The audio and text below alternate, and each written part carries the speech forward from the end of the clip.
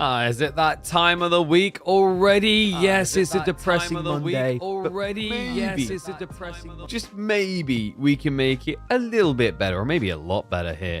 Because, of course, although a tournament may have ended, ours just keeps on pumping.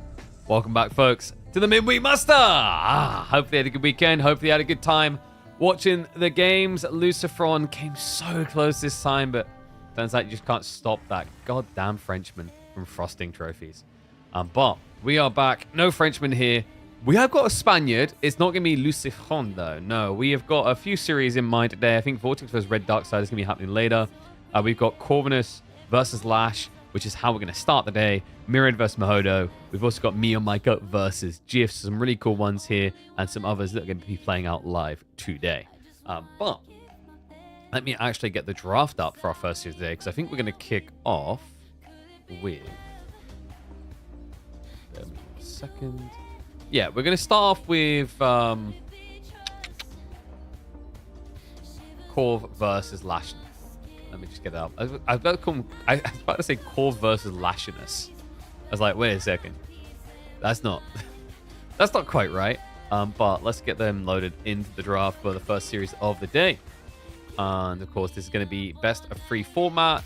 Default map is the brand spanking new one that Corvinus actually created. So rigged, I think, maybe. Did I watch the grand finals? I caught some of it. I didn't watch it thoroughly all the way through, as like spending some time with family, had family rounds, and then like, you know, playing some Battlefield. It's actually hilarious. Like, I'm slaying in Battlefield. I should have been streaming. Like, I should have just streamed on my secondary platforms while watching the games and playing it. Because what was hilarious was it was just the fact that I was watching the games and I just look back and still beat people in gunfights. So yeah, I mean, we were fragging. What I might start doing, I think, like, what I'm gonna start doing is using like I'll, at the end of like a stream, if I'm like, I'm gonna go play a different game, I'll probably like stream it on Kick, just try and keep that separate from Twitch for now.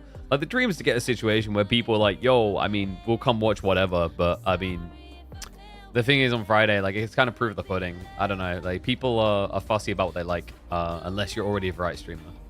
But thank you all those that did actually hang around, did enjoy the vibes we had going for the Battlefield 6 launch. And also, your reward was you got loads of cool skins on top of entertainment, hopefully.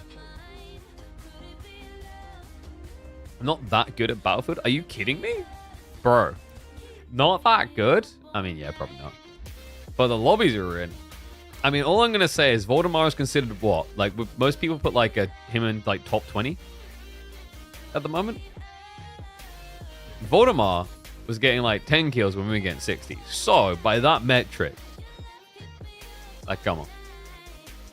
I should take Marine Lord on Battlefield and school him. When are we going to get skins added to Age of Empires 4? Probably never.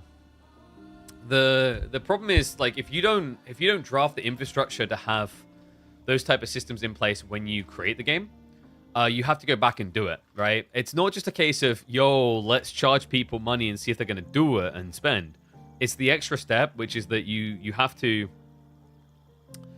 add an entire infrastructure to support monetization in-game. Without that, it just doesn't work. And what is up? That works very well. Thank you very much, Fatplot. Appreciate the sub. Remember, guys, get those subs in! It's not like you need to go sub to EGC now. That their tournament's done, all right? But, like, you don't want to miss tournament games here. You don't have to deal with ads. So that means you just have to keep subscribing because we're constant. We're eternal. There is no tournament series more frequent, more flooded than ours in the Age of Empires 4 scene. Flex. It's kind of crazy, actually, the more I think about it. How much midweek muster tournaments we have? I can't understand how it works anymore. Plus, where is B? So B, I'm not sure what happened there. I didn't really ask him. I assume he just wanted a week off or whatever, right? Probably after like training for the major tournament and like not winning and everything. Like, I wouldn't be surprised if he wants a week off. Sometimes people do. But the way it works, like, we are now on week number 9, right, chat? I'm pretty sure it's midweek muster number 9. Gonna put that in, actually. So we have got 40 in total. And it might be that we end up with 41. We'll see how it goes. We might just do what we done last time over Christmas and create like a different format tournament. We've got a lot to go.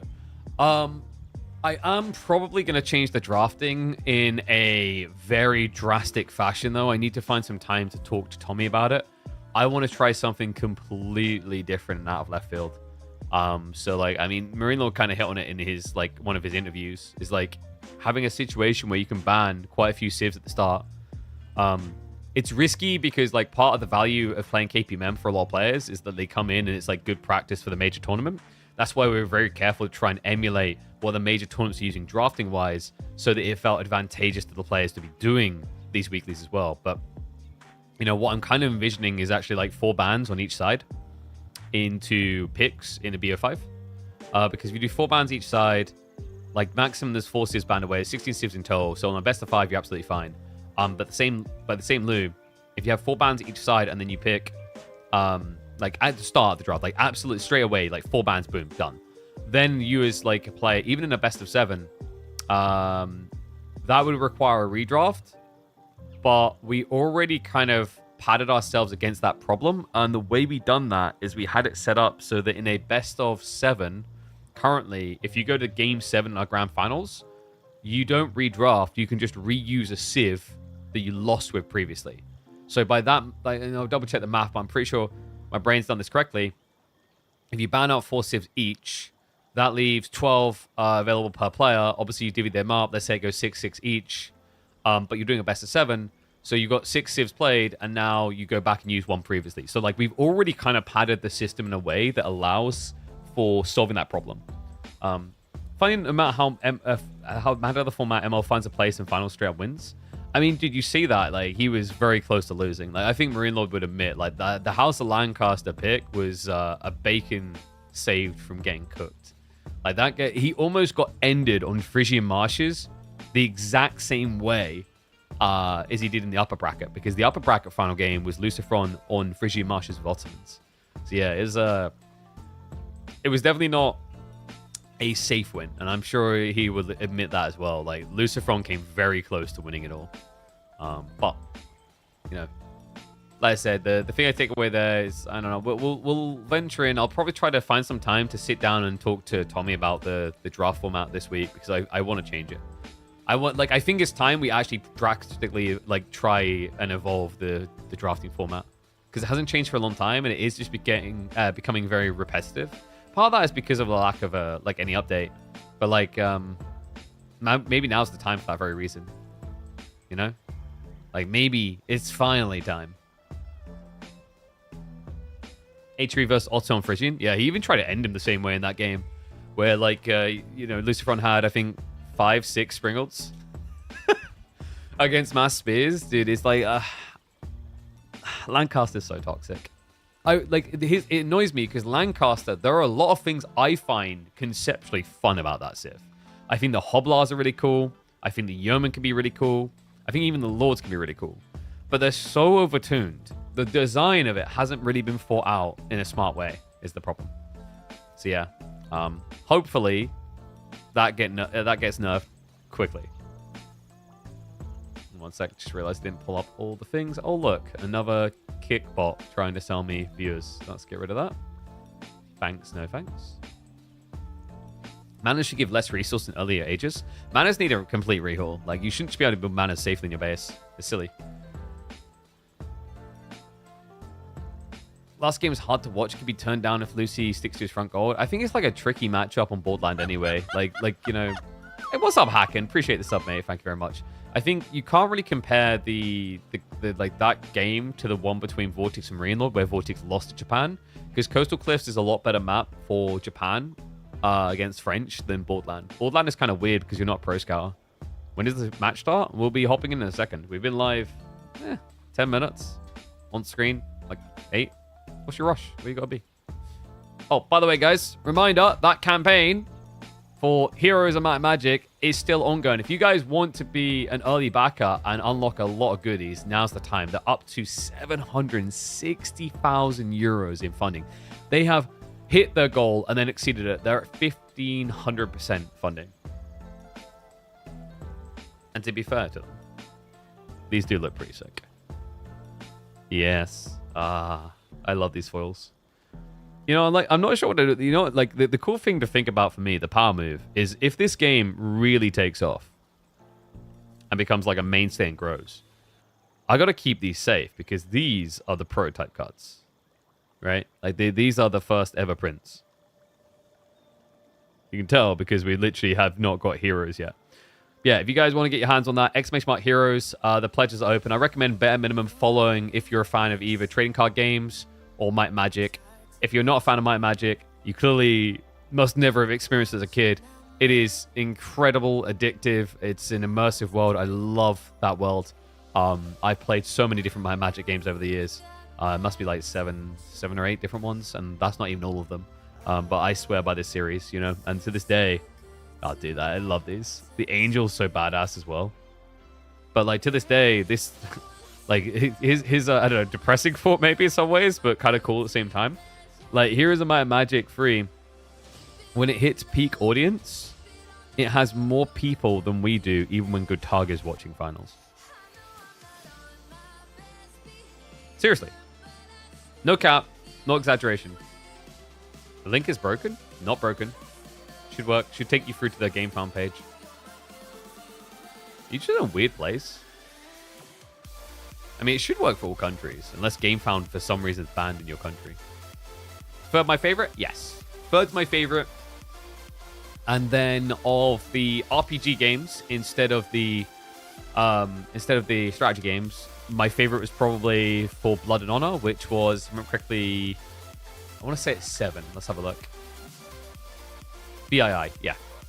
Might and Magic, so like that's the cool thing as well about Might and Magic. It wasn't just strategy games. They also had like old school RPG games, like, you know, Squad of 4, and you move in like the lateral directions. Like the OG ones were. Have you ever seen those old school, kind of maze RPGs where you go in a direction and then you club, and like you randomly encounter something and you just keep moving in like, you know, straight lines.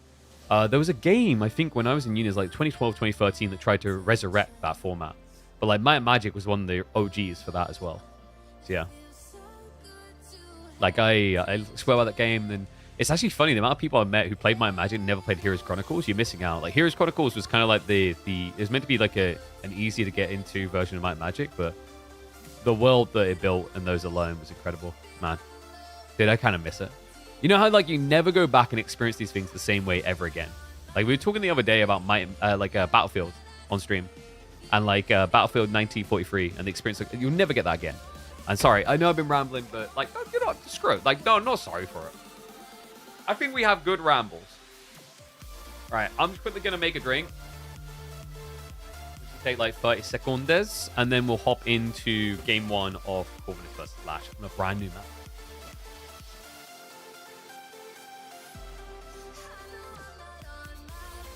Today, I don't even know what of waiting for a resupply from Red Bull. Like, I don't know. I think my guy might just be dead.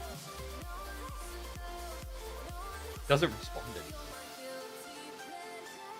Bit sad. I feel like I had this last time, where like my dude just stopped sending, and then my Red Bull HQ guy set me up with the new guy. I don't know if this guy has now been promoted out of his job, so I'm just like emailing a guy whose job it isn't anymore to sort care packages. Because we're meant to be on a monthly list to get goodies. But yeah, let's get ready to go. Game 1, we are going to be having Byzantines vs. House of Lancaster. All right, here we go, guys. All right, brand new map. And we've got the map creator himself to open this week for us in Midweek Muster. One and all, welcome to Sixfold Crossing. It is a wacky affair to look at on that mini-map. But this one has been fine-tuned, adapted, and rolled through multiple times between Caillou and Corvinus. I'm excited that we are going to be the first tournament to show this cool map off. Let's get into it. Game number 1. Corvinus with the Byzantines. Lash with House of Lancaster. Yeah, interesting type of map design here, by the way. Like, the shoreline fish doesn't exist nearby. It only exists in the center. So before anyone, like, molds about water, blah, blah, blah, you shouldn't need to. There's not a crazy amount of fish here. They're very evenly distributed. There's 5 in total. And that's it. The rest is just kind of like this interesting thematic thing, but also tactically you can involve boats in a more filtered fashion.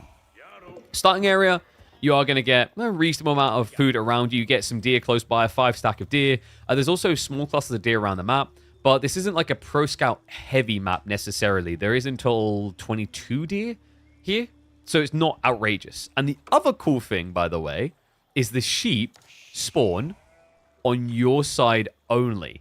There's nothing in the center sheep-wise. So it's another map design choice to try and stop these absurd sheep RNG games where you just get screwed over. Now, opening on this game, on this map, is going to be a House of Lancaster Spear Rush, which makes a lot of sense against Byzantines. It's actually highly desirable. What's interesting is Corvinus did not go for the immediate berry grab like you'd normally see when you're worried about getting Dark Age rushed, and for good reason. Yeah, I don't even know if Lash can do a good Dark Age rush here. Because he'd have to put the outpost really close to the TC. Because I don't think you can't outpost here, right? And if you outpost here, it's way too far away. You want to be kind of like here to feel good. So I wonder if that's intentional from him for that reason. He's going to rush out on the gold now. And does even get the shivs out. The first spear gets grabbed. Great micro there. Corvinus able to slay the first threat. Whoa, chill. All right, get the gold. Is he trying to grab a second? Maybe. That worker, though, incredibly low. Wait, what? Corv? No. Oh, he baits Lash. He baits him to hang around. And no, the scout! The scout gets the kill. Disastrous start to the map creator on his own map. Mind you, I don't think Lash expected this. Corvinus has been gathering stone this whole time, so he's been inflating system levels, or is about to. Normally, this is the tricky thing. You can't rush system levels against Dark Age rushes. You have to wait until Age 2. So this kind of offsets that loss, is that, hey, yeah, I lose a worker, and Lash now might be thinking he's ahead. But when he sees this second system coming up, there's going to be a giant question mark for him. Like, huh? Where the hell is he getting that from?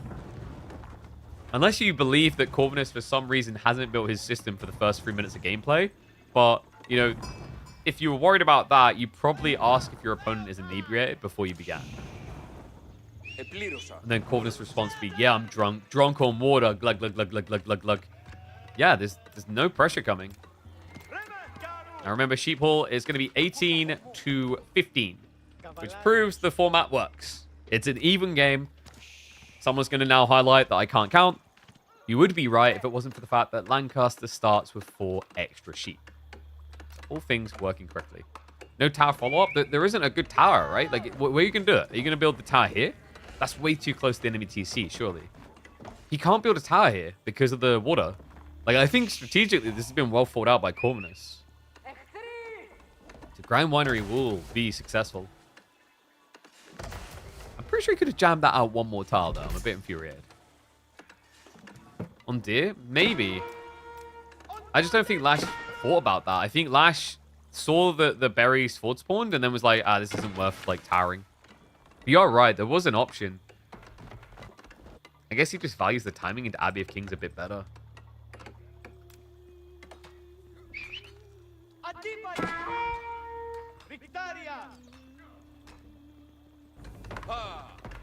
Okay, so he does idle the stone in the end, but honestly, Corvinus big win. He gets level 3 Cistern. I don't think you really need that much more. You're over the moon with this.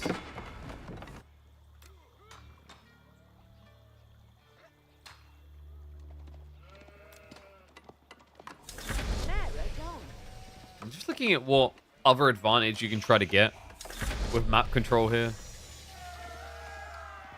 The relic spawn is quite interesting, actually. I thought you couldn't make relic spawn in rivers. I guess maybe something changed when they introduced Relic River with the Knights Across from Rose DLC. And yes, systems affect... No. Not all workers. Systems affect villagers. It specifically tells you it's only villagers. So, no, this wouldn't work to buff fishing. Not that it would matter. I don't think you're going to come out fishing this far. And honestly, Byzantines don't really ever care about shoreline fish anyway. It's a bit weird. They do get olive oil, but it's not enough to make it feel good.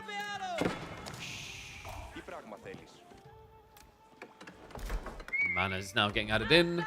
Should be going all the way to 3. And aggro-wise, it is just going to be a focus on getting the Lords out. But honestly, if I'm Corv, there's an easy defense here.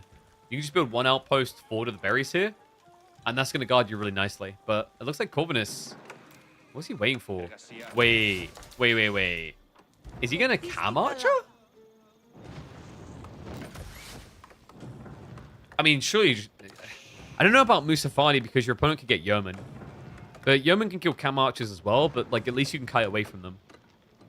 What's he up to? He is. It's going to be a Cam Archer build. What? Okay, so really good against the Spears. Really good against the Lords. Really bad against Hobbler and Yeoman, though. But, you know, Hobbler have to reach you, and Yeoman you can kite is the idea. Like, you don't ever have to truly be in range. And I think the reason why Corvinus thinks that this is a good idea is because you don't really see Lancaster open with Yeoman. That's usually like their second or third unit. Mostly their third. So normally you'd be expecting Hobbler here instead. But like Lash, he's holding back. He hasn't seen a reason yet to go hobbies. And Lash. Okay, so he sees the camel. We'll lose the spear. But that spear got critical info. That's very handy. And Corvinus is following up with the Limitane. So if Lash now steers into Hobbler, he's going to have problems. Yeoman's his best friend. And he's going Hobbler. Oh, no. Dude, this is crazy. What a strat. Corv now with the chase down. And you see the base damage. So good against this. 2 ranged armor, sure, but doesn't hold up against 11 damage. Well, this isn't fair on Lash. I mean, map creator advantage. Something. Corvinus has clearly thought about this. First Lord down. And this would be a hell of an achievement. It's not easy to beat Lancaster, folks. They are the most disgusting Civ alongside China to face right now. They've broken the drafting system, really. Like, before, you just kind of... You both ban China and, like, whatever. Just take the second, third best. Now, you've got this situation where, like, okay, ban China, ban Lancaster. Which one do I do? The other one's getting through. I think currently, in the current format of drafting, with the current power dynamics of the Civs, first pick has a ridiculous advantage. What's interesting, by the way, is that Corvinus had first pick. He was higher seed. So yeah, he actually, it's quite interesting the way he began his draft. So he chose Rus and then Byzantines. He gave House of Lancaster and Japan over to Lash. Isn't that crazy? And yes, Corvinus will be going fast castle. This is what Byzantine players are always doing. It's very, very rare these days to see a Byzantine player try to end the game with village. It's just not worth the effort. There's a few situations where it's justified, and those are normally when your opponent is trying to outgreed you. So a perfect example we used to have of this was Rus versus Byzantines, is that when the Rus would try to fast castle, you just go javelins, Kira Siphon, and kill them. And extra systems are now being connected in. He's reaching into the berries. Interestingly, he went south side instead of north side, but the south side does look a little bit closer.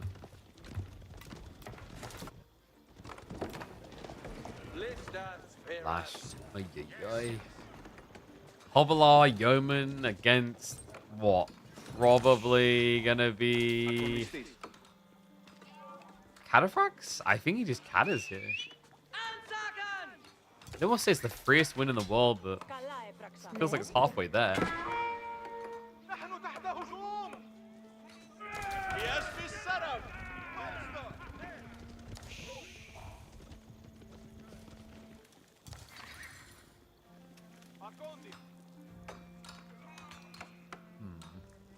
Is there any entry point for Lash? Because I have seen Lancaster pull this off a lot in the past, where they'll just be able to dive you as you tech up as Byzantines and shut you down.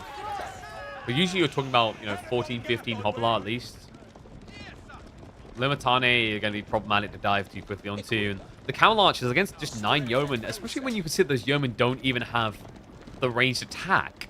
It's not that threatening, actually.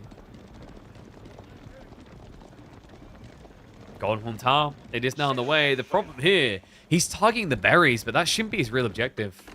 Yeah, with level 4 Cistern already unlocked, Corvinus is going to have a great pump timing into Mercs either way with the Golden Horn Tower.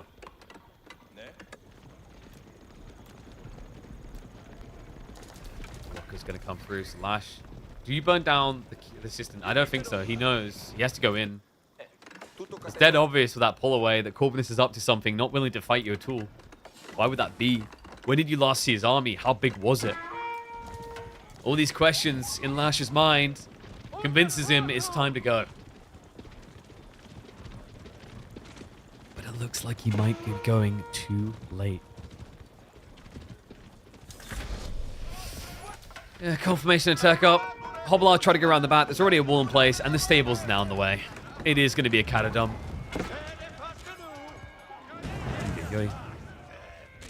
Oh, nothing to make someone not a cat person like experiencing Byzantines.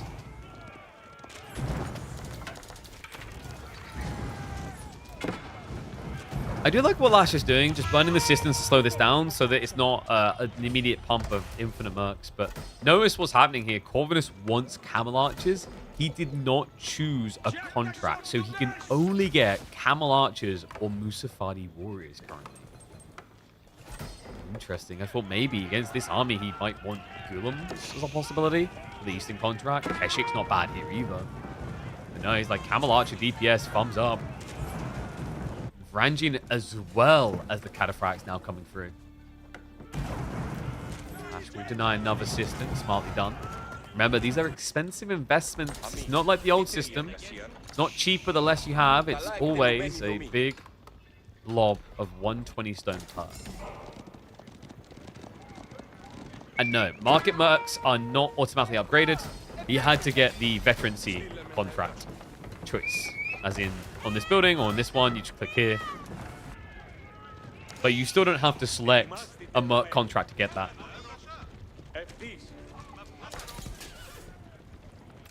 I don't know. I feel like Lash is truly on the clock here. He's chosen the all-in approach, so backing away would just be a kind of disaster now. You can at least idle out the gold, but the bad gold's the bigger problem here. I think the issue for Lash is maybe it's going to get a little bit stretched thin here, trying to guard. Dive is going to come through, but handy blob of Limitane, Varangian waiting to receive. Camel Archers chasing forward. Looking to push this away. Yeoman with a starter step to retreat. There's no clear answer to these heavily armored units. He does his best to get rid of Limitane. The Camel Archer is now being target fired. But the trample comes through. They jump onto the back line there with the cataphracts. And now the Yeoman not able to clear as quick as you'd like. On top of that, the Lords bogged down on the heavy cav. Lash, it looks like a futile effort. The Varangian even activating the attack speed, the aggro mode. As they don't fear anything, Lash has been decimated. Corv doesn't really feel like he lost anything of true value. I mean, he lost, what, maybe half the Camel Archers, but the Cataphracts sustained through. Varangian looking good. Throws a fit way for you, Limitane. That gets in the win con here. Lash now looking for an age up instead. Corvinus has the helm, has command.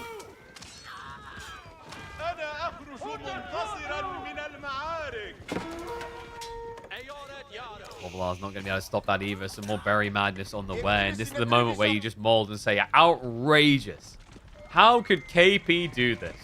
Accept a map from a map creator and then allow that map creator to sign up to his tournament.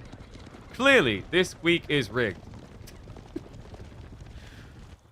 Oh, in fairness, yeah, Corv might have a few rotations over the other players, but it doesn't mean he's necessarily been able to practice it against high-level players. That's the thing. It's what you theory craft and what you actually can do with it. And I'm sure we'll see some creative turns from players this week, this map.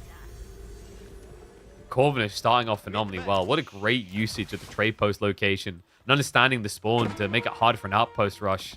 And now a dive in to end the game. Lash rushing up with the white tower, but this many Camel Archers that should be one-hit kills on workers. The Cataphract get the trample through just to spread out the damage quicker, and it's a bloodbath. No doubt about it. That right there is a red tower and soon to be red rubble. Cool game. Not sure if it's long enough for an upload, but let me know what you guys think if it does. Do you think this map has some potential? I think like there's nothing wacky or cheesy about it. It's just got some nice dynamics compared to a Dry Arabia to make it feel different. It almost feels like maybe a better Rocky River in some ways. And I am looking forward to seeing how people use boats for this too.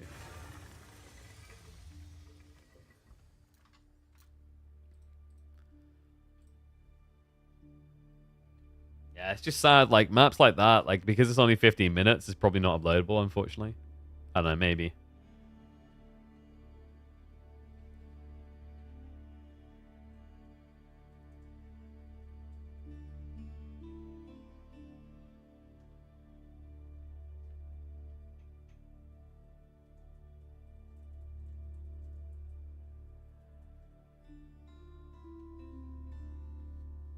Maybe, we'll see.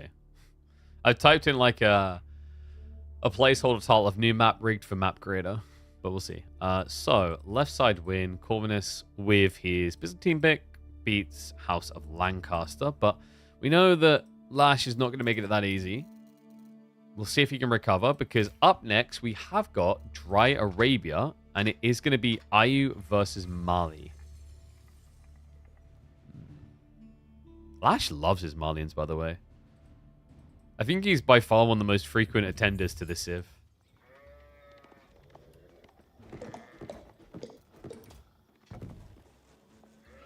Short games are more fun. The long games are not as interesting. That's not true, though. The problem with short games is it's very difficult with the speed of a game like Age of Empires 4. Like, well, we'll talk about it a little bit when we get into the game. Let's hype this up first. This is outrageous. We introduce a new map, and that map creator then enters my tournament and uses it to go 1-up against Lash in a best of 3. What does he do to strike back? He tries to make it about pure, refined skill. Dry Arabia, as balanced as it can be for pro play. Although I'd argue also is the biggest risk of RNG. Let's see if the RNG favors Lash.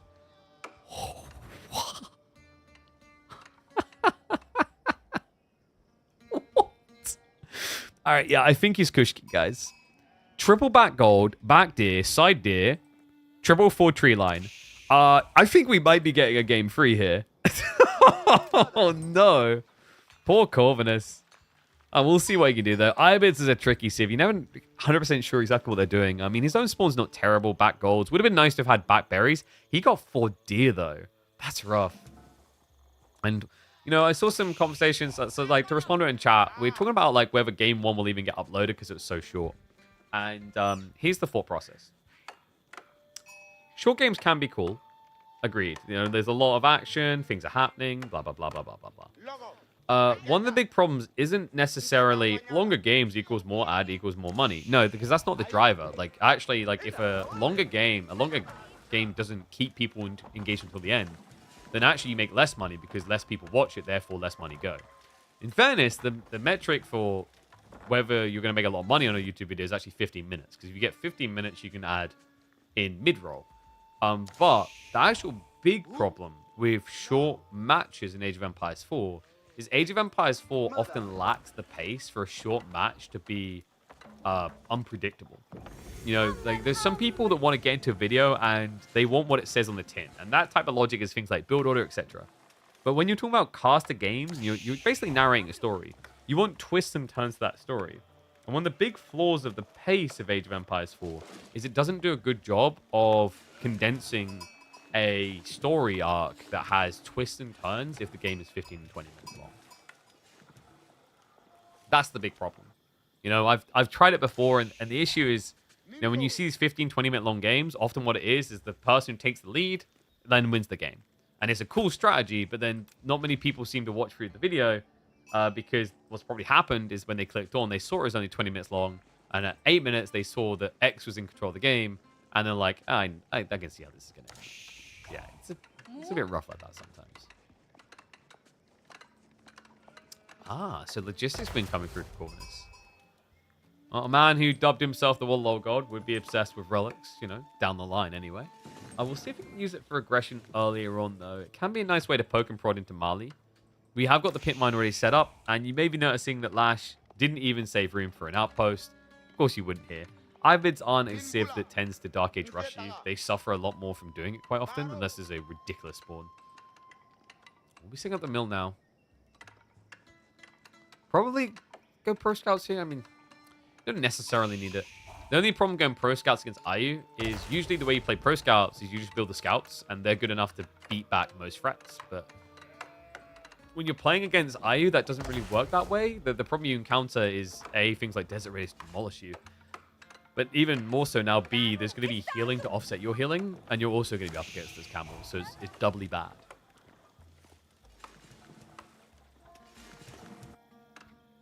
Yeah, I don't know. Like, something I've been thinking about, actually, from the standpoint of...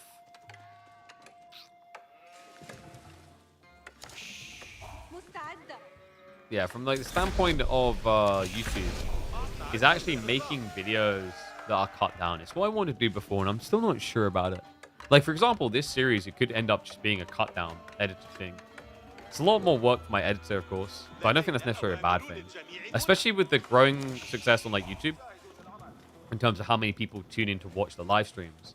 That's where the rumors come in from people like, yo, doing this live streaming on YouTube is hurting my videos. The reason it'll be hurting their videos is if they're just basically posting the VODs, or essentially the VODs, then yes, it will damage you.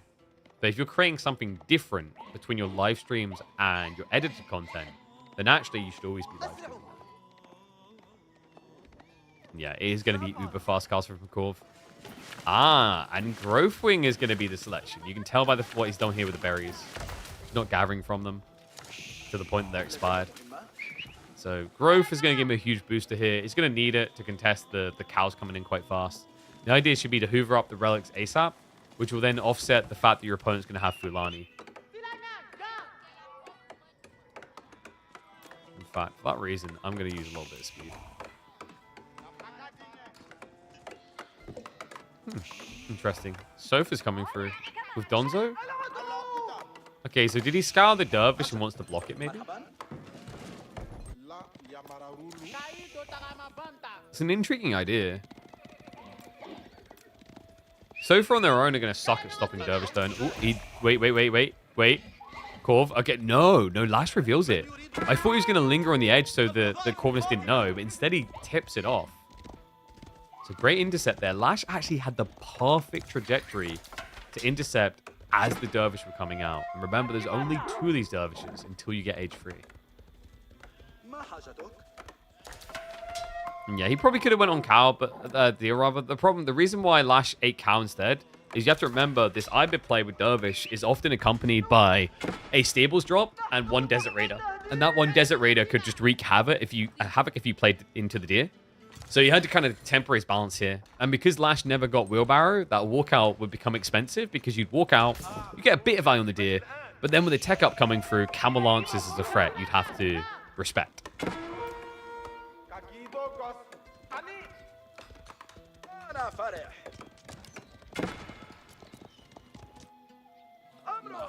Corv made a mistake. What, in the Golden Age? No. It's just he didn't have it yet. So tech out complete. So he just got Growth Wing, plus he just got 10% gathering. So I know some people doing maths of like the relics being worth, 10 if you get 5, and then the village increase of 7. But then you have to add the 10% on top for Corvinus to the entire economy, which is an extra 3, almost 4 workers. So actually, like you can, if you get 5 relics here, you can compete with Fulani. It's very difficult though, and it doesn't solve the other problems of like Fulani is infinite food, and you'll be having more workers to gather from temporaries. What is up, Rodrigo? Appreciate the flower. Thank you very much, mate. Corv now with archers. And first relics starting to be pulled home. It's already 2 in the base. These other 2 might be tricky, though. It's going to be a run across on where Lash is trying to raid to. Might be safer to actually go for the wider relic closest to Lash's base here, considering he shouldn't be looking there.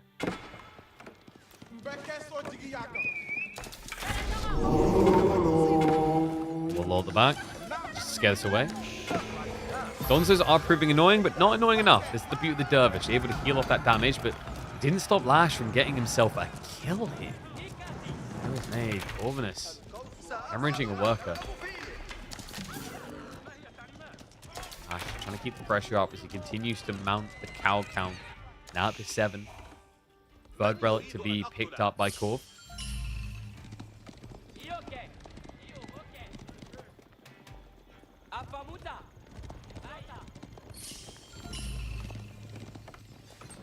two in the base.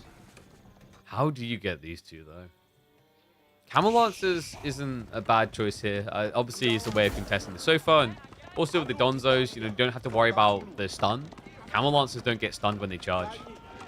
They're impervious. They're hard-headed. Yeah, that's the thing. So Camel Lancers not getting stunned seemed like a bug.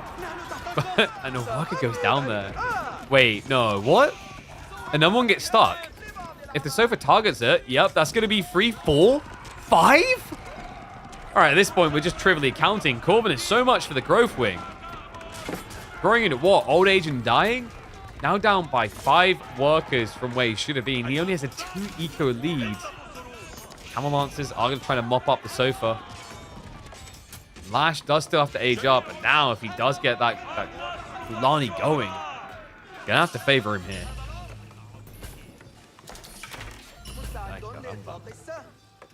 what a wacky looking game. Oh, no, sorry, I didn't answer the start. I don't think Marine Lord clapped. I think it was a hard-earned victory. But yeah, Lucifron. I hope we see him actually back in the KPMMs. I hope we get him back in full swing.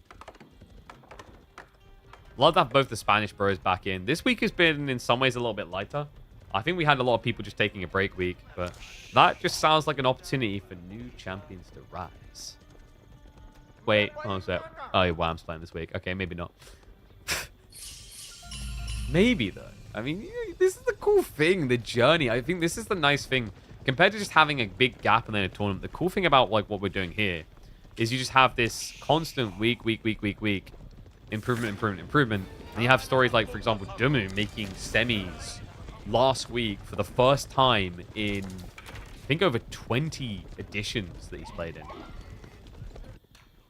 That's what we're always looking for. And, Corvinus was actually, like, I mean, I'm sure he won't mind me saying, he was quite public about this. He was quite a big holdout on the midweek muster because he doesn't like open scheduling format.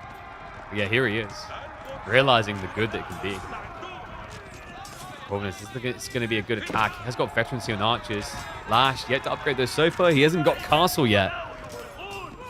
The archers wasting all their fire and dealing with the Donzos. However, this has got him the space. Corvinus now has got the 5 relics banked.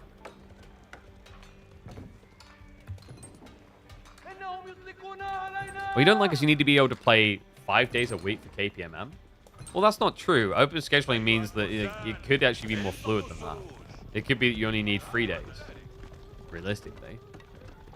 It comes down to availability, of course.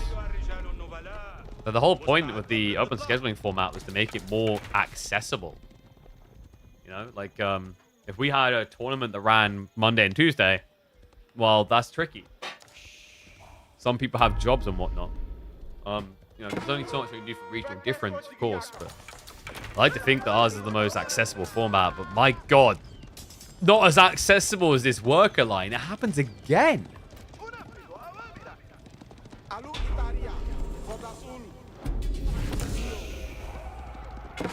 No wheelbarrow? He might need it soon just to turf away the dead bodies.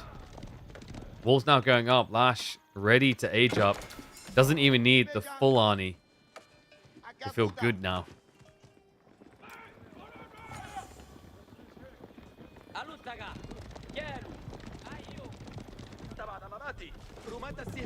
Yeah, like in terms of the formatting though, there'll never be a perfect answer. There'll never be an answer that makes every single person happy with how it runs. It's just not possible. Like, for example, let's say I done a 1-day tournament. We know how that ends with like Americans or Chinese people being unhappy or Europeans being unhappy, right? There's always going to be an issue.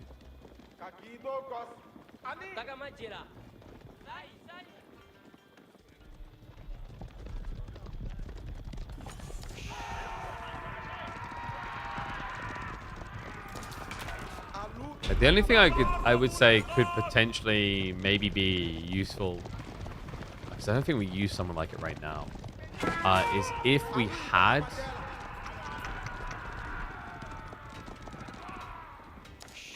a calendar that all players filled out of their availability, so that after a series happens, it could be like, ping, okay, now like both parties are aware when the other's available next immediately. Which would maybe save a little bit of time. I don't know if there's a collaboration calendar like that, though. It's free to use. So far. Good dive in, maybe? I mean, he got another worker kill, but it's -2 so far. I think, though, with Fulani being complete, Lash doesn't care about losing 2 so far for that. It's just Corvinus continuously hemorrhaging. Now down 2 workers overall, but 9 in the game. Lash, of course, with the Fulani about to be full entirely, is going to feel like he's 20 workers ahead. You mean Google Calendar? I don't know if Google Calendar would hit... No. Like, that would be like a flooded mess. Basically, you'd want some sort of... I mean, maybe there is something on Calendar I haven't seen the way that could work. Basically, you want someone where someone can fill out each day their available hours and then cross-correlate so that, like, oh, X and Y are now matching up. Let's see what their available shared schedules shows. Because the current format is Series 1, contact your next opponent. Figure out what works. And that can have multiple issues, you know. Someone can be asleep or whatever, and when they wake up, it's like, oh, well, it's too soon now. I needed time to practice. If I'd known, I would have been, like, you know, prepping already. Like, even if you wake up and then respond, you then need confirmation back from the other opponent that, like, that works.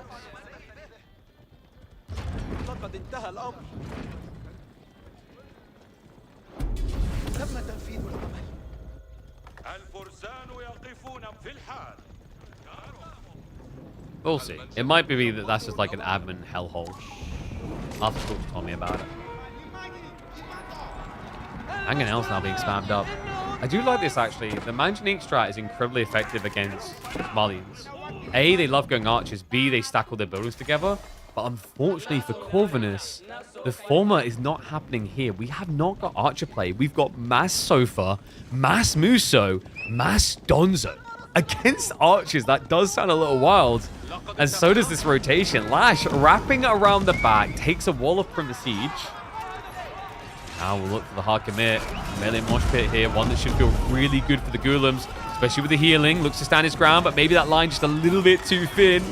I think Corv's starting to wish he had a few springles instead. So far, are going to get one of the Mangonels. Second one looking to be sniped as well. He tries to hide in the formation of units again. Healing has helped a decent amount, but maybe not enough here. The Ghoulims get wiped out by the Musafadi. So far, continue to contest the Camel Lancers.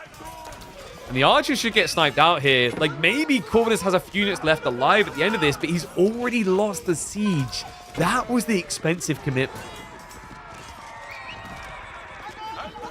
So we'll be able to hold the area. Doesn't have the army now to just dive in afterwards. Corv should have just made spears. The problem there is if you just make spears, your opponent just makes spears as well. Like, his spears are better. Ghoulims erase Donzos. No, why? Why that? Corv. Come on. You lose all your Manganiques and then do this.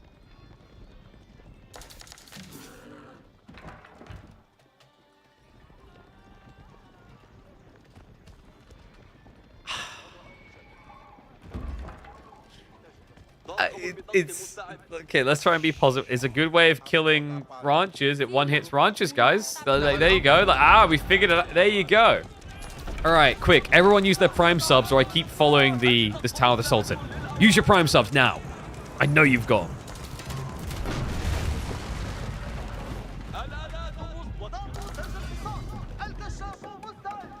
Well, the good news for now is that Corvinus has no harass on his eco, so he's playing wider. Keep following it. You don't want me to do it. You don't want it.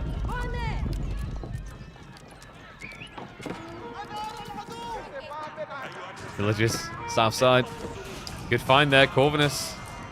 Great hit, actually. No textile, so an easy club down. But the Tower of the Sultan. Oh no, the backstab. Oh god. That's 1,000 resources, man. It could have been 12 extra units.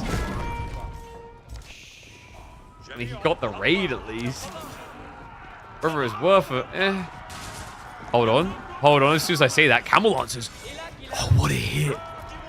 Lash wasn't expecting that dive. You Camel Lancers will be sacrificed for it, though. The pathing betraying him. His army, I mean, this is the problem. Corvinus, if he can survive the next fight, great. Because you now have an eco lead with the relics to the point that you can contest the Fulani. The problem is your military is kind of, what's the word I'm looking for here? Non-existent? Well, that's not true. I mean, it's like, you know, when you discover a fossil of a bygone age, parts of it, fragments of it still exist.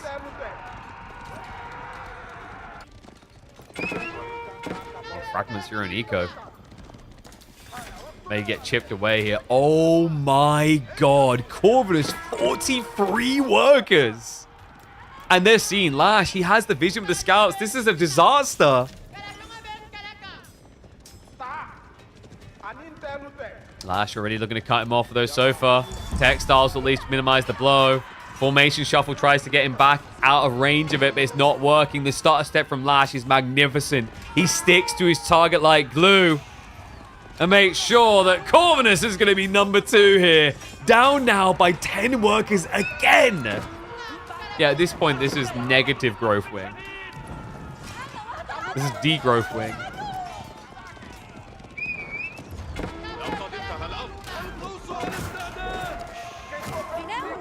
And it doesn't stop there. Raid rotation continues. Corvinus.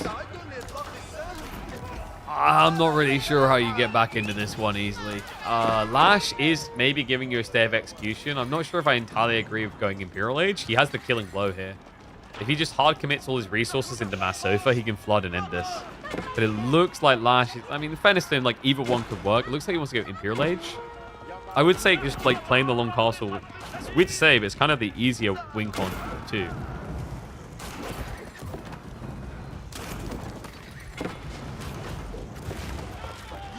Oh, dude. I mean, the other problem is even if Corvinus stops losing workers, what are you eating?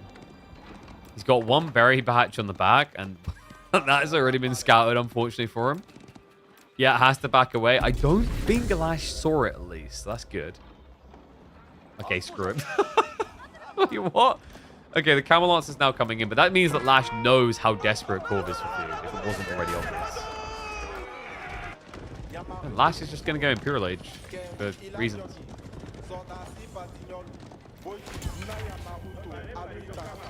This is like when I try and explain things to my child, and she keeps saying why. And the why in this situation for Lash is, because I can. Huh? Wait. I feel like we're teeter-tottering here.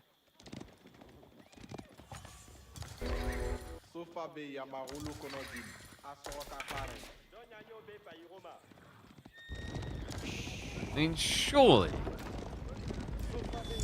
I don't know, this is kind of weird.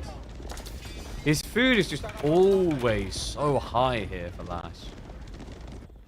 The problem is, if he goes Imperial Age, you know, the landmarks don't give a clear advantage to unlocking that Imperial Age, i.e., like, you need gold. Right now, the problem is he has way too much food. I actually wouldn't mind seeing him just add in a bunch of scouts. Like, no cap. Remember, scouts in Castle Age for Malians, their warrior scouts become horsemen. So they'd be really great against the comp that Corvinus has, because Springalds, crossbows, archers, they all died to scouts. My god, the size of this up. 33 sofa. Do you think he has enough? Like, I mean, it's, you know, it's like playing a game of Tetris with your sofa. I think we could fit a few more in that room. What is this Springle defense? Is it good here? It's a decent chunk of infantry.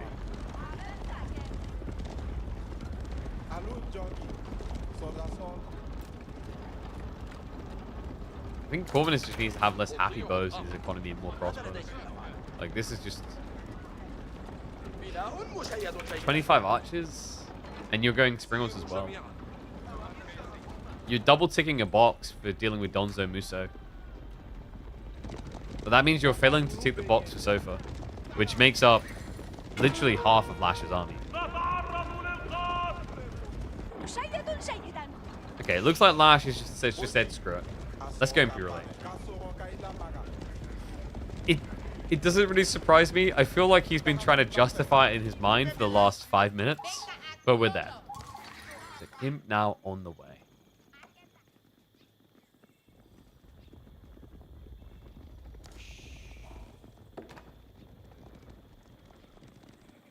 He's non-Gulam frontline. Well, his bigger problem here is like he just doesn't have enough crossbows to start doing stuff. Like I see we come from like big spears, but it's difficult when you're expecting archers. I don't mind this Springald idea. I just think you haven't got anything reliable for anti-cav. Maybe more Cam Lancers. I think that like I don't know, ironically, Corvinus could have just done Camel Lancer plus Springalds here to feel pretty good.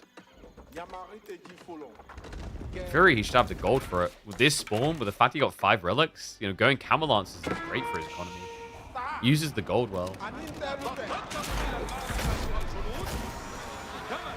Job complete, Corvinus. What now? I guess we send it?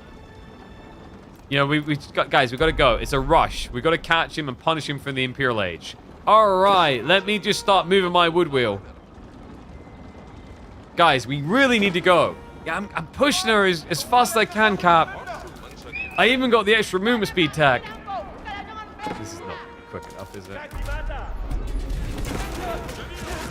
No, elite upgrade from Sofa coming in 25, and that's the unit that Corvinus still doesn't have a reliable answer to. Few of them leaking into the base. That's full idle eco to make sure Corvinus has no second wave. It's be a dive in onto the infrastructure, but he's got a lot of work to do and no time to do it in.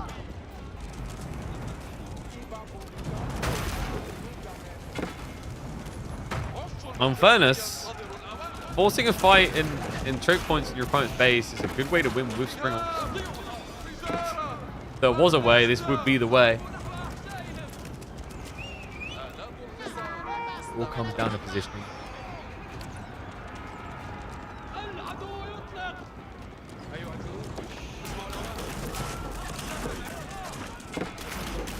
Hiding amongst the houses.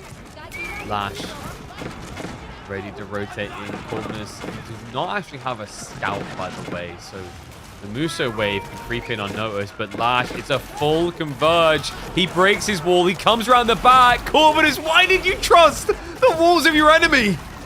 Sofas get in already. Springalds have to be defended. He pulls what limited melee he has back to the back side of the formation, but that just exposes the soft underbelly to get an easy wipe and an easy win. We will have that third game. He may have got map creator buff advantage, but Lash proves why his Malians is an anchor point for him every time.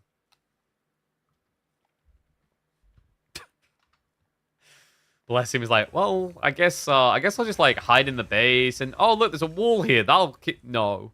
What do you mean it's his wall? That should be illegal. All right, game number 3 is going to be in Golden Heights. So we're going to be getting Japanese versus Rus.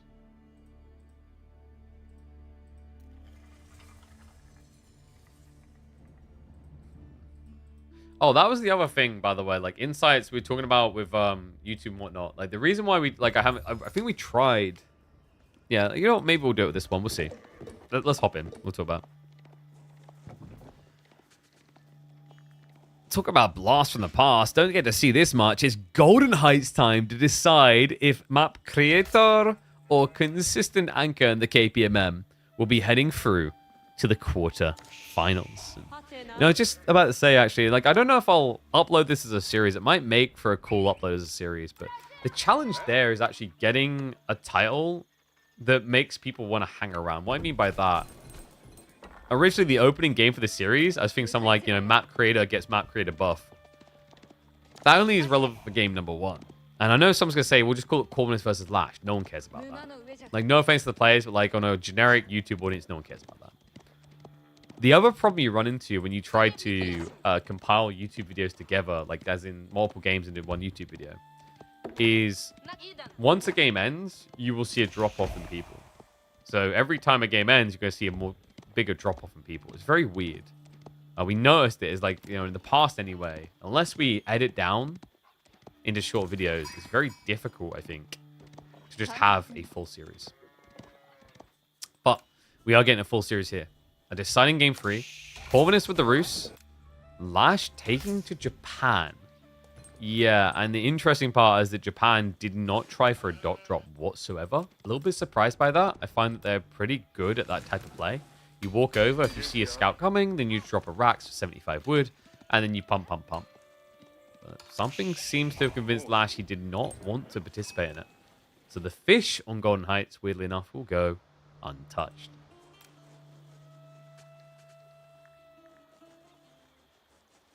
Get overwhelmed by macro in Age of Empires 4. I think that is the big challenge for a lot of people. I think with mediocre micro, you can play the game to a reasonable standard. There's these very small details that matter at like the higher level. But as long as you're not just, sending your knights into spearmen sillily, like you can do well focusing mainly on macro. Because Age of Empires 4 is a macro RTS. Of all the RTSs I've played over the years, I feel like this is like this ranks in the top 10% for macro focus. So Golden Gate coming, Cursed House on the other side. Just going to 2x speed into the Feudal Age. What is the play here? For Japan? Do you just delayed go for docks? Docks just feels so good. Macro RTS is more enjoyable in my opinion. Like that's because you main Shushi and all you do is go Castle Age and build loads of Lancers. That's all macro. Like, it's silly because you're building Lancers. It should be all micro, but it's all macro. No, I'm a big fan of having a lot of micro expression. I like skill expression. So I like a good balance usually in my games.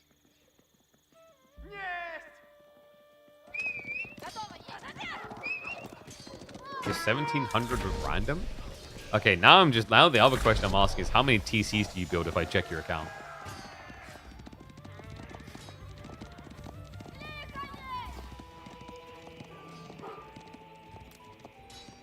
Lash is going to be creeping out now for the dock. The Corvinus is already H2, and he's mirroring. This is getting a bit weird. Double Villager as well against triple Scout. He's going to lose one. And the dock timing is already worse than Corvinus's, so that's a big win for him. Lash, he gets the info. He now knows. Scouts will just scare away the one Japanese scout. Like, this is pretty brutal, actually. Is this what Lash was originally worried about and why he didn't dock? Is the multi-scout? Again, technically they can burn down a dock between them. And the wolf, just the cherry on top. I mean, it attacks the full HP worker is the good news, or close to full HP worker. But still, triple scout should be good enough to take this one down. Lash also lost his scout, so he's now riding blind. So -1 for him. Archer ship coming out first for Corvinus. Springle ship to follow up. Lash is an entire boat behind. The game before was more macro intensive than StarCraft. It's because it is. And it's like a more fluid macro intensity as well compared to StarCraft. Because in StarCraft, you can rehearse a build order so that if the macro is overwhelming, you can just go back and play the first 5-6 minutes the same every single time. But in this game, from map to map, and from like from civ to civ, if you're playing the same map, it's not necessarily the same every time. Nice snipe there. This looks pretty bad for Lash. So he loses out on the pond side. Now it's going to be a Rax archery switch. So he's going full land aggro, but at this point, you've invested pretty hard. You lost a villager, you spent on a dock, you lost an archer ship. Your opponent did add in quite a few boats, so that balances out the cost somewhat, but now he just secures full water with this. The good news about building this many boats is that Corvinus can just camp the sites here, and also he can reallocate. So for example, this demo ship, you can just convert it into a fishing boat and save a bit of wood. It's only going to save you 55 wood, but every little counts. All right, you could have done that, but instead, screw that boat. Fishing, now on the way. Yeesh. Not a pretty looking picture being painted right now for Lash. Outpost also coming up, so he has an interesting goal. 4 on gold plus the outpost. I mean, this doesn't feel like it's just about tech timings, as in, you know, getting blacksmith techs, etc. I think Lash is maybe feigning aggro to play greed. He wants castle. He's even got the wolves coming up now.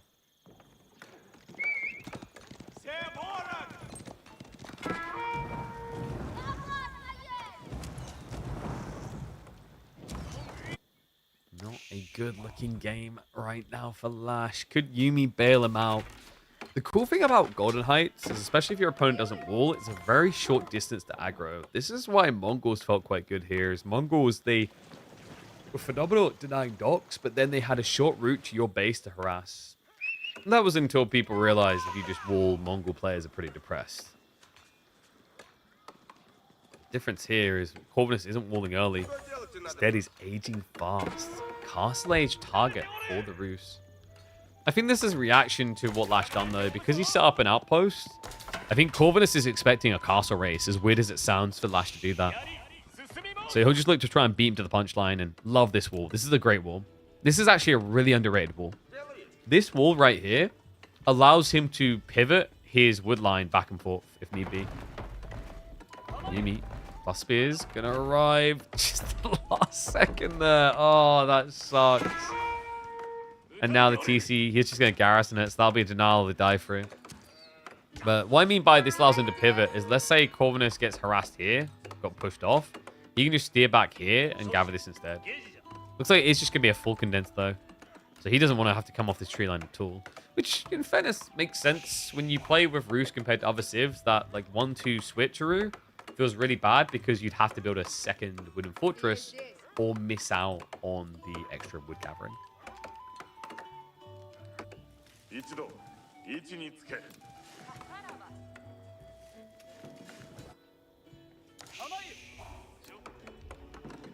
Wait, what?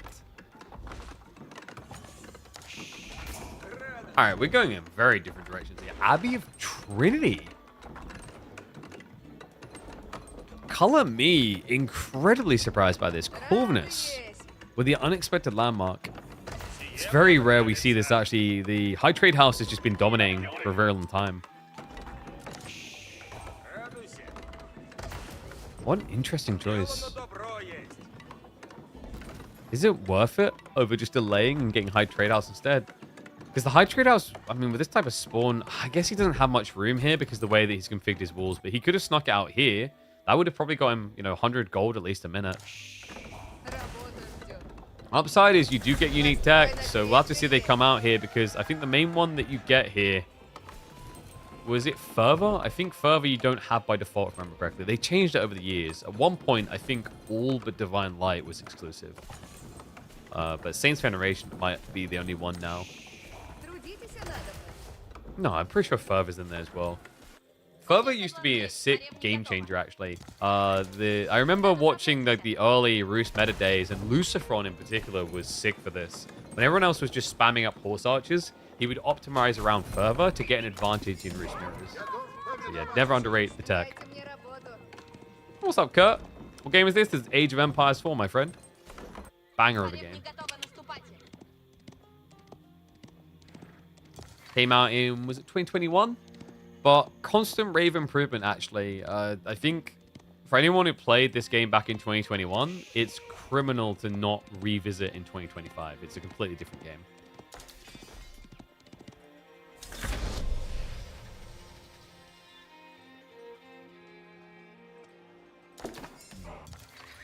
Is he worried about losing water? It shouldn't be. He's got the boats in place. It's very hard for anything to be done here. Yeah, both players now aged up. Lash, he's going to be pushing into your classic Yuumi plus Mounted Samurai, but that's a weird come about. Corvinus is going men at arms. Not men at arms and spears, just men at arms. Horse archers, a bit of a weird position there, though. We'll go for the wall low. Great against the men at arms, and it does split it favorably there. Lash then able to chase away and kill the horse archers. Great trade for the German. I think he lost maybe one Yuumi, something like that. Ends up killing the horse archers off. Great, phenomenal trade. And much needed after the way this is going elsewhere. Remember, Corvinus, he still does have the fishing to enable him. And the frustration about dealing with Roost guys is even if you deny their docks now, doesn't matter. They're still going to get fish. So the only way it works is if you get on water entirely.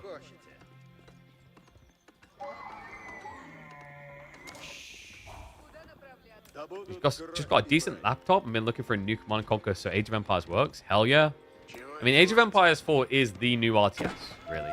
Even though it's 4 years old, if you're looking for an RTS that's holding its own reliably in 2025, this is probably the one. You know, you can go to Age of Empires 2, but you're 20 years behind competition. You can go to StarCraft 2, but you're, 15 years behind competition. Age of Empires 4 is the young one by comparison and has a pretty healthy player base. Also, remember guys, big hype up, 4th of November, new DLC coming. Also, I hope that new laptop came from PC Specialist. If not, why not? Missing out on incredible laptops over there. My one is running the entire broadcast right now. Exclamation mark PCS in chat to check those out. Remon creeping this all the... Dude, I'm impressed if he gets this away. This is so annoying though. We sometimes forget. This is cavalry chasing him, and yet he's just trivial. It's like, okay, yeah, I'm just going to keep walking. Oh, yeah, I'll just keep walking. So he's trying to creep it towards the shoreline so it can never be taken back. So remember, Lash, he's relic racing as well with his Shinto Priest. Looks like he is going to be able to deny, though. In the end, a 3-2 split. Still in favor of Corvinus, which he needed, considering that he did not go for that high trade house. And I did play Unreal Tournament as a kid. I actually quite enjoyed Unreal Tournament 3, even though I know it had some big downsides to it. There were certain things I really loved about that game. Hoverboard borders unite? Question mark?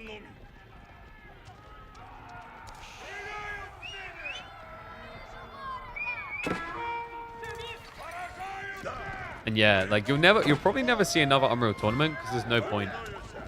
Epic isn't really a developer anymore. Epic is a engine developer.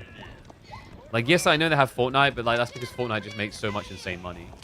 But the thing for the thing for the developers there, like they basically convert themselves from being game developers into engine developers. Ironically, it's really what the Stormgate developers should have done. But the issue is there wasn't enough demand, in my opinion, for them to guarantee it would have been worth it. Oh, that was a bit subpar. Corv, he targeted the Yuumi Bannerman first? Reminder, folks, the Bannerman has armor unlike the standard Yuumi. So you're already mitigating on a lot of damage. On top of that, the Bannerman has over double the HP of a standard Yuumi. Not an ideal target if you're looking for a quick one tap out. I get why he wanted it, but unless your numbers are high enough to guarantee it in one flurry, it means that Bannerman's still going to be present in the next fight. And if that happens, and he dies straight away, you can't fight. You're going to have to wait still.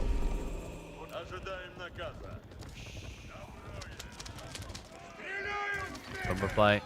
Corvinus just moving out into the map more and more. He's really out on the deer as well. Fishing ain't enough on this map. I mean, it's an advantage for sure, but Golden Heights isn't simply defined by get fish, win game. We used to have a time where it was, but I think fishing got nerfed a little bit and the meta's changed. People got better at playing from behind.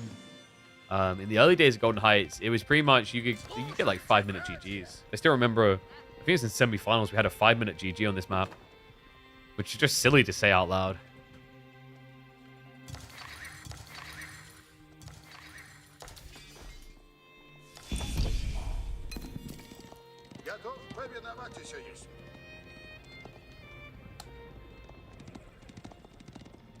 Has he gone for the text? He has. Guys, so we have the Saints Fervor. That's sick. Alright, so for those that don't know what the Fervor does, by default, the Saints Blessing that the Warrior Monks have gives you +2 damage and +1 armor. That's pretty good. It's like, that's actually a pretty nice buff if you think about it. That's a 3 damage differential right there. That's actually crazy when you think about it that way. Like, you do 2 damage more, your opponent does 1 damage less. But what if we had a tech that doubled that? Well, not quite doubles it, but sorry, not doubles it. Increases it. Increases it by 1. So you go up to +3 damage instead of +2.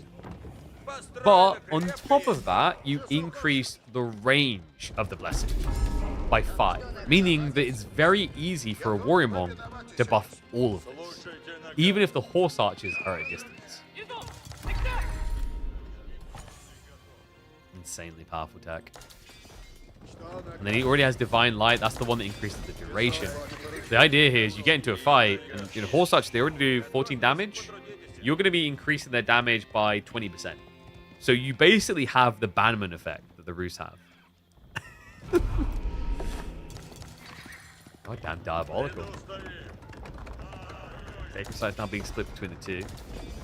Lash has done a good job of getting the farms up, though. And he does have the Euroshira dropped in the town center, which has increased the production rate on villages. So he's getting them out every 15 seconds, whereas Corvinus has to wait 20. Meaning over time, Lash's economy will get bigger. On top of that, Corvinus may look scarier in a direct fight. His issue, however, is limited food sources. He will run out eventually. And yes, he's using Men-at-Arms with the Blessing. Because the Men-at-Arms, they're at 12 damage, so they'll get increased by 3. That's going to be over a 20% increase. Then armor-wise, they're going to go up to 6 armor, which means the Yumi are going to do nothing against them. And the Mounted Samurai is still going to, like, demolish through, but the idea is the Horse Archer's DPS increase kills Mounted Samurai. Still, I don't think Corvinus can slow roll this too much. Time isn't necessarily on his side here.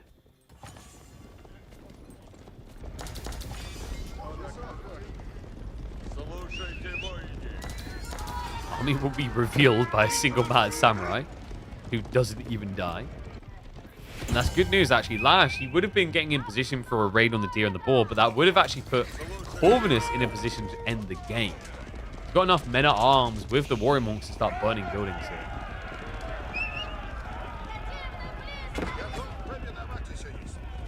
Corvinus. The warrior monk cannot be denied here. I love that he's done this. Remember, the other buff that you get with Abbey of Trinity is the warrior monks are half price. He's only spending 120 resources to build these. You can essentially build an army of warrior monks. They have 215 HP, and he could even increase that to go up to 315 HP. Yeah, honestly, the only thing I thumbs down here about Corvinus' strat is, does he not have more monasteries? Yeah, he should, right? Yeah, he's got one at the back. Like, even a third monastery would be great here. Flash coming in, though. Golden Aura on both sides. He has got that Saint's Blessing running. Yumi trying to snipe down the back line, but the Horse Archer with the free ranged armor, shrugging a lot of the damage off here. Samurai count is holding sturdy. Men-at-Arms is what I'm worried about. Is like Lash right now. He's losing too many cav units. He has no answer to these Men-at-Arms. He can't even clear the Horse Archers out. Phenomenal fight out of Corvinus. Exactly what he needed when he needed it most here. Lash now in retreat. Gold source is not going to be safe either. And remember, because there's still Horse Archers alive, that's a raiding cav to go after the workers. In fact, the warrior monks will do that instead. They jump on in. And Arms going to be able to follow it up. A few workers clubbed down there. Horse Archer continue to trade out. Not an ideal fight here for Corvinus with the double Springald. Realizes that it looks to back away. The eco damage done is what matters most. Corvinus now denied out of gold. Sorry, Lash rather, now denied out of gold. He's down by 16 eco. The only thing he can really eat is food and wood. Should Lash have gone Onimusha? Onimusha isn't really as successful as you'd think. You're paying a premium to get a Horse Archer in that situation. But it would have definitely given him a better answer against the Men-at-Arms. I wonder actually if instead what Lash could have done is just mass Samurai. But, you know, would he have had the food for that is the big question mark. Because Foot Samurai costs a lot less to produce overall, but it's a lot more food. And Foot Samurai would have given you the bonus damage against the Men-at-Arms. Because you have an Odachi tech that gives you +4 damage.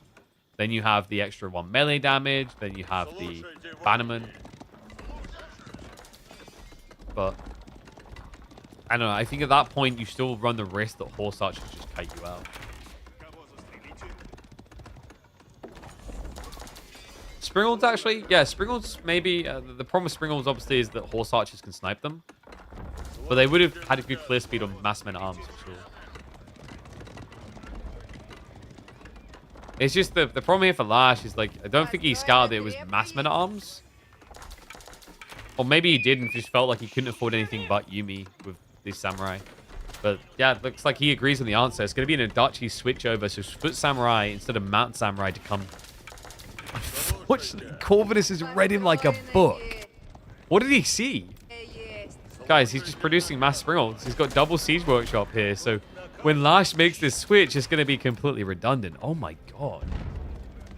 Corv's just completely ahead. He's just reading it logically, like, where could he go next? What's the only thing to get him out? He already has him covered.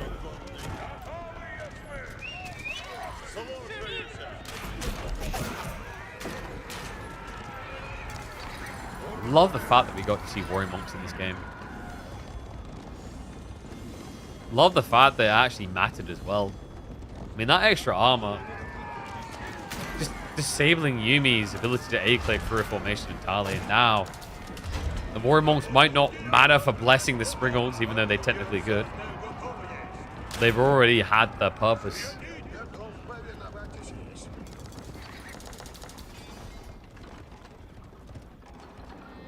Push up on the way. Corvinus can almost taste the victory. His food is running out soon, so I want to try and keep pressure up here. Farm transition, non-existent.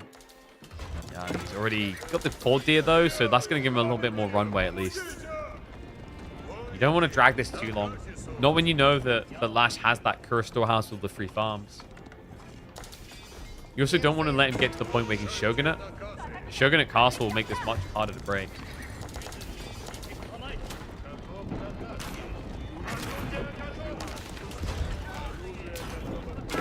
Now. God, watching Squirrels attack buildings is giving me flashbacks to release. We don't talk about that. And the workers. Corvinus. Uh-oh. He knows. Moves out at the perfect time with the Horse Archers. Enough to one-hit kill the workers. Sprint placement is in range at least, but he's going to just keep on diving in for the kills. Lash, not reacting, is right now. He's distracted in the main engagement. Flash underway. And arms buffed up. Mass rams. Puffing those chests up to push on in. And the Springles in these choke points. It's a death sentence for what little samurai Lash has left. Horse Archers getting the damage done. They finally get taken down, but not before they take 6-7 workers with them. We're only getting started here. Dive now towards the primary TC. Everything is going wrong for Lash. Just clear the way. So all emplacements about to go down. Fair to say this one is over. So it looks like Lash is going to be going out in the round of 16. Corvinus having a good start to the week here. It might not get easier. Reminder, whoever wins this is going to have to face up against likely Vortex, unless Red Darksider is a secret beast. I think that's maybe where Corvinus may sweat a little. Because it took all 3 games to get him here. GG called. He will win out in the end. Well played series by both of them. Let me know what you think of this one, guys. We might actually upload this to full series. I haven't decided yet with the insights we talked about. But pretty cool to see the new map in action. Pretty cool to have round of 16s that go all the way. That's kind of the dream. Sometimes it feels like we have to wait until quarterfinals and semis for that. But these boys delivered. All right. So that is a series completo. No retrito. Corvinus will be heading through, but we have got more. Really? Yes. So we can do GIF Music versus Miamica, or we can do Mahodo versus Myriad. Which one do you guys want? Oh. Stretchy, stretchy. Blimey.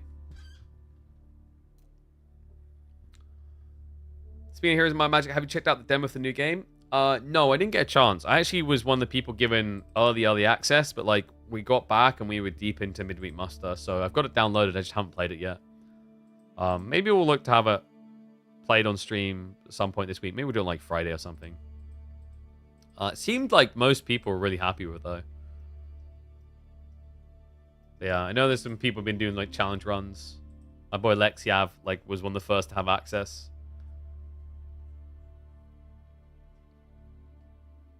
Another lit picking habit?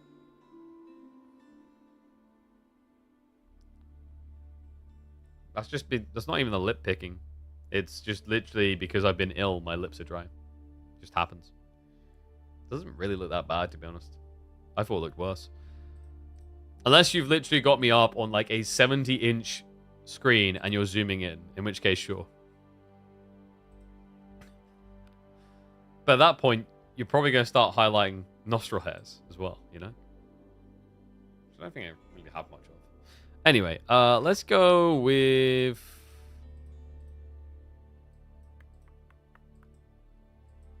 Mahodo versus Myriad. We'll probably do all of them anyway. But we'll go Mahodo and Myriad.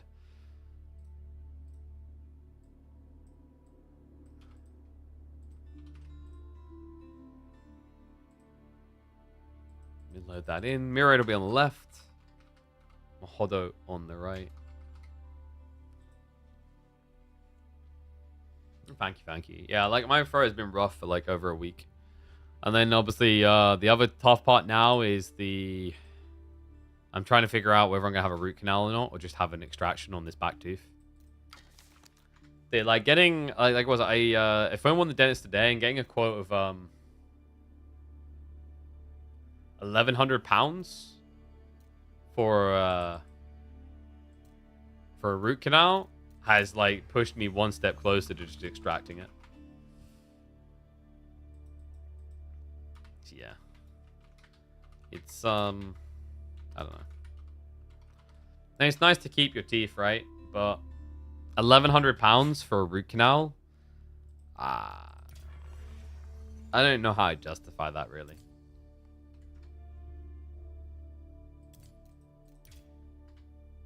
Had a root canal in the UK 7 years ago. It was 50 quid. So you had it on NHS, and you might you found the gem. You found a dentist this nice.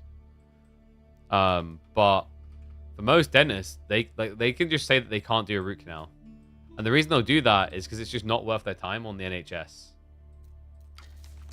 And there's like places where you can like put on a list for it in the NHS, but like that can be months and months long.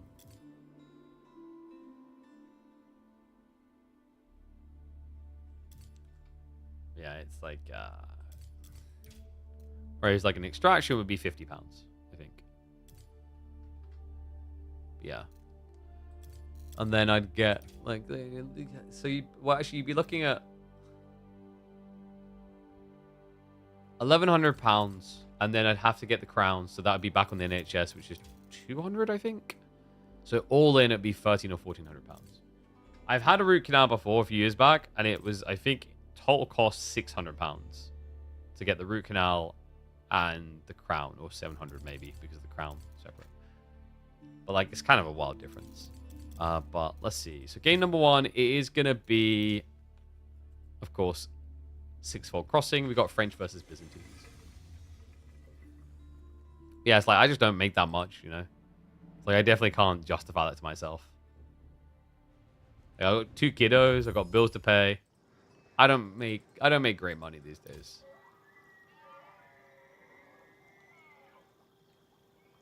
Get bamboozled and subscribe and still see the cable spaghetti all over the desk. Look, you gave us a challenge. We won that challenge, so suck a cable. In Southampton. Yeah, I think that's pretty far from me. I don't even remember where Southampton is on the map. I mean, presumably in the south. Like full south, I think. Yeah, dude, that would be a journey. That would be...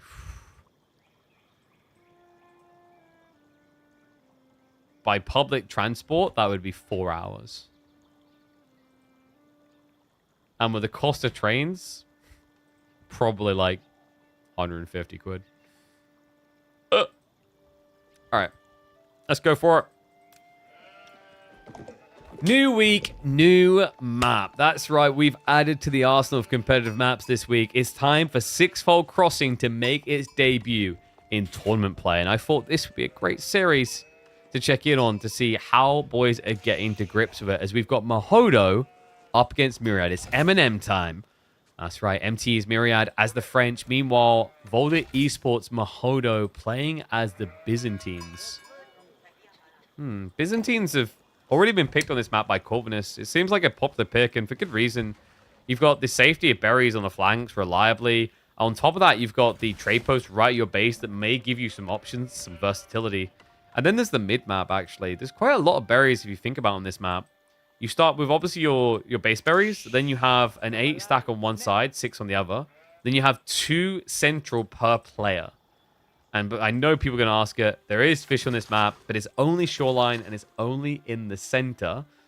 So there's an interesting design around this where you don't necessarily just rush to set up docks and go fishing. We've had one game so far, and Lancaster versus Byzantines didn't have any fishing. French theoretically could, but I'd honestly be surprised. Yeah, it looks like Myriad has no interest. He's just going to be gathering up. Another cool thing about this map, sheep only spawn on your side of the canal. So there's no sheep here. You can see by the fact that neither player scout the center yet on the mini-map. And yet, there's no sheep at all. Great choice here. Big shout out to Corvinus and Caillou who worked on this. Because that choice is the right way to go. Sheep RNG is a big negative upon pro play. So extracting it from the game entirely, wherever possible, highly recommended.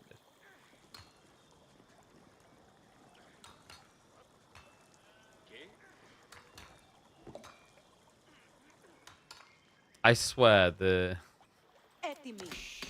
kick Discord scam bots is crazy.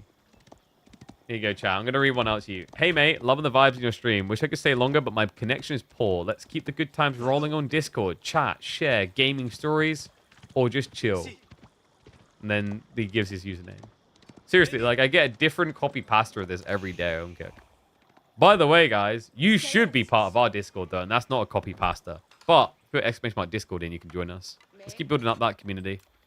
I think Discord is genuinely the future for gamers compared to like Twitter being the past.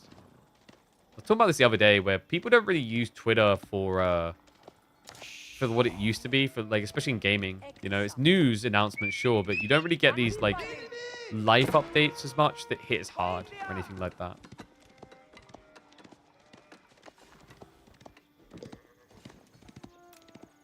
So School of Cavalry on the way. Grand Winery coming in. No contest there. Mahodo, Kushki with a spawn. He's even gathering stone very early because against French, you're not worried about getting outpost rushed. So opening on the stone makes sense because you're not going to be able to get it afterwards. Not easily anyway. Like he could just add in Limitane to guard. I wonder what Myriad is going to do here though, because I'm a bit hesitant about the French pick. The problem here is there's no boar. There's only 22 deer. This shoreline fish, which you can build very cheap mills to gather. So I guess it's that. But ultimately, you're talking about a map where pro scouts might not be that desirable. In theory, it could be justified because although 22 deer is less than a standard map, like Dry Arabia, you at least know that Byzantine players shouldn't really be gathering even their own deer. So there is the potential for a fairly easy 22 deer game. Even without that back deer, though, you still get 17 deer, which makes pro scouts worth it. It just doesn't have that abundancy that makes you feel like you're in complete control of the game. I did say thank you to Harkin earlier, the Prime sub, right? The sub, brother. Just in case, I'll say it again. Boop, boop. Gotta get those subs coming. Keep them rolling. For players, sheep RNG must be horrible, but at least for me as a viewer, it's kind of fun seeing the scouts race with each other.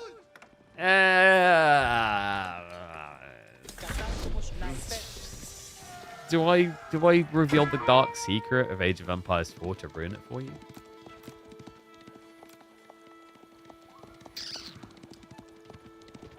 Yeah. Maybe I just let you continue to live in your happy existence. Sometimes knowing is worse. It's like the what's in the box moment. You know? What's in the box? What's in the box? Don't look. You don't want to know. So Mahodo is going to be opening with spears as expected. Don't really expect me to use the trade post here. You can draw a Merc house here just to produce quicker, but for Merc Royal Knights, I don't know if you really want that. Against French, they'll always outnumber you.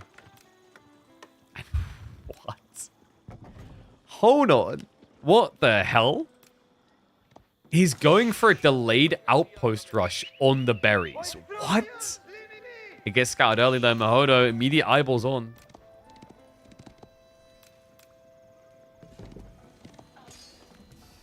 Oh. I mean, surely this doesn't work. Yeah, just 2 Limitane can deny this. The Knights are coming though, so that may change matters. Yeah, Mahodo has to back away. Okay, but if he pulls villagers, just focus fire the Limitane onto the Knight. Third one comes in. That. What? Mahodo, he overgathered wood. He wasn't expecting double Knight timing like this. Villagers may now be at risk, but Akatoy does get activated. One worker goes down. That should be a pull for the tower now, though. Limitane dive past. He actually sends the villagers onto the Knights, but the backstab now from the Limitane. But Micro not on point there. Mahodo ends up sacking 2 additional workers. And reminder, Myriad, he does have wheelbarrow, so although it's a lot of other time for him, these workers should live. They should get away. What the hell?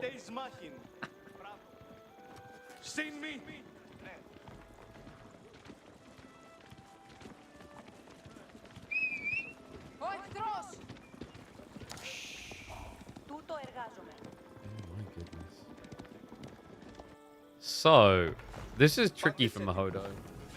Because it's not just that you lost 3 workers, because I know what someone's going to say. Systems, bro.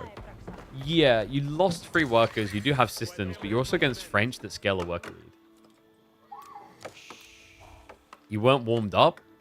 I mean, you looked pretty warm up against those Knights, you know? Until the bodies went cold. So, I'm going to reveal the dark secret around sheep. It's nothing to do with players knowing exactly where sheep spawn or any crap like that. Okay, pause that thought. The sheep reveal will be delayed. We've got another night raid. Damn. Myriad's fierce in this one. Myriad, I mean, I thought he was pro scouting, but I don't know what this is now. It's just a lot of gold. Maybe semi-fast castle? Alright, here we go. I'm going to break everyone's delusion about, like, sheep and the fun of, like, watching 2 people race after sheep. It's all BS, actually. So, there's plenty of situations where sheep priority of who owns them will get overridden.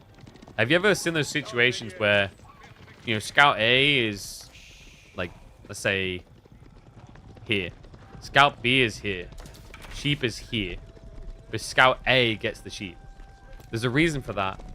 If you approach at like similar timings, because I think it's to do with the checkpoint, like when it's checking for sheep ownership, what it will come down to is even if you're closer, you won't get the sheep because the way it sometimes decides who gets the sheep, or like for example, if you're both at the sheep at the same time, the way it decides who gets it is apparently based on your position in the lobby, because it cycles through the ID tags for the people in lobby first.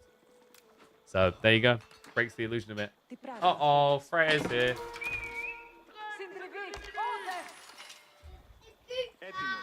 With the scooter. You want to say hello to stream? Of course you do. What have you got all over you? Good lord. Knight's going down. Say hello, stream. Hello, stream. Nice to meet you. Hi. Say subscribe, stream.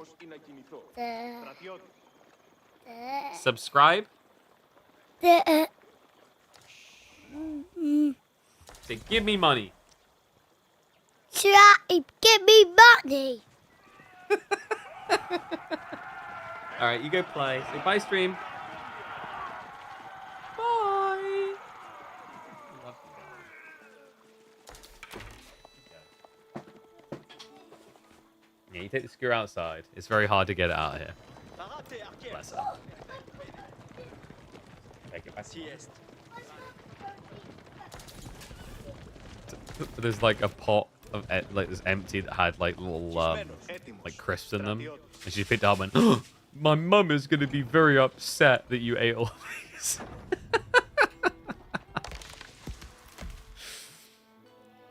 All right, level 5 systems online. Mahodo, I mean, he's behind on economy, but not really.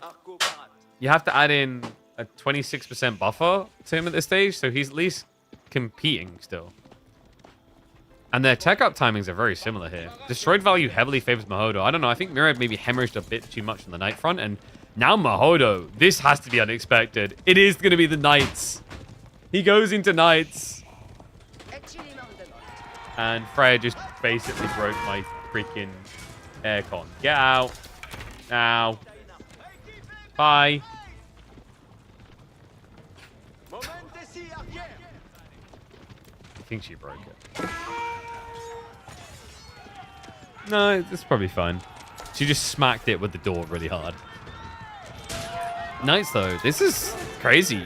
He lost one of them, but this is already worth. He gets 4 worker kills.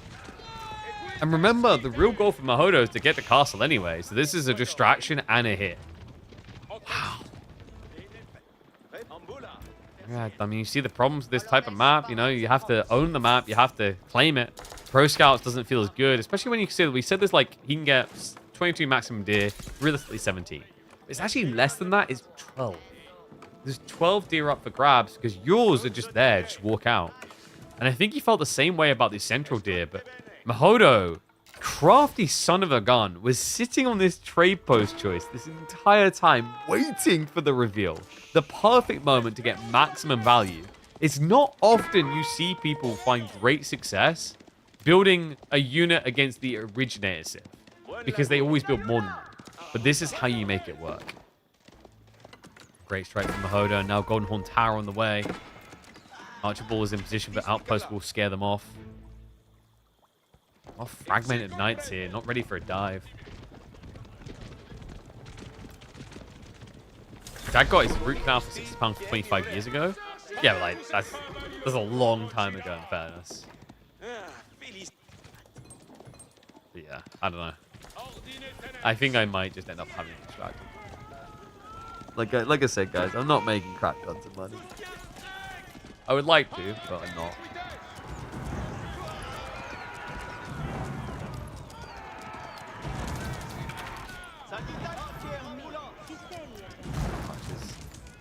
I'm just going to camp this. They're ready to receive. Mahodo, those 5 workers. Oh, straight away. Myriad doesn't even skip a second there. Strikes in, finds 3 worker kills. This is problematic. Mahodo, he may be in the next stage, but the lack of gold is problems for him to solve. He needs to move down here. He needs to be gathering, actually, to get these upgrades. He prioritized the Limitane. We don't have any other gold-based units coming out. I thought he might try and go Cataphracts. Has got more Knights on the way. Some passive, some force, but no veterancy. A bit shaky right now for Mahodo. I mean, it looked like he found the perfect strike. This 4 gold may be the ultimate punishment received now. He's on the back one, so we'll see escalation soon. And Myriad knows about that. Yeah, he has scouted it, so he knows there's a back gold here. He's just allowing for it currently. What makes it worse is it was only the 1600 and has already almost been tapped. Yeah, he will shift around now, but veterancy has been cute. So Mahodo got what he needed to upgrade the Knights. Outposts with emplacement on the way. No mango emplacement, mind you. He didn't have enough stone for that. No, 60 short.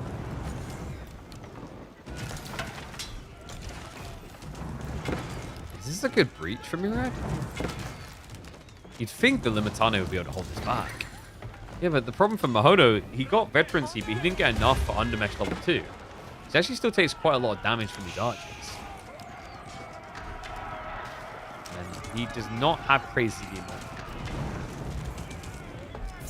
Tower's just going to get sacked.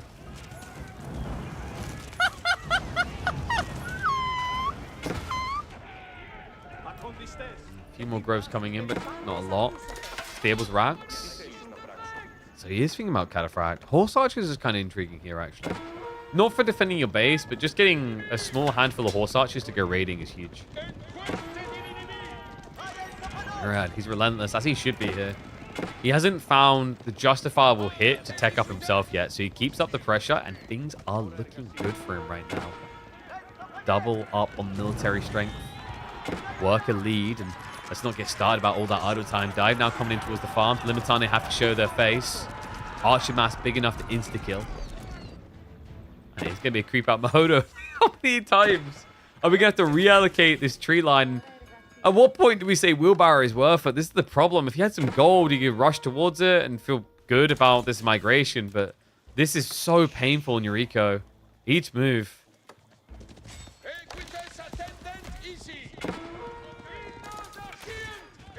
What's up, Camion? Appreciate the sub, mate. Almost 2 years. What a legend. That's the thing, guys. If you want to compete with Camion's subscription time, you got to start today. Oh, my dick. What? Worth night. Everybody has been pulled because of this night. Holy crap. I don't think... I'm trying to remember the last time I saw an economy idle this much without wheelbarrow. This is painful. But, you know, Mahodo's like, I'm warming up, guys. It's like, you've been that person that they're carrying a bunch of things around the house. And then they realize, wait, this would have been so much easier if I just used the backpack.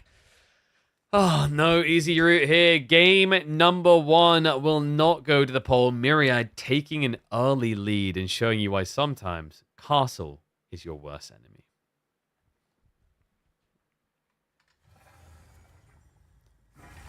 G to the G. Myriad with the game 1 win. French over Byzantines.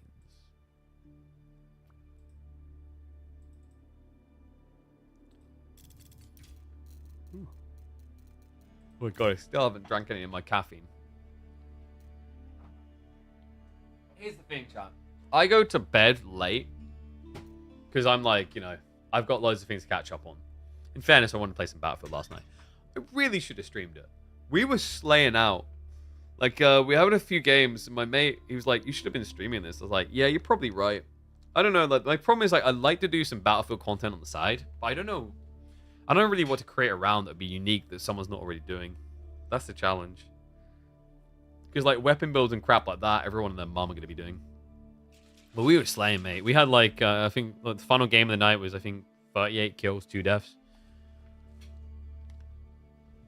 We found, like, a filthy rooftop, and we got to the point that people in-game on the other side were moaning about us being on the rooftop. It was like, it was legit. And we're not coming down, so shut up and die. So, game 1 in the bag. Game 2, we're heading into Borderland. Delhi versus Shushi. Really?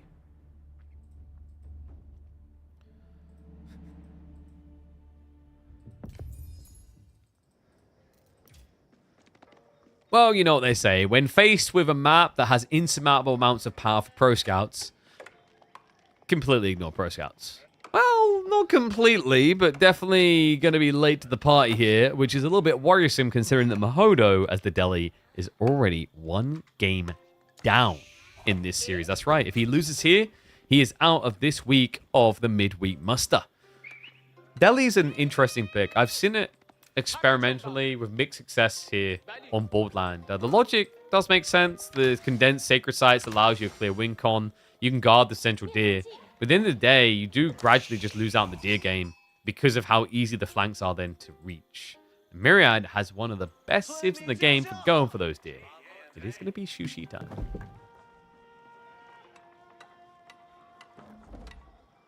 And yes, for the first time ever, we do not have B in the KPMM. Hopefully we'll have him back next week. We'll have to see. Honestly, it's entirely possible that after B, I believe, didn't make the finals, the final Legacy event, it might be that he's like, I need a week off or something with the family. Because I'm pretty sure, let me just double check, I'm pretty sure he was not one of the players that qualified. Because it would have been Beastie, Marine Lord, Louis, Lucifron. And then it comes from the standings, which, yeah, I just confirmed it. That is so rough, man. Yeah, B, he was actually 9th. Only 8 qualified. So, yeah, Wham and Puppy Paw beat him to it. I mean, the rougher one would have been Lucifron, who wasn't present for the EC Masters Winters, just coming in and snatching that. Yeah.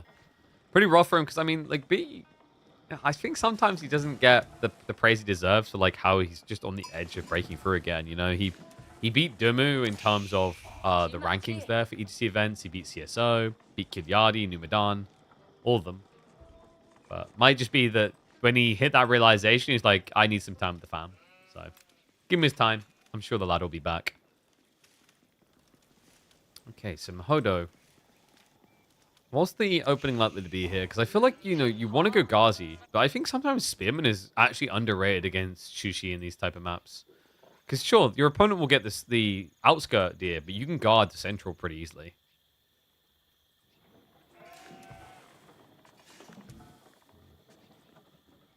Myriad. Should be getting Medigarden soon. Where's the broken spot? There's the broken... It's not really that broken. It's double berries, but he gets literally nothing else. Like, in fairness, meditation gardens on Boardland rarely are giga broken. So it just is what it is. Wait, that's true. One whole tree. Whoa. Why don't these bushes count, huh? Like, you could probably get some twigs together from this. I've played enough Ark to know. You know, I can muster up a basic spatula with these things.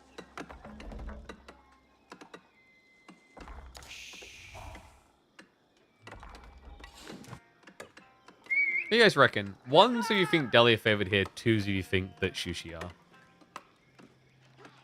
It seems like the obvious choice would be Shushi. Looking at this map, thinking about the Civ matchup on this map, it's very hard to bank against pro scout Civs.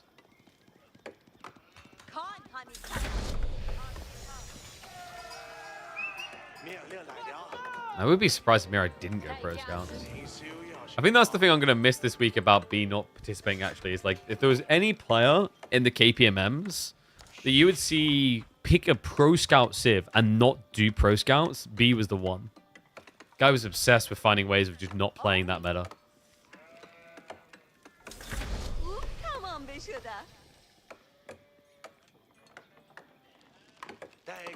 Okay, Myriad. I think you just pro scouts without any worry here. Let's go 2x speed just for a tiny bit. Should have done that for the tech up. Stable's beginning, so Ghazi can be on the way for Mahodo. Yeah, it should be. There you go. Stable's now prep. Pro scouts queued. Wow, what a shocker. I could have never seen this coming. A pro scouts build out of Shushi.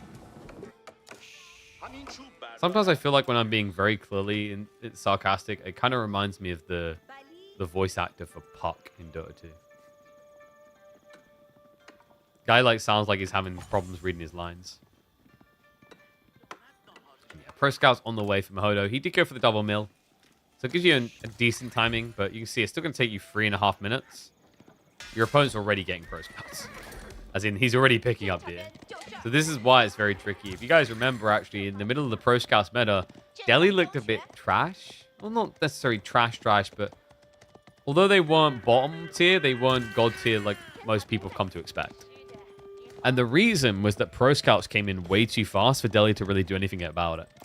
By the time they have their pro scouts, although they'd have it for free, there'd be like 25% of the deer left on the map. Different time though, like the logic being that pro scouts being a bit more expensive, the time got delayed slightly. It gives Delhi more of a possibility of getting, you know, 30, 40% of the deer.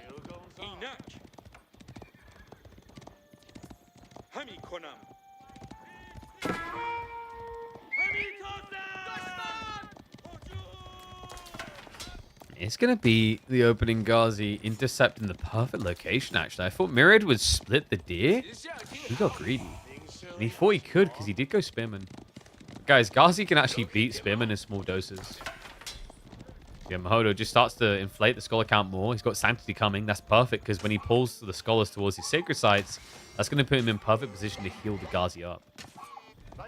Myriad, please tell me he's going wider. He's still just trying to go for the same deer pack. Mahodo just clubbing down the deer for whatever reason. Vibes, keeps you busy. Keeps you youthful, I don't know. Actually, no, you know what it is? It's pretty smart what Mahodo was doing there. When you club the deer down like that, if your opponent's clicked on one of them to come over and pro scouts, and in fact you saw it happen a little bit earlier, the scouts stopped moving. So if Myriad wasn't paying attention, he'd have to look again and reallocate them. Like every time you clear a deer, his scouts will AFK unless they've already got a new one queued up. So smart little detail there.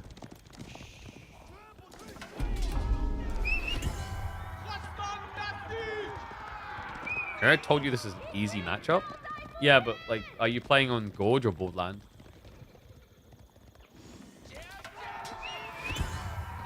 Do you mean easy for Deli or easy for Sushi?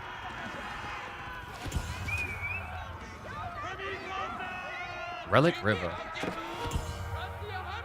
This matchup, what, easy for Sushi on Relic River? I guess you could fish fairly easily. I think Borderland's a bit different though. It's the Sacred Site pressure. It comes in a lot faster. Like, look, he's already capping 2 Sacred Sites easy. He has reinforcements nearby.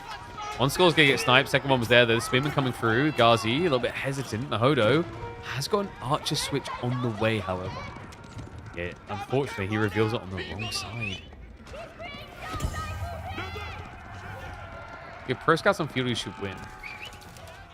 I guess we'll find out. We'll see if he's going to eat his words here. Mahodo has got the Archer switch upcoming, but Myriad has started to add in some more horsemen, as well as Chug. Peerbos is going to be interesting here. I do like the idea, though. If you think about what's happening, Mahodo is trying to force a more linear nature to the map, and that's where Chug can thrive. Repeater bows just want straight-up fights. They can't afford to be dancing around the map. They don't have the capacity for it.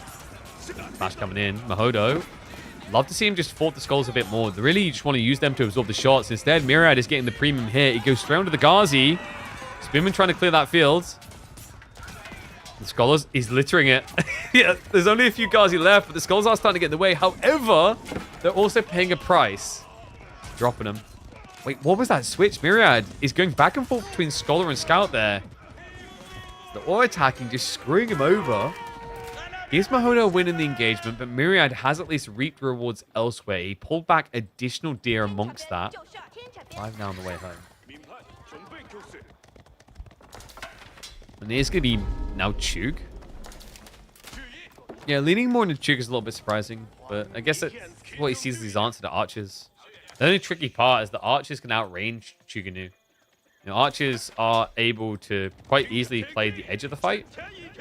It's weird because you'd think, okay, already we know that Archers have an advantage over Chug because it's 4.5 tower range on the Chug. But think about different than that. If the melee's engaged, Spearmen do beat Ghazi, yes. But the Archers can reach the Spearmen. The Chug, however, cannot reach the Archers in that equation. They'd have to run into the Ghazi to do so. It really comes down to the melee units' placements to who can win those fights. Be a little bit elegant about it at times.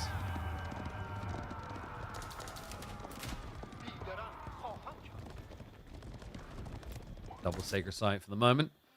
Myriad, of course, looking to contest that. Has got the repeater bow upgrade coming in via Stilled Arrow. That's going to be a huge inflation of damage. Remember, it's plus 3 damage for Chug as they attack 3 times. Pro Scouts. I've got to give it to Mahodo. He may have lost the central deer, but now he gets to yoink away some of the flanks. One Ghazi is going to intercept south side. The rest of them are rotating towards the main. Myriad will get an early warning about it. Has got a village nearby to protect him. Here we go. Dive in. Mahodo. Get touched. Myriad quick on the Seek Shelter. Now quick on the counterattack. He reveals himself on the edge of Mahodo's base. Now with Mahodo having the majority of his threatening army not there. Yeah, 1/3 of his overall army. And really the true threat in this game. And I'm pretty sure Freya was covered in sugar from donuts. I'm somehow now caked in sugar.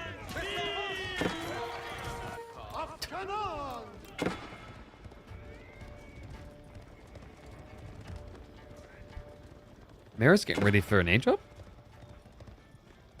Okay. You're pretty far upfield. Is the only risk there. Maybe he thinks that Mahodo's just out of food. I mean, he's definitely running low. And yeah, there you go. Mirai's looking for it. He's now just trying to guard the berries. Remember, Mahodo got some more lifeline by pulling some deer back.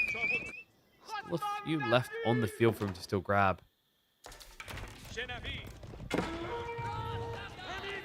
Archers will begin the trade.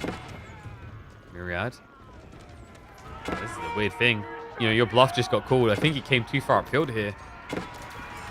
With a very immobile army. Ghazi going for the headbutt. They're looming from both sides, though. The spearman line shouldn't last long against this. Mahodo. With the entrance. He's going to bypass. The Ghazi pushed the Chuk forward. And now it's going to be the commitment required. Mahodo has to stand his ground. As does Myriad. There's no getting away from it. All Chuk gone. Just archers left alongside the Ghazi now to push into spearmen. Mount Lu Academy is coming in. But that means Myriad now lacks a solid 2-unit comp to defend his base with. Against Ghazi, that can be a death sentence. Does catch Mahodo not looking. Gets a free stab. Spear count just not high enough to really make it feel like it was punishment. Not true punishment anyway. Mahodo, love that. Micros off the injured parties. He's got 15 scholars. Going to pull them back for the heal. He's getting ready for his own castle play. But he's also ready to bring this puppy to heal. Myriad. Barely any spearmen left. The academy about to complete. Archers in position to just contest this spear wave. Tech up complete. First Lancer's cube, but Mahodo really not that far behind, folks. No, last piece of gold needs to be dropped off. There's going to be some harassment onto the berries, though, as the horseman leaked in. Ghazi response to mirror. Let's scare him off. House of Learning now coming through. Double Sacred Site also locked in. I imagine with the map control he has, there you go. Scholars. I mean, they should already be moving in position here. I'm surprised he actually hasn't brought more out yet. Wait, was that a misclick? He's got 2 scholars standing here. I think they were meant to heal the Ghazi, but now they're just AFK.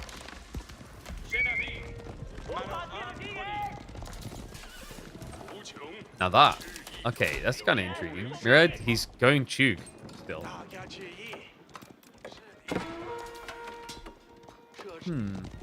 I don't like that. Not against what Mahodo is currently building, but I think Myriad's thought process is that Mahodo should have to build Spearmen. Weirdly enough, he doesn't. Mahodo can somewhat contest Knights if he just starts adding in the Homeblade Lance. It's not completely reliable because your opponent has more food, but then after that, I was about to say, you beat me to it. After that, you just build a War Elephant. Chuk Lancer loses to War Elephant every day of the week.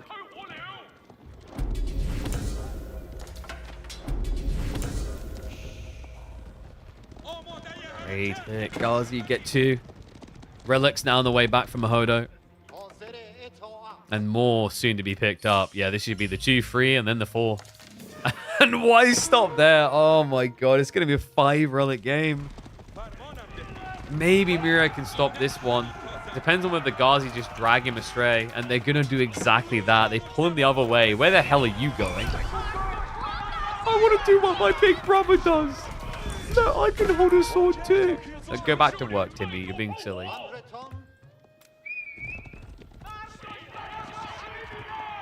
Mahodo's really impressing you. You think the scholars are too tanky in feudal? Yep. The problem with scholars in feudal age is like there's nothing that has bonus against them. So the issue you run into is that if you want to kill scholars, really the reliable way is having lancers. Otherwise, you don't have high base damage to burst through their healing.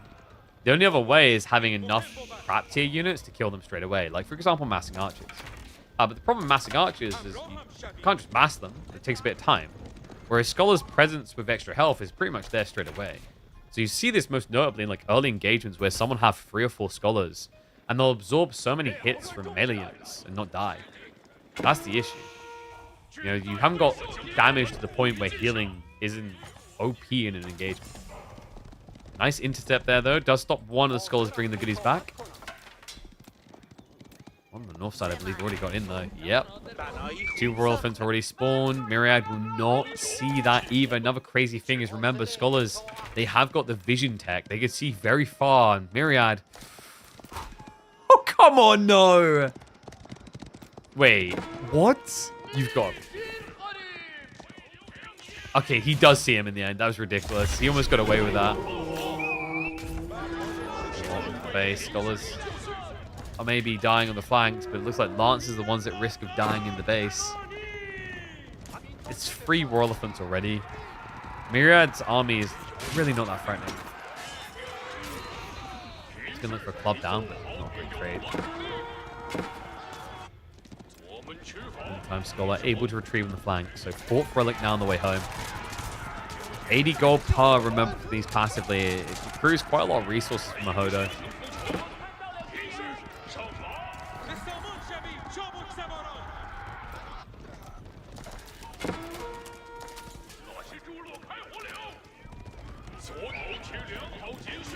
Myriad may be a bit stuck here. He's in such a weird position now. With a slow-moving army. And yep, there's the reveal. War Elephants. No Mahoots. But no great movement speed either from the army of Myriad. It's going to be a jump in. No escape. Lancers try to go for the backstab, but the War Elephants mirror the move. The rest of the army will just blitz their way through the limited crossbowmen there are. He doesn't... Okay, he gets the 1 kill. But he recommits, and this may be the death sentence. The War Elephants are already mirroring the move. Mahodo just A-clicks them for glory. It's going to be a win, and that right there is going to be game. The classic that just keeps on popping up. I mean, Mahodo felt like he had a good position in this before the Elephants came out, but the moment they arrived, you could see the right number. Myriad learned the hard way that Chuga knew in Castle Age is a bait. Still so often the case, and definitely felt the case here. He's just done nothing. They were a waste of resource instead of just getting the crossbows sooner. You need a lot of crossbows to deal with War Elephants. Crossbowmen, see they do 22 damage. You're dealing with 6 ranged armor, so 16 per shot. That means that if you have 40, you're going to do 640 damage to a War Elephant. So even at 40, which is usually the number people aim for, you still won't one-hit kill a War Elephant. 2 hits, not too bad. Yeah, I'd say the sweet spot is about 30-ish. If you can get a 2-hit kill on a War Elephant, you can erase the comp pretty quick. But, you know, if we're saying 30 crossbows to do that, that's pretty nuts. That's 3,600 resources. That's your Imperial Age. And a War Elephant each are only 750. They've done it again. Filthy goddamn elephants in my neighborhood have netted another win.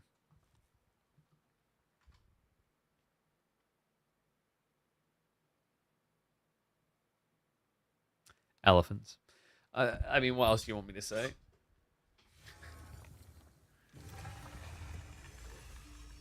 They are ridiculous still. They are too good. And eventually something will change. I just don't know how long it's going to bloody take. Because I don't think the change is going to be there when the DLC launches. Realistically, it won't be, right? Because they're adding new things to the game. So you don't really want to balance out the other things in the game. You want to wait it out.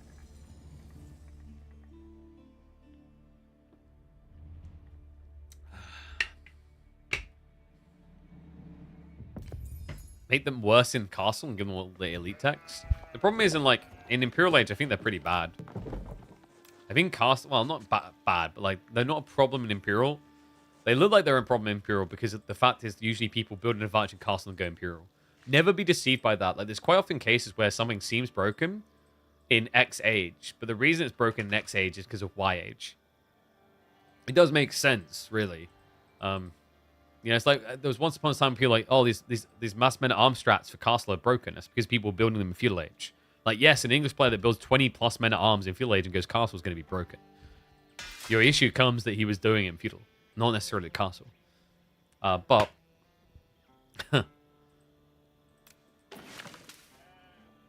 imagine coming all this way in a series, doing so well, using filthy elephants to keep you alive in a tournament.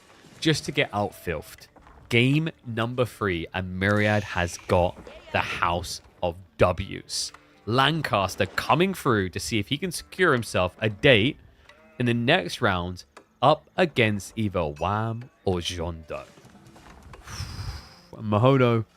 You know, you go back a year, we talk about Roos being this civ that can easily win every single game, but it's a shadow of its former self. A decent civ, mid-pack, but nowhere near the powerhouse the first banned material it once was. Meanwhile, Myriad has got the Civ that you'd expect to be first banned. But, you know, when you look at the draft, the priority here was China on both sides. They actually split the Lancaster Roost picks. So this is their first picks coming in for game number 3. Myriad. It is going to be the Dark Age Rush. You'd wonder why would you want to do this against Roost? You can see the hunting cabin placements are slightly too loose. So actually, you can stand there burning them. And yes, a villager can repair them, but that's expensive. What I do like is to minimize the inefficiency of repairing. Look at what Mahodo done. He drops double sheep. 1 on each hunting cabin with 1 worker. That's going to keep them there for a few minutes. That means that he will be in position to repair. And it means he doesn't have to waste time walking over without wheelbarrow, which is where you lose a lot of the efficiency for workers. Yeah, to and fro. Alright, it's just going to stop at 2 spearmen, it seems. There's a little bit more wood gathering going on. That could just be about house. After you see the worker there, do you even want to go more spears? It's not the worst of ideas because pro scouts. If this wasn't a pro scouting civ and it was this type of opening, you'd probably think, 2 spearmen, whatever, stop. But when you're playing against Roost, even if you can't get the kills in the hunting cabin in the end, what you can do is intercept deer. And this is a really bad spawn for Mahodo for that reason. He hasn't revealed it yet, but he's got double deer over here. He's already checked the backside and should be suspicious. Meanwhile, Myriad, he scouted both. He knows. Myriad, 4 spears. Good time to stop. Now you just go for feudal. Should be the Lords coming out. The Abbot King's build. Lords of Lancaster are the thing that's just breaking this civ right now. And then you start thinking Hobbler. Because realistically, with you going Spearman, you're expecting Mahodo to go Archers. So if you just rush Hobbler with H2, it should be very difficult, once again, for Mahodo to secure his deer. Might be a gap in there, though, for him where he gets 1 return of deer. Maybe 2.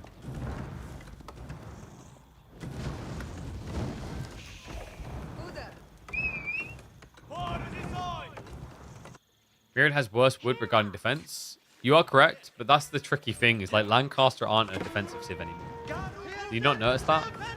If they go late game, sure, but in the early game and even the mid game, they've become one of the most aggressive civs in the game. It's all because of those Lords. It's actually crazy just how much they flipped on that. Just think about that for a second. The Lancaster Castle build, they were renowned as the most defensive civ. They would just hunker down, they'd build up to 9 manas, they'd middle finger you, and win the lane. Now, it's rare to see someone survive past the early game, let alone the mid game against Lancaster.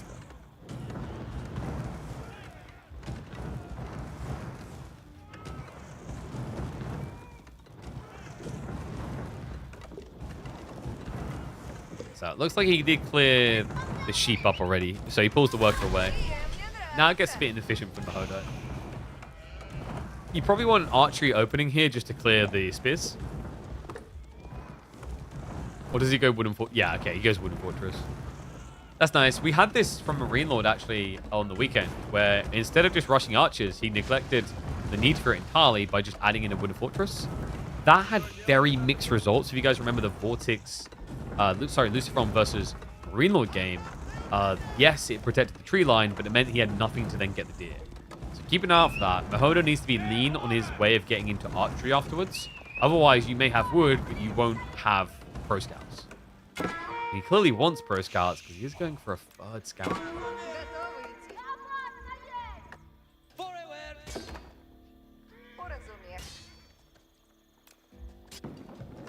The King's now complete.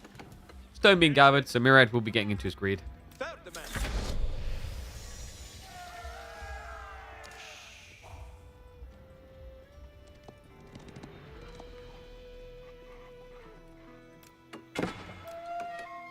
Good news about setting up the wooden fortress, it does pay itself back pretty quickly when you start selling tickets of wood also.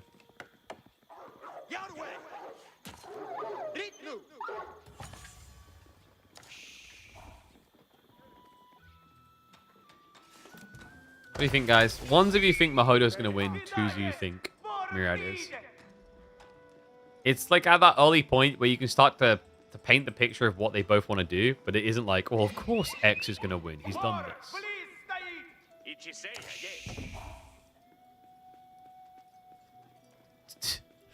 Honestly, I'm not surprised. I'm just seeing 2s in chat.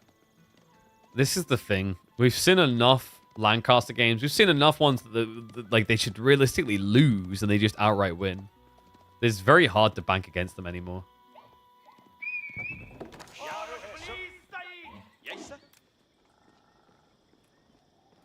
Myriad Pro Scouts just 30 seconds away. No real units yet, but they are coming. It's going to be archery range. My problem is this archery range is so late. Myriad could just open Hoblar now. A little bit surprised, actually, he didn't dig in Hoblar. It's nice to get the manors online sooner, but just adding in a stables for 2 or 3, and then adding your manors afterwards isn't a bad idea. Like, even just 1 mana, then stables, then 2 manors delayed. Instead, he gets the full greed as quickly as possible. So instead of focusing on what he can do at 7, 8 minutes, he's more focused on what he can do at 10 minutes.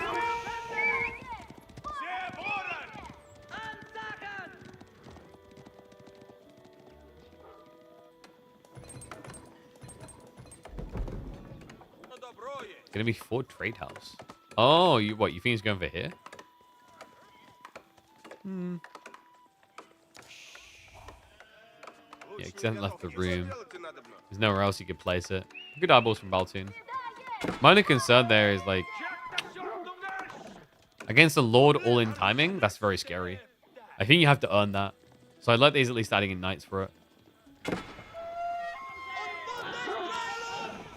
Nah, guys, don't fall for it. Baltoon's backpedaling. What Baltoon meant is he's like, yeah, he's going to high trade house here.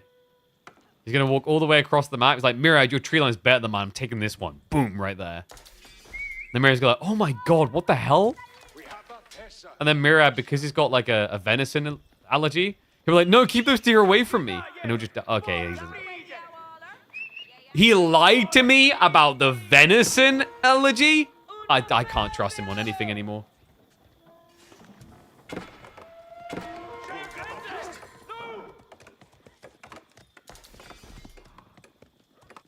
How are we looking on Pro Scout Retrieval? What happened here? Myriad. I mean, it's because he didn't wait for the Hobbler at all. He already failed to deny Pro Scouts. Now the repercussions are just much higher. Spinman gets clubbed down. Lord's going to get injured heavily. Should at least be able to get him home eventually. But Mahodo's got so much space off of this play. Needs to be a little bit careful tonight not to lose him. Can you change your vote? Nope. Welcome to how most people feel after they elected insert politician.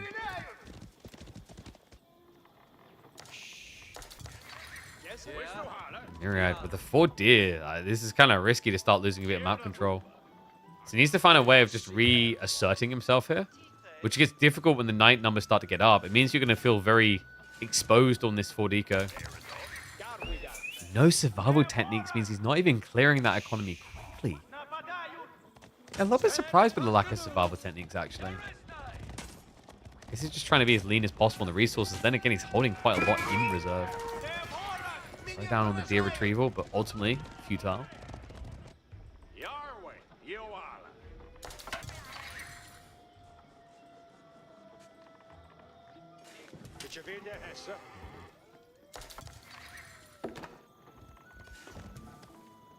Now, usually when you play Lancaster, there's the cherry on top.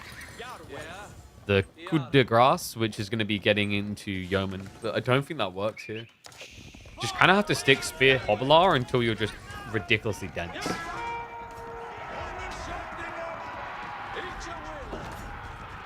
Knights are doing a good job of actually just wasting Myriad's time right now. While Mahodo builds up the core ball of archers.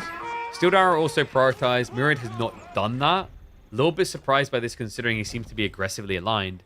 Actually, the Blacksmith play is pretty underrated for Lancaster for melee tech sometimes here.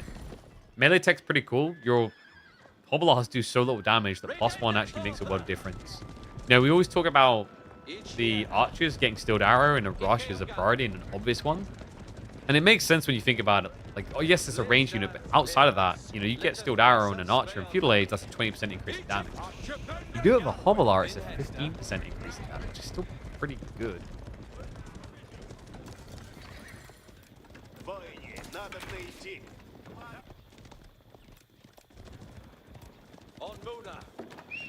Aaron is getting ready for age up now. So I think at this point, he's maybe just suspicious that Mahodo will tech, as most Reese players would after they get double scout. Double deer scout, rather.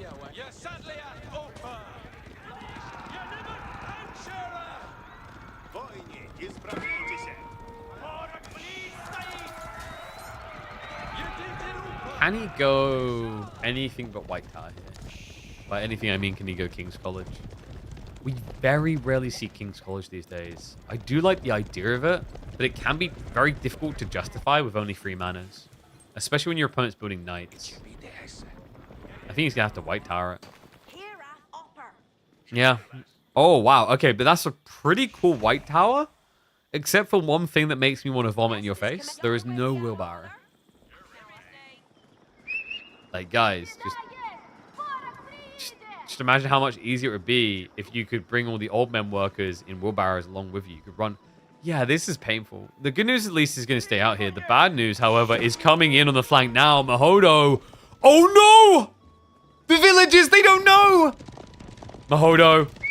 He sees it. He steers into it. It's the easiest denial of a White Tower you'll ever see. Myriad all this way just to walk back in shame. Oh my god.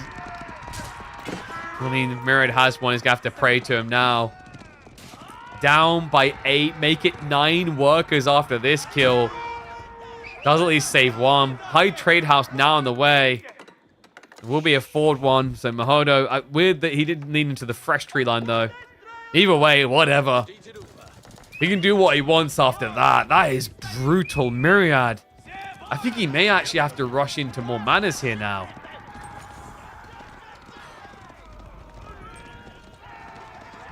Not the quickest reaction for a moment there. I was getting worried Mahodo was going to miss it. We've already had that.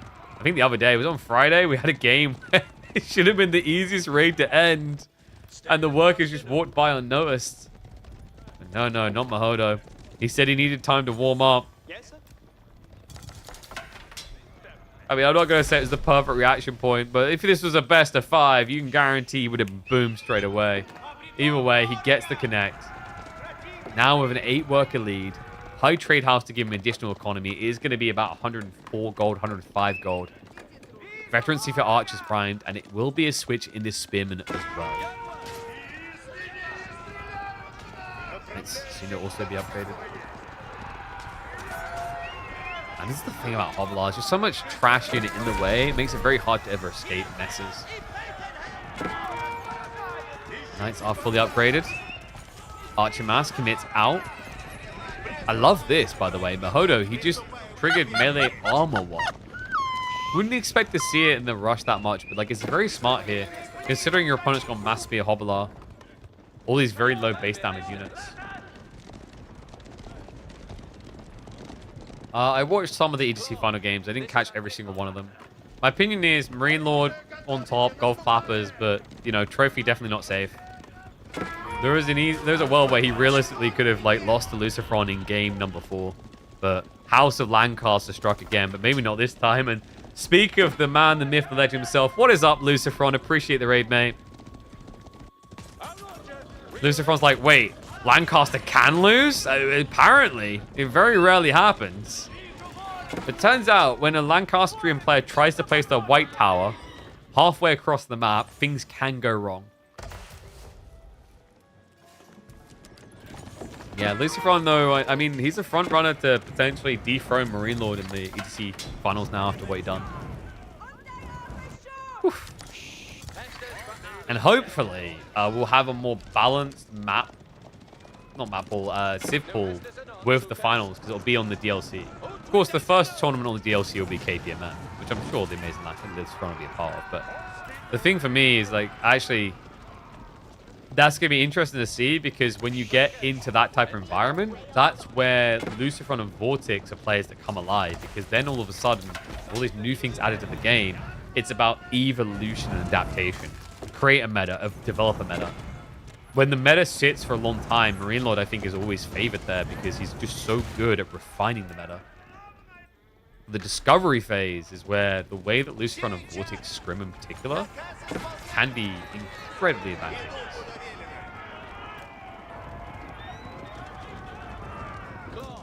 Right, well, step up coming in. Myriad has got frequency for spears on the way. Still, Myriad is allergic to range. We thought he was allergic to venison. It turns out it's actually just allergic to range. Weird considering playing Lancaster. Still, not a single range unit build. Oh, that's not true, actually. He has built a lot of range units when you think about it. He's built 45. Because the villagers are... Ah, there you go. Mahodo shouldn't be able to end this game in a rush. The White Tower really stops you from being able to do that. It's actually crazy, though, because, you know, even if that age up had happened, think about the positioning of it. There would have been a big risk for Myriad's main base.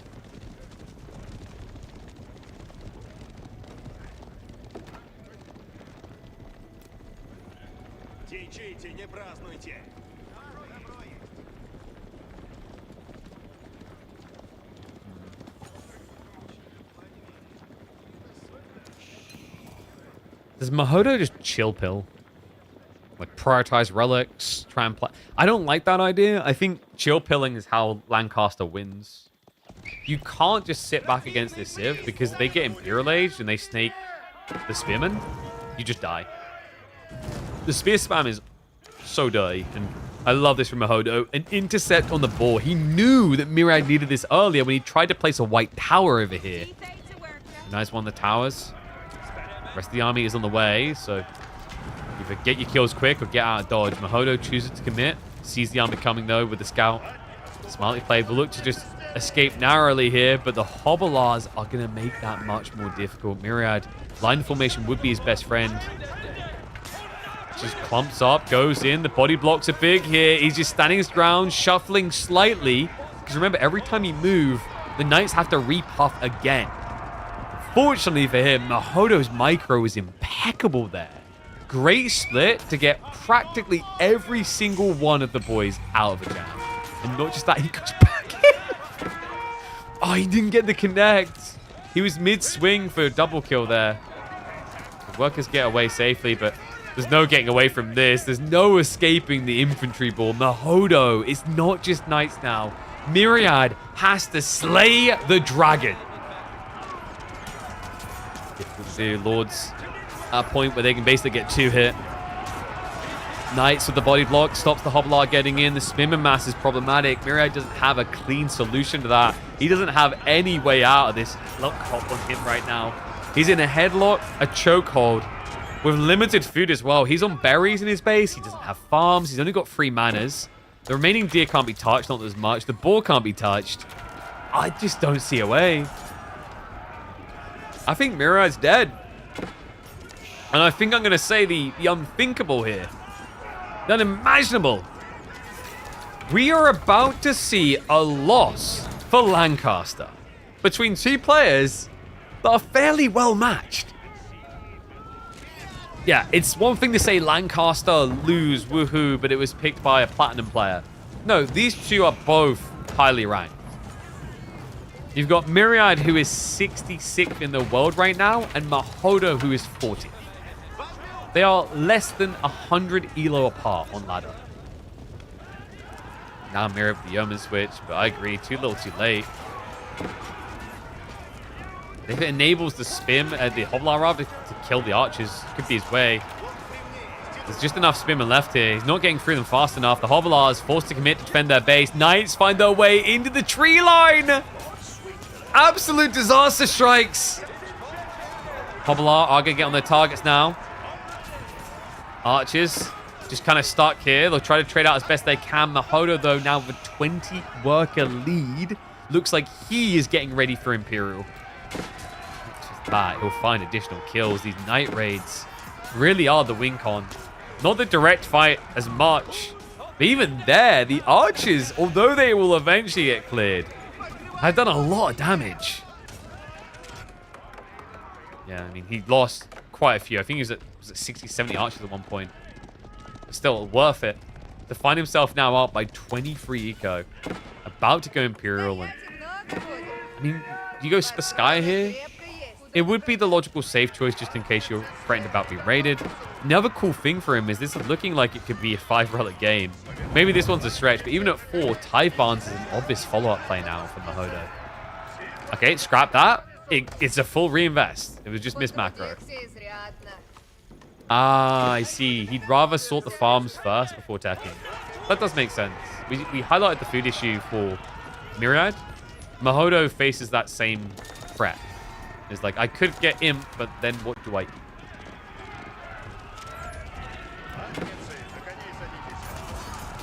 Short post from the... Alright, it's fair to say we're in true desperation. Lash coming in. Few spinmen left alive from Mahodo on the offensive. He should be wearing himself down, but it's totally worth it just to keep your opponent pinned here. You know he's running out of food. You're setting up your permanent supply. You don't need to outright win this fight. Looks like he might anyway. Lord's going down. Yeoman gets scared away. Archer's now diving under the workers. It's just death by 1,000 cuts. It's impressive because it feels like each of these cuts is so deep. So that does mean it's looking like Mahodo will be going through to face off against Wham or Jondo. I know I was like, oh, well, guys, KP, come on. It's obviously going to be Wham. I wouldn't be so sure, guys. He lost 2-1 to Scarlet Devil last week, all right? Weird things can happen in Best of Threes. It's like, if you're one of those people that gambles and you gamble, like, on the Wade statistics, you do it in, like, Best of Threes in Age of Empires. Because they're the ones that can go any direction. Wait, is Myriad going for the boar again? No, he's coming for the berries. Oh my god, this is desperation. Unfortunately for him, the men-at-arms piss shit. Oh, how much longer is he going to torture himself this? This is the thing as well. It's House of Lancaster, so if there was any Civ that can be down 30 workers and still come back, it's actually disgusting that I so often can say this is the one. You know, the other one that is quite surprising for this is Delhi, actually. Those two together are a match made in hell. Only 3 manas. It's not just the manas, though. The idea is if you can find your way towards Imperial Age, if you can sliver like a little snake up there, it's the spear spam. The spear spam is disgusting. You get 50% discount and get them out fast. It's not a reasonable landmark. The Wingard is way too godly for spearman spam. Yeah, I'm going to have to stand the ground here, though. And this is the cutoff. The workers on the front line, they do not even have textiles. This army, incapable of standing its ground for much longer. But Myriad's desperation has come to an end. It's happened. House of L's, appropriately named as Lancaster, takes the knee.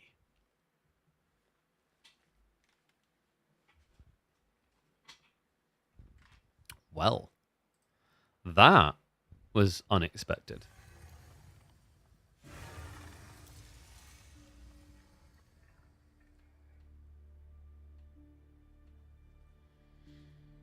It would take a perfect raid to ruin Lancaster's plans.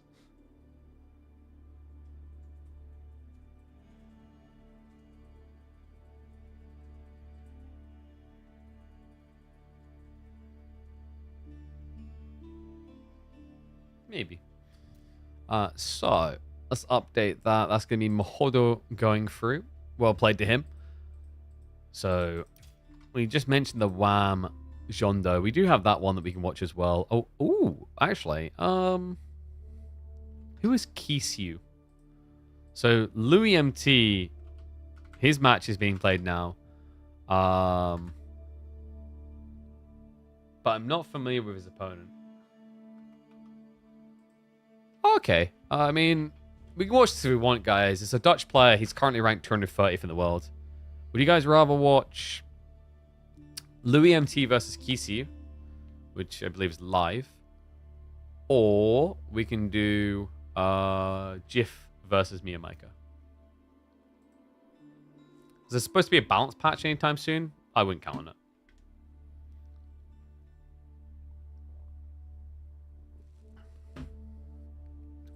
Louis MT, huh? You want the boy Louis? Do we see what is cooking on the new map? Japan versus Byzantines. Let me have a look at that draft as well.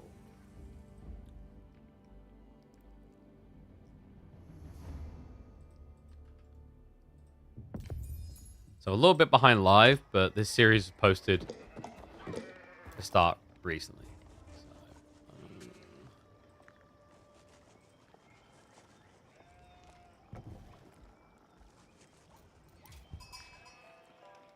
Oh, and we need to add. Boom.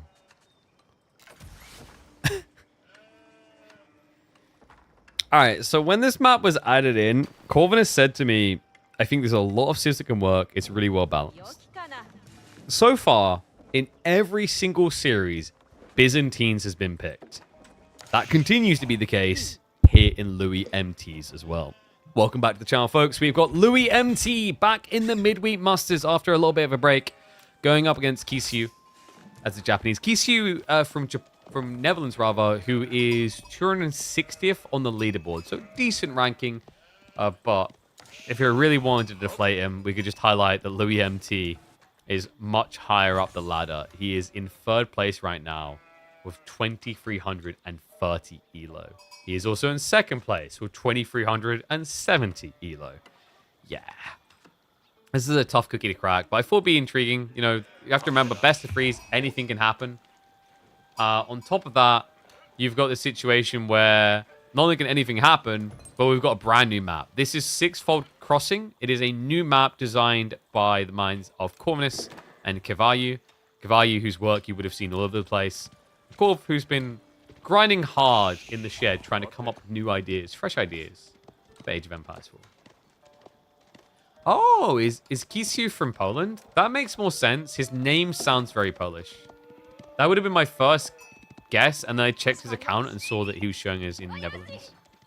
There you go. Nice insights. Thank you, boy.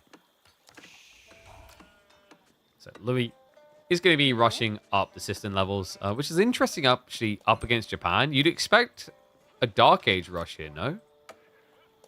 Why did Kisyu not go for any aggro? 15 sheep for him, by the way, and on the other side, it's going to be 12 sheep for Louis. This is to be expected. The sheep spawn only on your side like this. In fact, Louis missed 2, which is why he's behind. Make that 3. So normally you would expect a 50-50 sheep split. No problem. Louis will be fixing that gap, though. He ran across the map to scout what his opponent was doing because he wants to know if it's a Dark Age rush. Now that he knows it's not a Dark Age rush, he gets away with gathering stone. He gets away with having the Grand Winery. There's just nothing slowing him down here.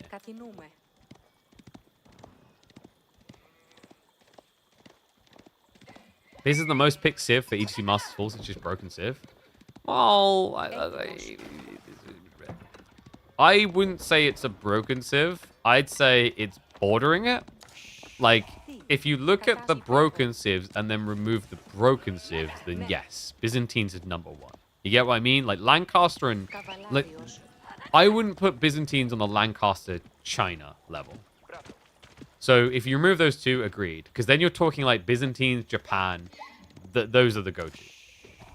So they are like the broken civs in the logic of these things will get through the banning phase often and get picked. Whereas Lancaster and China are often just going to be first banned out.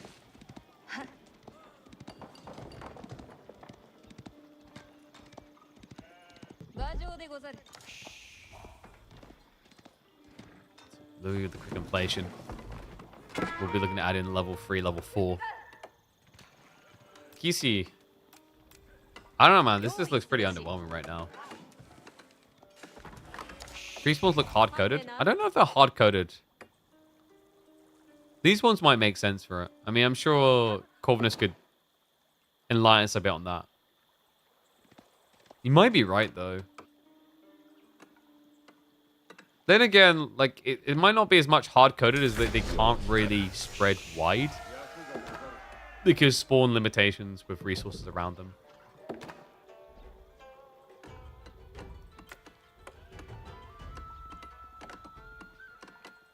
I'm kind of wondering if, like, almost everything is hard-coded. Well, not everything. Like the berry spawns aren't. The gold isn't. Stone isn't. but maybe the deer? Well, no, they vary sides, don't they? No, the deer are definitely like a bit free spawn. I think what's happened here is the river placements are causing a more linearized fashion to spawn patterns. So it has a lot of consistency.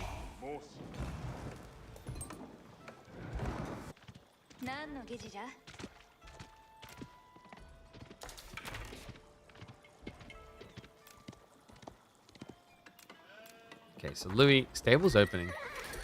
Interesting. Well, he did just scout the Yuumi straight away, which is also interesting that Kisi, like, normally you wouldn't want to just open Horseman because you'd expect a Dark Age rush so your opponent has spears.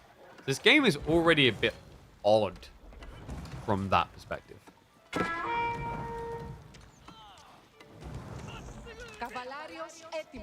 Boom map? I don't think this is a boom map. So far, we've had aggression rewarded, actually.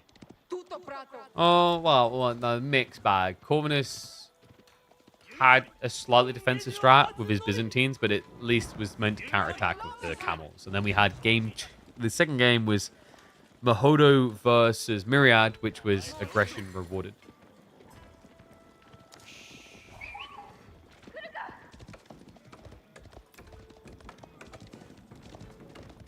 And that is correct. Mahodo beat Myriad 2-1. We also have Corvinus who beat Lash 2-1 so far. I need to update the brackets for that. So we're already starting to paint a bit of a picture here. Blue MT very much the clear favorite, but I thought it'd be interesting to just see more games on this new map. But it also just allows us to see a new player in action. You know, have we got a potential rising star in the future? And, you know, it's always a nice jolt and reminder after what we saw last week where Wham lost to Scarlet Devil 2-1. While Scarlet Devil is still a more competitively minded player, or rather, he's more apparent, obvious contender than Kisi is. The reality is that one of the most decorated players in KPMM went out in the round of 16. That's why we watch these games.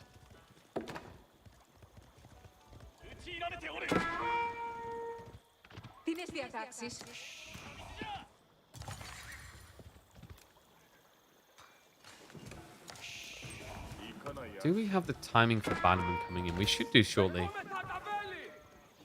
He never bothered to actively gather the stone. He's just been on the teensy-wincy gold in the front.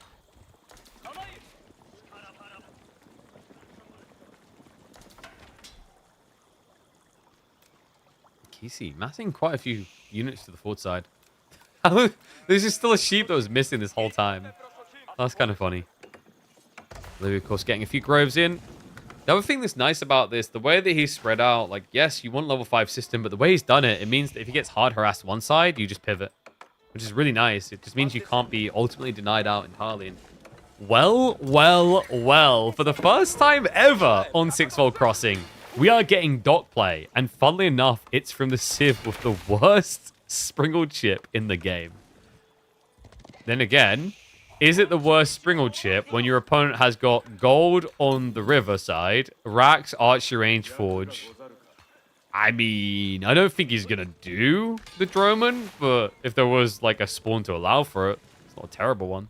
Yeah, instead give you the safety of Archer ships. Archer ships pretty nice here against Spear. Yuumi Mass, it's just all these units that you get maximum DPS against. Yeah, the way I envision this, when I looked at Sixfold Crossing, the best way to kind of describe what I was anticipating, it felt like a better balanced version of that map where you started on a little island and it was all shallow everywhere. I forget the name of it now. It was a cool concept, but it basically just became mass boats to cheese. Whereas this is boats are useful, but boats will not just win you the game alone. There's a fluid motion about it, but it isn't oppressive, is the difference. And that's really important with these type of design choices. I still, by the way, want to see a double canal map. You know the canal map? I just want to see one that's 2 arcing canals with a little cross section. So, like right now, this map, we've got the kind of like the hourglass. I'm saying have one where it's like a diamond with a line for it.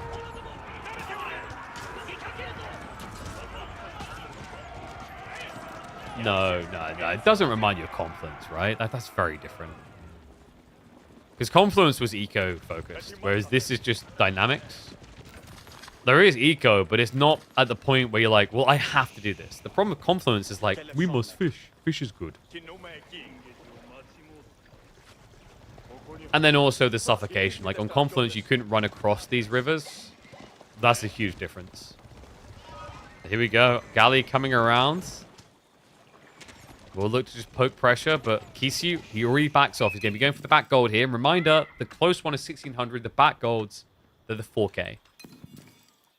A lot more forgiveness on this map than, say, maps like Carmel where you get shuttered and starved. Lombo mass is looking good for me. Yeah, Yumi can be Lombos, but you have to kind of commit to it a little bit. And Kisi is way too divided with Spear plus Yumi. Instead, he's going to look to anchor and go for a castle himself, but Louis MT going to beat him to that punchline, actually. Tech up, about to be triggered. The Chinese whiz kid. Not a good look right now for Japan. Full infrastructure that can get denied out. Flowing Gate hasn't even started to be produced yet. I don't think you can really fight with the archers here like this. Now, Lombo plus Galley is way too much firepower. So tech up will be safe for Louis, and on top of that, he doesn't need to leave. He's just trying to get some outposts up to keep that tree line safe. We'll learn the hard way. That's not that simple. What could Kisyu have done differently here? I think a Dark Age rush is worth it, no? To just slow down the berry timing. I mean, the spawn was really good for an outpost rush on the tree line as well, which, you know, he doesn't know until he scouts. It is, I think, Dark Age rushes are slightly more gamble on this map, because we already saw in the Corvinus Lash series that the berries were so close to the shoreline that, like, it only left one very close outpost placement, and you don't want to place the outpost too close. Outpost rushes are like a refined art. You know, if you use the wrong mixture of colors, then no one's going to come and view the canvas. And it's the same with placement in that regard. Like, if you get the outpost too close, it just gets denied. So maybe that was the worry for Kisyu. It's also possible they may not have spawned the map. We've had this in the past with players where they just genuinely didn't spawn the map to see what was happening. Or rather, they would spawn the map, they think about it for like 10 seconds, and then they're done. The problem with that is, like, you need to kind of digest it. Go through the motion again. You know, spawn it a few times, think about it a few times, think about different civs. Obviously, the early days is a lot of theory craft, and you don't know.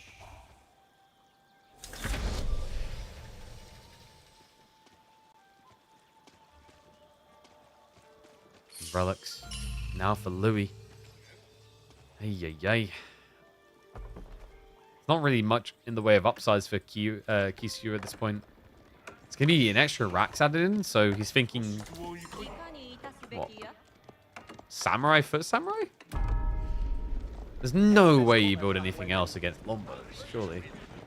Spearman, Onibugeisha, those are death sentences against Lombos. In theory, Onibugeisha is pretty good, but you have to get enough of them. And getting to 30 plus Onibugeisha from this type of position takes a lot of time.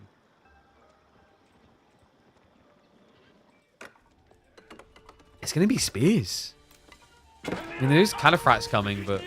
Wait, guys. It's happening. We've got a Droman on the way. Could this be for heavy Dromans? Because it's actually kind of sick. With heavy Droman tech, it leaves burn on the ground.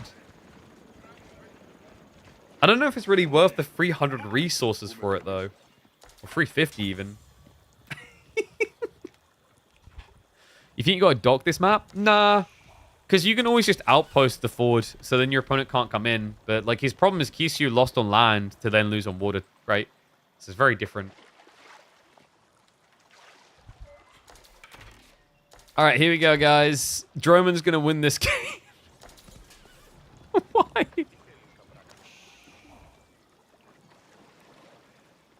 Now, it's very important that we watch the Droman. Because what it does next could be decisive to the outcome of this game. He moved! He moved! Oh my god, I didn't know they could move. I like how they just have a little porthole at the back for staring out when you're running away from things. We need to turn around. They're chasing us. He's moved again. Wow, this is like the most engaging Drummond gameplay we've seen all month. Because it's the only Drummond gameplay we've seen. Mad Samurai raiding. Look after the outposts. Well, there's Cataphracts now, so that's a great response. Like, Cataphracts has been impressive, man. Like, they're what, #1 cavalry in Castle Age, I'd say now? Per entity, for sure. You know, Mounted Samurai, they have their upsides, but you'd expect something that costs this much more to beat a Mounted Samurai. Maybe expect it to be as close as it can be. There's not really many units that can beat a Catarau. Not of the same category, anyway. Let's see what I've done there. Look at him! They formed a Congo line! Wait, guys. Oh my god, this looks like a Transformer ship. This should be a thing. The Droman Galley. They just drive each other forward. It actually looks like he's just turfed it up on the front. And what? Oh, that's the combo. They transform a combo, and then the archer ship shots are all on fire. So it just spits fire at archery range. That's the way we make Byzantines good on water. We figured it out. This is like when you just go to the local park, take your dog for a walk, and the Dasher Hound won't leave your little puppy alone.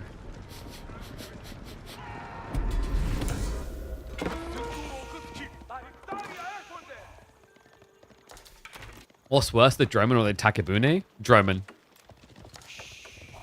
Because it's true to its name, you drone on about how terrible it is, but the Takebune, like, just say it out loud. A Takebune is much more impressive. Just on namesake. Lol. Louis is going to try to duck through. Will not be able to, gets clubbed down. But Lombo's coming in behind to punish. He's moving up now. Sacred Site's being locked in. This is tricky, actually. The Dromans, they've got okay-ish range. 4 tile range to reach half the Sacred Site, so he can kind of burn into a fight when it's happening. I'm really selling you hard on these Dromans, in case you didn't notice. Like, guys, you should buy Droman real estate today.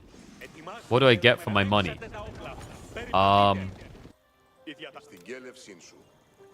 When a Droman loves the galleon. Okay, no, they're moving again.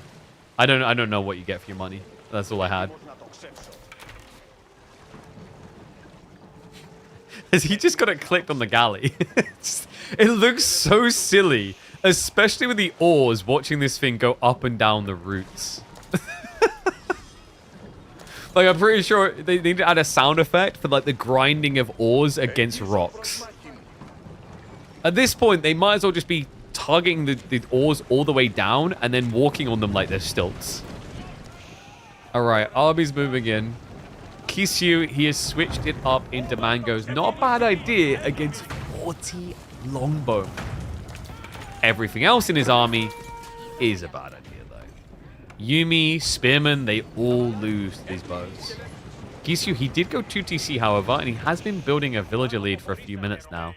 70 to 58. The issue, though, is the system effect means you're not actually ahead.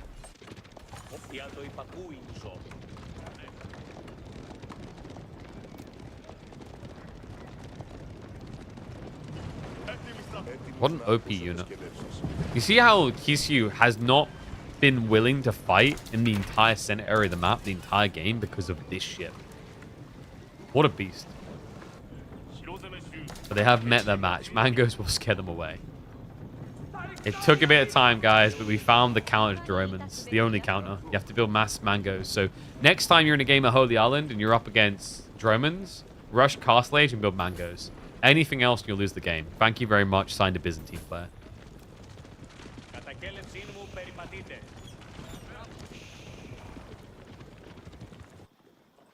Kisyu now playing about as wide as you can get here. Berries on south, gold on north.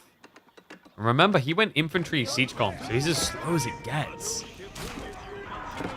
Louis looks to step in. We're about to contest. That's -5 workers there, and Kisyu, he's going to have to allow it. His army is not big enough to fight this. Good news is 2TC allows a little bit of leeway. And not the Droman! Not the Droman! Oh my god, look at it go! To hell! It's going to hell! Woo! That was close. Oh my god, they all almost got first degree burns. Whew.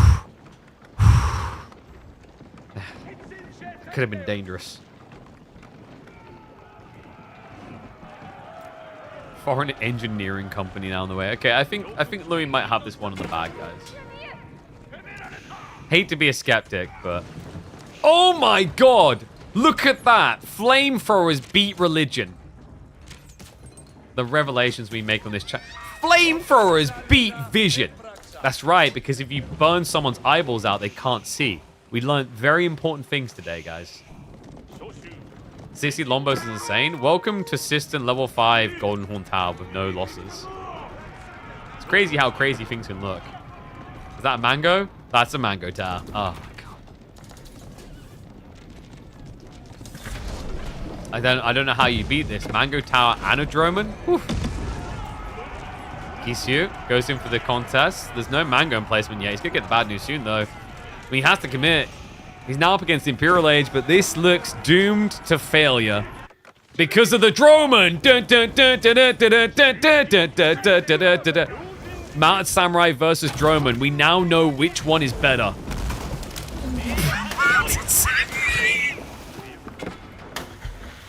I knew it was an OP heavy cav. Main fight. Trample delayed, now jumping in. Cataphracts, they're just going to jump on top of the mango, so they're going to get wiped out. Longbow's now with the elite tech, able to dictate terms. And there you go, folks. It took Kisyu 20 minutes to beat that Droman, and that was far too long. That's why Byzantines are clearly OP. The Droman was half dead. We need to talk about your eyesight. I think you've been burnt by a Droman. That Droman was 95% dead.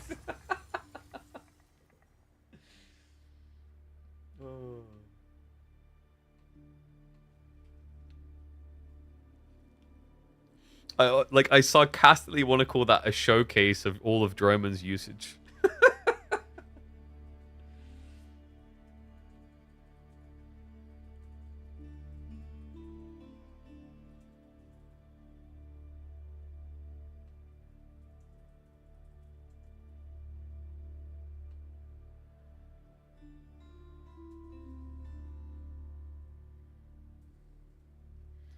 Oh, I feel like it's just a troll upload, but I don't know. I feel like that game was good vibes throughout. All right, so game number 2 is going to be Delhi versus Chinese. I don't think we're going to be seeing Polish might multiplying in the KPMM this week. That's a pretty rough matchup. All right, so upcoming, is this Dry Arabia? It is Dry Arabia, yes.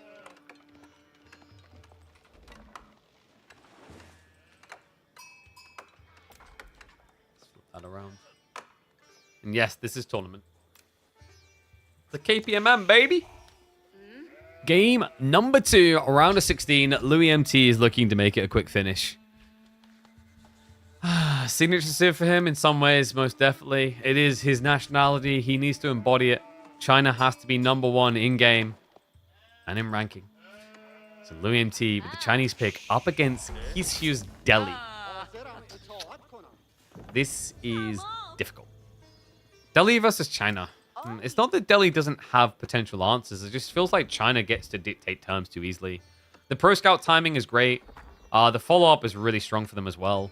You know, they're able to turn Pro Scouts into a good push off of like infantry blob up against Delhi. Or they can just look to tech out into castle. Whereas Kisyu, if he can't secure Sacred Sites quick enough, teching up is difficult. Sacred Sites, I mean, maybe this is good for him. They're a little bit more congested in this map spawn. A reminder, guys, Kisyu, he is a top 300 ranked player in the world, so it's not terrible at the game. It's not lol noob, oh my god, we got a plat guy. It's just, it's very hard. You're up against Louis MT, who is a top 8 player in the world. He is also ranked 2nd and 3rd in the world right now on pub ladder. Very capable guy, very difficult guy, and I think it was hit quite well earlier. I noticed it was said in chat. I think Boy brought it up. It's like Kisyu has civs that he's really good with and ones that he's not so good with. He's at that caliber where he doesn't have as robust of a civ pool.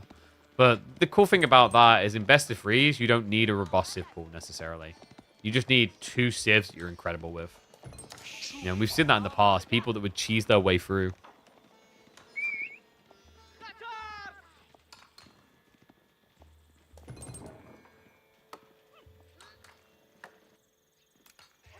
Who's top 1 on the leaderboard right now?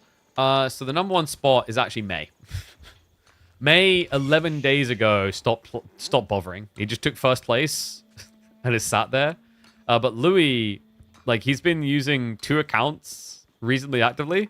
Like, he's on the verge of surpassing May with both of them.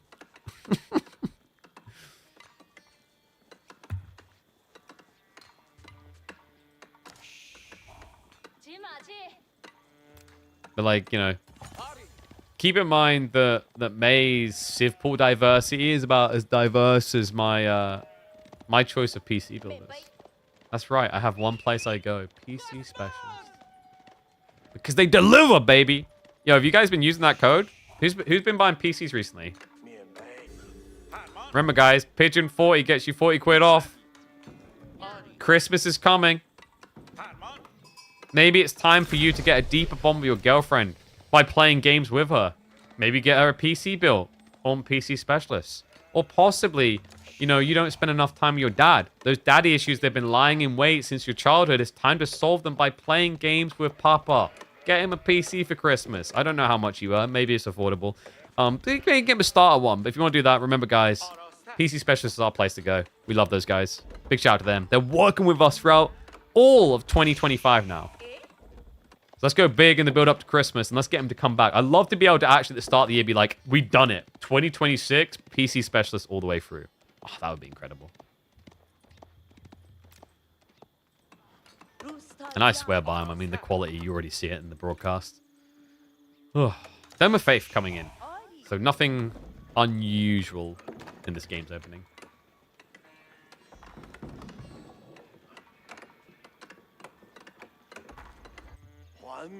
Is there anything bad about Louis' spawn? Double D in North, but you get pro scouts coming in so fast, it doesn't feel bad. Like, remember, he's already aged up. Kyusu's playing catch up with 6 on a Dome of Faith. He's got enough wood to drop to the Ghazi straight away, which we should like to see. Sometimes Spearman seems like a good idea here, but the problem is against China, if you produce Spearman and send them over here, they can just archery and then supervise to get the initial archers out quick enough that their pro scout timing isn't hurt. That's the disgusting part about China. Honestly, supervision does too much. I do wonder sometimes if supervision should be a scaling eco-tech. It's like 10%, 14%, 18%, 20%. Because even with that, if you leave the production rate the same and have the taxes the same, it's still a really bloody good tool. The other thing that I have suggested before is almost just locking some of these things behind. Like, for example, you'd have to go Barbican to get supervision speed on production. And the Imperial Academy, you could have that increase you from 10% supervision to 20%. So you still get your buff quickly. But then to get both, you have to go back to the second landmark. Because, like, right now, the big problem is China just gets all the good stuff way too fast. It used to be they suffered because they just didn't have this strong early game. But especially now when the Pro Scouts meta on top of it, like the Pro Scouts in particular becoming good again, sent them into overdrive. They just don't have a weak point anymore. Supervision shouldn't grant extra resource only gather speed. I would agree with that. Like, I think the extra resources is kind of nuts. It made sense before when China had a really weak early game because they had these limited resources and they needed it to last longer. But with how often we've seen China dumpstering people in feudal age, I don't think there's necessarily as much of an argument that they should have 20% more of a limited resource. You know, look at this. This gold here, instead of being 4,000, is 4,800. You know, each one of these deer coming in, instead of being 350 resources, rather, it's 420 resources. That means per deer stack, instead of getting 2,450, you're getting, what was it, almost 3,000?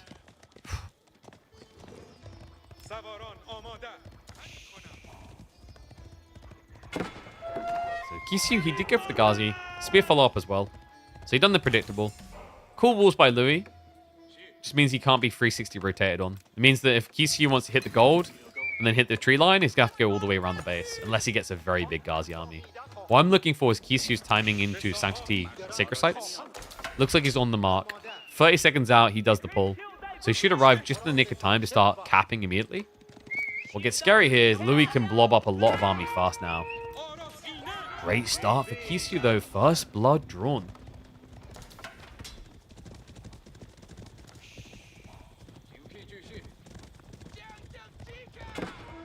A reminder, no, finals is Thursday for our weekly.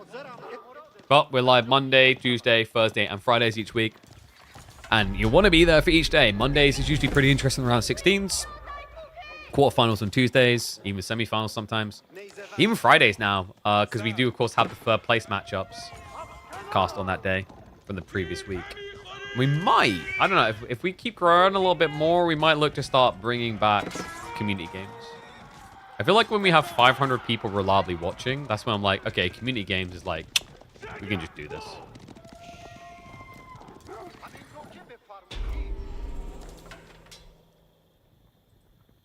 Oof, only one Sacred Site locked. Louis, he sniped the other.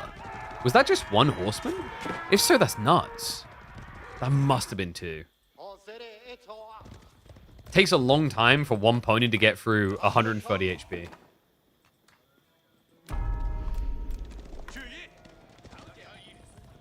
Louis now with the infamous archer switch, double archery range. He could just add in an extra Imperial official and supervise. That's like the nuts thing, I think, with imp officials as well, is, you know, extra archery costs 150, extra Imperial official only costs 105. But also, in fairness, in this matchup, Delhi has a similar thing, where they only pay 80 resources to essentially get double production.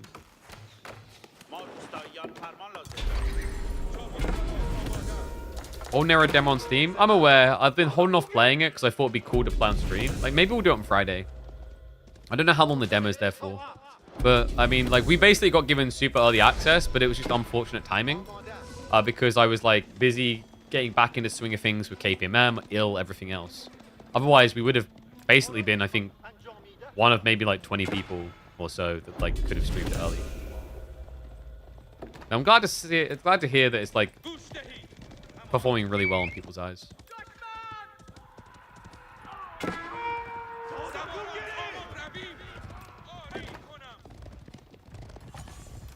Louis just trying to slow down this Sacred Site situation. Good spread, wasting a lot of the Ghazi's time, but good reaction by Kisyu. Splits off, isn't going to get baited that easily. Louis' army is building. He now has military edge. They're neck and neck, but the difference is the scholar count. It's not real military here.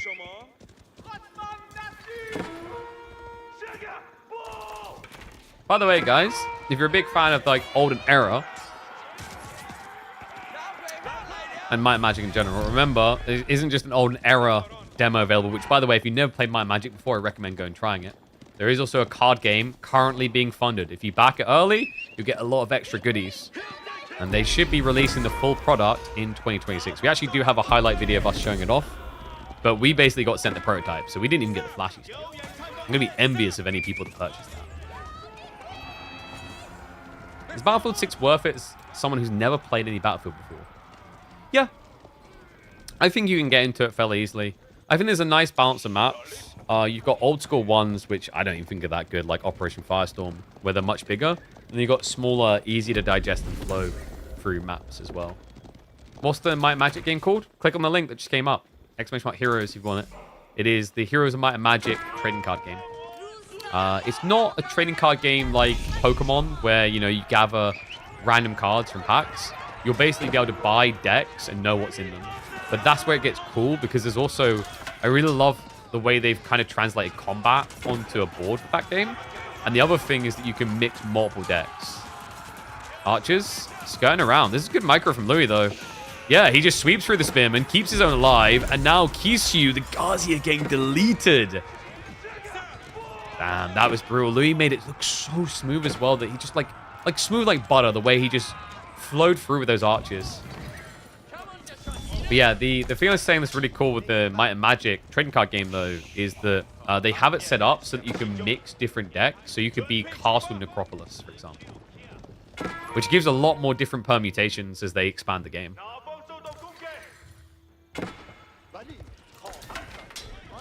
This is why China, seriously, it is why China's bad.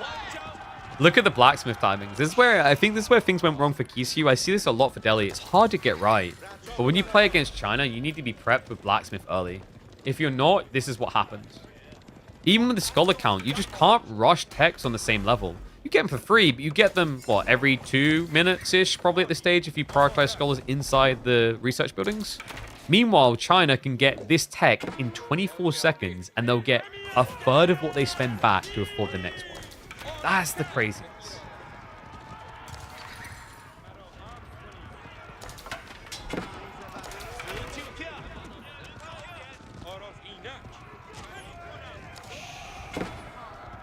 Now, Louis MT. He could just castle, but why bother? He saw that Kisyu was exposed coming out to the berries, and now he's finding his way towards the backside as well. Kisyu, he does have pro scouts, but didn't try to drag the deer home at all, which is a little bit surprising. Gives Louis MT even more runway, as we're seeing here. Yeah, this is a free deer stack game. Like, you've done nothing to deny pro scouts. And that's a big no-no. If you can't stop pro scouts, or at least significantly slow it down against China, you're just never in the driving seat. This clash. Looks like Kisyu's about to get turfed out. Scholars, we talked about this earlier where they're very good at tanking in early feudal fights, but this is not an early fight anymore. Your opponent has 35 archers in total, about 20 in the fight. So it's capable of 2 or maximum 3 hit killing scholars. They just don't last that long. And archers even just stand their ground on the backside of this. Perfectly timed there. Just a few guards remain. The Spinman coming to sweep through that. This is over. It is going to be a 2-0 victory for the Chinese WizKid.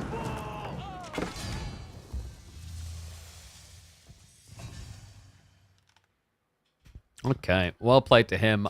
So up next after this, we can check in on Miamica versus Jif, which I think should be an exciting one and a tighter one. Good question came in, by the way, about pledges and which one to go for. So I believe, wait, wasn't that just the big box one, or did I miss that there's additional ones? Oh no, there is additional ones, right? But like, obviously you want the big box one, which is going to be, here you go. If I switch over, I can show you guys.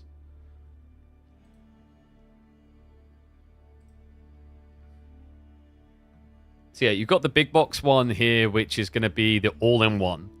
So it contains all the gameplay components without separate expansion boxes. I believe within that, yeah, it's like all the starter packs. So you'll get your hands on the ones that we issue off, which was the Necropolis as well as Castle. You can see that you're going to get the Tower in there, Dungeon, Rampart, Inferno, Fortress, Stronghold, Conflux. It's a whole kit and caboodle. But if you're not that type of person, like you don't want to get everything, which is over 800 cards, which is actually pretty crazy to say out loud. You can always, I believe, just choose certain decks, if I'm not mistaken.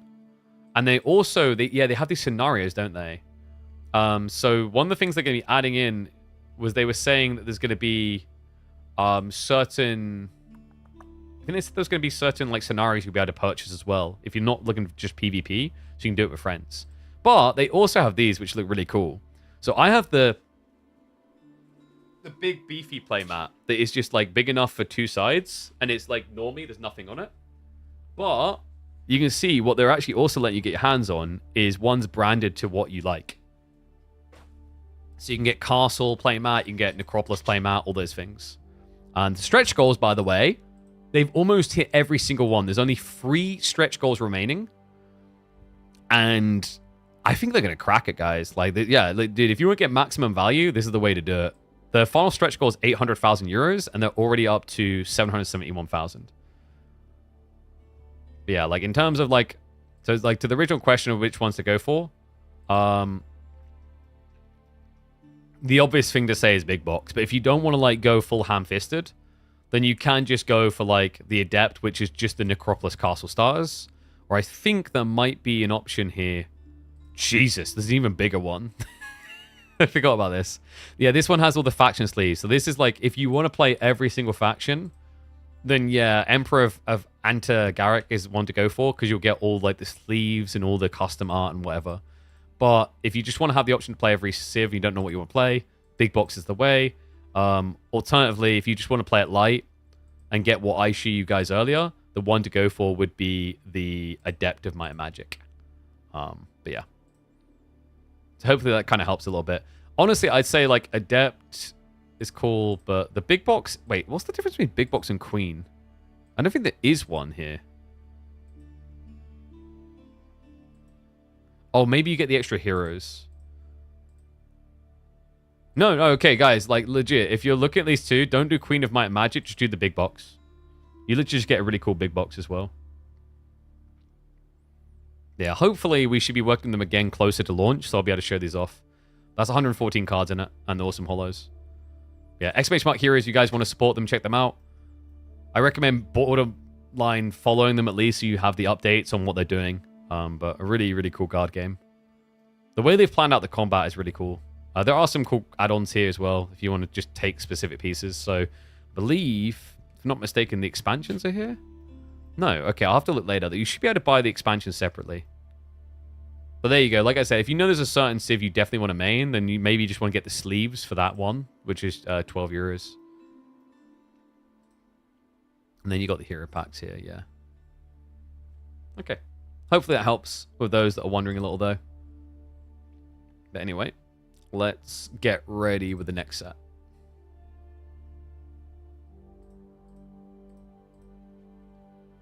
Is BC participating in this tournament? No. I mean, I'm pretty sure he's not participating in any tournaments anyway. He took a break, right? So, let's get ready to go. Next series up, guys, is going to be Jif versus Miamica.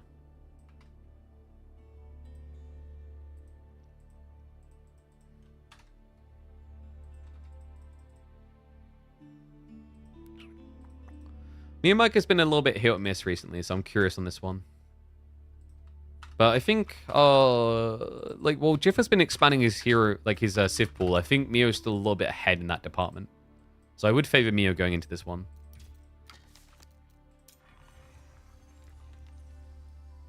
Is that Kishu? GG's Kishu. A good effort, mate. We did, outside the meme round, we did talk a little bit about some of the elements in the gameplay.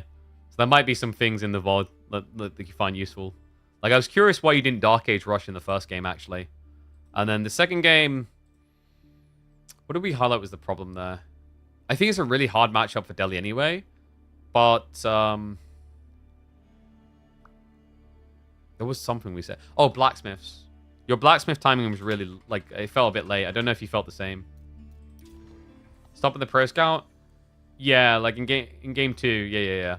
But, in game 1, yeah, I think in game 2, your biggest problem, I don't know if you felt it. You had undermesh when he had everything you needed. Because, China's the true stressor when it comes to blacksmith decks, right? They just get them so fast and so cheap. So, I don't know. I don't know if the play there is to open blacksmith straight after, getting 2 or 3 Ghazi, maybe. It's so difficult, though. I think China's just ridiculous to try and contest that early on anyway. You definitely had the right idea on the Sacred Site timings, though. But let's get ready. Game number 1. Wait, I just realized Knights Templar made it through, guys. Oh, God. Wait, is this a toss-away civ? I think we got a toss-away civ. One sec. I do need to open the door. That's true. Game 1, you lost the drone, and it just makes sense.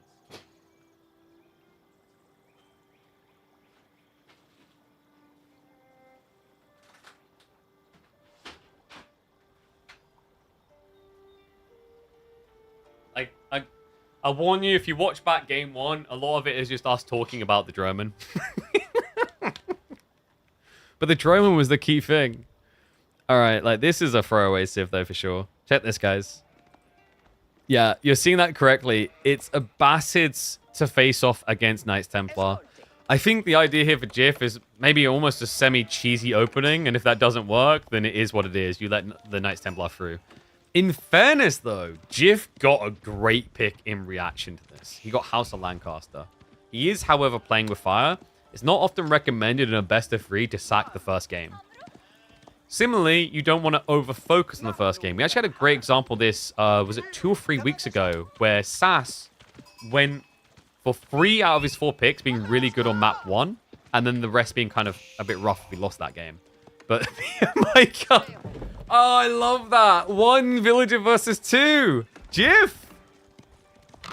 Is this happening? Is Knights Templar going to lose on water? This is a great start. GIF music with the Abbasid pick into Miamica's Knights Templar. Read him like a book designed for 2-year-olds. The double villager to deny the drop in the center on Sixfold Crossing, this brand new map. All right, and GIF. Oh my god! He brings a third! Okay, but Mio did bring 2 extra, so it's going to be even Stevens on the count. GIF's thinking about it. He's got his scout here as well, so he can get a slight DPS advantage. And shivs are coming out. Dude, this is crazy. Like, I love the fact that GIF had the hindsight, the foresight rather, to just pull a third villager rather, in anticipation of the triple pull. But that's a great start. Mio Mikey got first strike. And you get first blood. Looking a bit dicey. So he actually just sacrificed the one worker running away. 2 are going to return over the side, though. Shiv's out again. And, well, this is now a 2v1. 2v3, rather. Shiv, there's the 4th. To replace the 3rd from before. Scout's going to chase down the injured worker. That's going to be killed there. Yo. Is he going to beat Knights Templar when fishing's involved? I mean, in fairness, it's pre-fishing. Shiv's out again. That's a worthwhile trade if you can now get the kill. But no, Jiffy didn't move for the animation. Yeah, his villagers stood their ground after Shiv out. So this worker, I mean, he should be dead, maybe. Definitely. Jiff's going to get another. What? Oh, so close yet so far. Run, little worker, run. You call that running, you little chubby kid? This is why you failed round track. This is why you weren't chosen for the marathon team, for the 400-meter dash. Oh, God. All right. 2-1. Jiff now leading by 3 eco units as he already has fishing boats coming out. Oh, this is disastrous. I realized like 30 seconds in, we were like, oh, so done. I hadn't pressed the record button, and I regret that. What the hell? Not sure about this map? Why? This is the first time we've had a dock contest in the middle, actually. Most players haven't been going for it. It's just because of the civ picks. Like, this was Abbasids versus Byzantines. You just have Abba doing fishing, Byzantines going feudal and whatever. House of Wisdom now on the way for Jiff, though. What a start. What a start indeed. Because remember, Mio, he's got a dock to set up for military in Age 2, but he can't fish here. The fish are in the center. On this map, on Sixfold Crossing, there is 5 fish in the center. Very evenly spread, actually. I like that they've done that. They're not close enough that it just feels broken and you just get all the fish in the world. They're very, very widespread. But I think that's where Jiff's idea of Abbasids is pretty cool, because Abbasids only pay 75 wood per dock. So you can kind of justify multiple docks around here. Mio, now Kingdom of France on the way. Also, I can't believe we're seeing like Knights Templar lose. Someone's like, I don't think this map is it. Why? Are you a Templar guy? If we went down to your basement, would we find like a Knights Templar flag and a helmet? Carrying on the great-great-great-grandpapa's work as Grand Templar?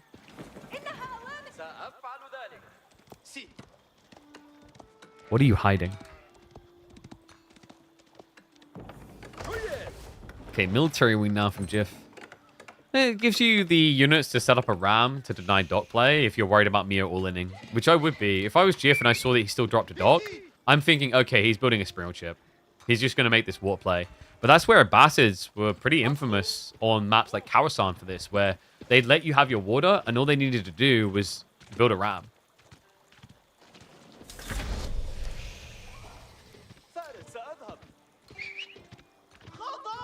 Mia, surplus resources. No, he goes straight stables. So Chevalier. Okay, and Jiff doesn't know about this, does he? No, I think he wants to not go too deep in case a boat comes out and gets him low. Second dock for him. Miamica is keeping an eye on the gold situation at home.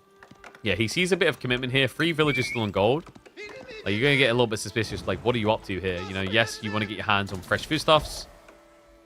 Eventually. And there we go. Mill's coming in for that now. Jif just subscribing to the Miamica logic. Mio's infamous for just spending the entire workforce to do something. We just watched Jif use 7 workers to build a mill.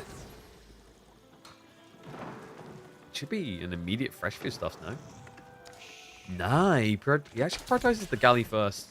Chevalier are now on the way, but remember, he's got the double spear to contest that. Double Chevalier would be a problem for Dark Age Spearman, though. Currently, it's only 1, and he's really fixated on those worker kills. Jif. Oh, that was kind of cool. So Mio used the villager retreating to get further away. I think he could have got that kill instead, though. Instead, it's going to be night down, no worker kills whatsoever. Archer ship comes out from Miamica, but it gets contested. The demo follows up past, but this is tricky right now. It's the healing. The healing's making the difference here. He gets the trade out. Impressive considering the Chevalier the entire time. Fishing boats have now hidden on the north side for Jif. Mio bringing the demo around, but...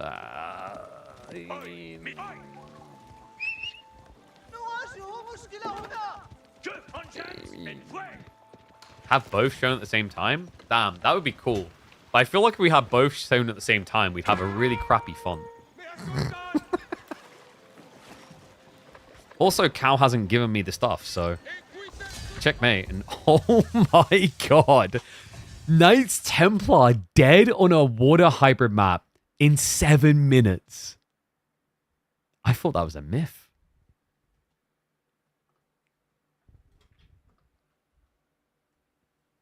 This is what I mean. Like, would you upload that game? I feel like you wouldn't. People wouldn't watch it.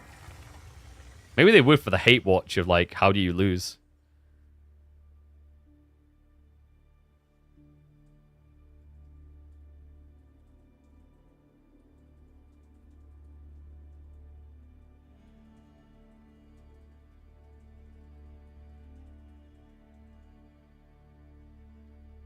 That's a unicorn?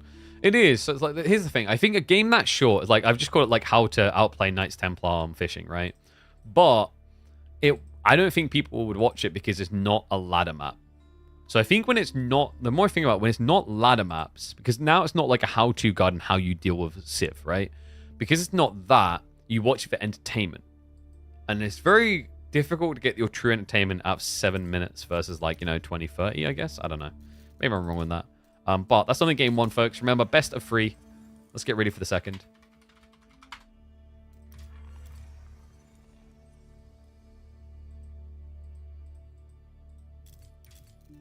We are going to be going Dry Arabia. House of Lancaster. Versus Japan.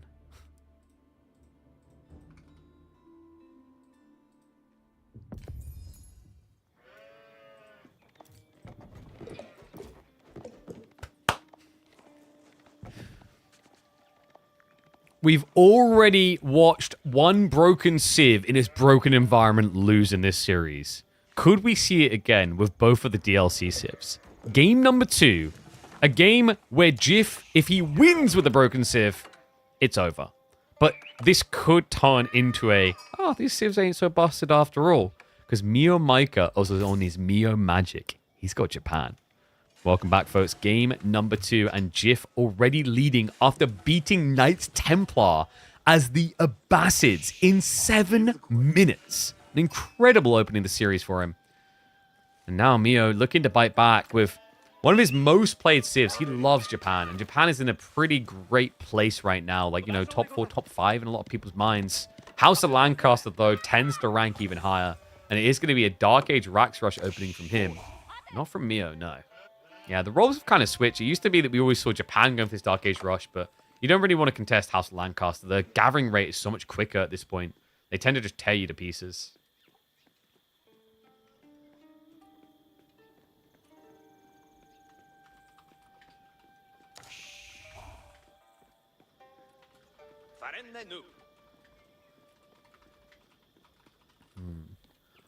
So what would Miamica's key objective be here? Okay, so he's going to Rax. So I was stroking my chin here, because the thing you have to keep in mind when you watch Miamica, if there was one player who would just Coca, this is the guy.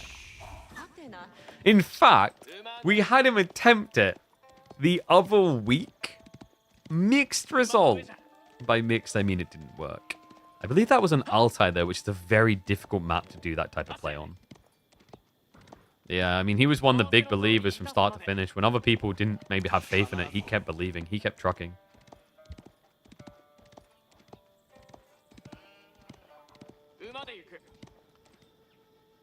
And yes, well, the reason why Miamica went to Wara is because it gives a better gathering rate than sheep. So actually, he could justify moving across into berries now, but I think the problem is because he went for the racks, he doesn't want to have the other time with these workers walking over to the berries. Let's go samurai. Oh, that's interesting. Jiff, he stopped. That's pretty cool, actually, for Jiff, because by forcing a spearman and a samurai, Miamica has invested more in the Dark Age. Yeah, remember, Jiff, he spends the full 150. Meanwhile, on the other side, Miamica is only 75 wood for his racks, but then, because he added in a samurai, it's an extra 130 spend, which eclipses the discount of the racks. And what is up, Abadakis? Thank you very much, mate, for the prime sub. No, not prime sub. Normie sub. Appreciate it. Even better. Thank you very much. I'm used to saying prime sub for some reason. Well, you are a prime candidate for a thumbs up. Appreciate you, mate. Remember, guys, always get those subs in, whether you're watching live or later. Drop them on the Twitch side. It does, of course, help support the channel, so that we can keep on doing tournaments like this all the time. Okay, Abbey of Kings now on the way up. Shouldn't really be harassable. If he gets poked here, you just move the villagers inward. So a safe landmark placement. Miamica now getting ready to mirror on the other side. Final gold drop-off should be coming in momentarily. And we should be looking at Akura. It's not often you'll go Coca after raxing like this.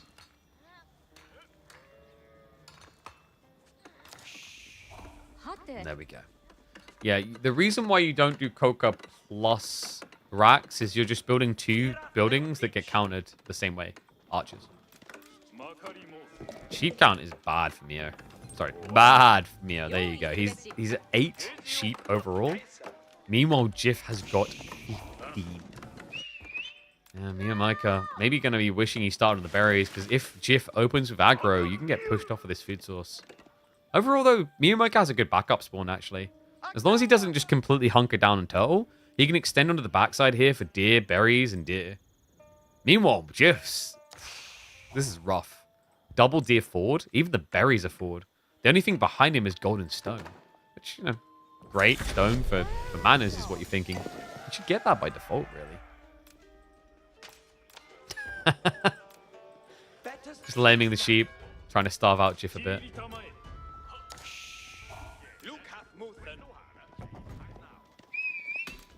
Jiff will now be moving on the stone.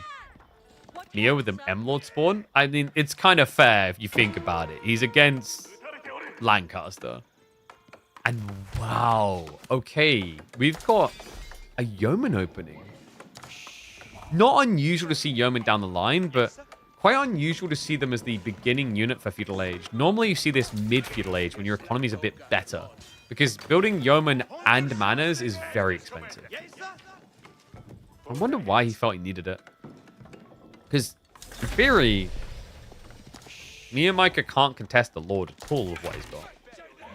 The Lord just beats Samurai because he'll club him down 1-to-1 easily, and then he'll run and heal. Try to switch up from Mio, though. Wait, what? We've got Bugacia. Bugacia, but he saw Yeoman, so he knows it's Yo's. Why is he Bugacing? Maybe he thinks this is a bait and switch and is expecting Hobbler, which are going to be there. Mio's a Bugacia enjoyer? I mean, sure, like, you might be a Bugacia enjoyer, but, you know. How to put this? Best way to put it is, like, I am an enjoyer of alcohol. You know, I like a good cocktail.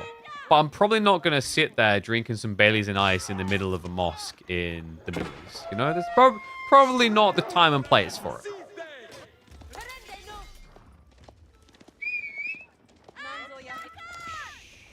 Like, you know, I'm a big fan of Modern Warfare 2's campaign. Probably not going to go to, like, a War Vets meeting and sit there on a PlayStation 3 playing it in front of them. Actually, I don't know. I don't know if they'd be that bothered, but, you know, you get the point.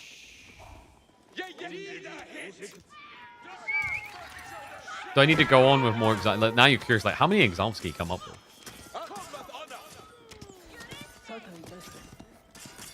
I feel like being a smoker and going onto the lung transplant ward and just breathing in their face.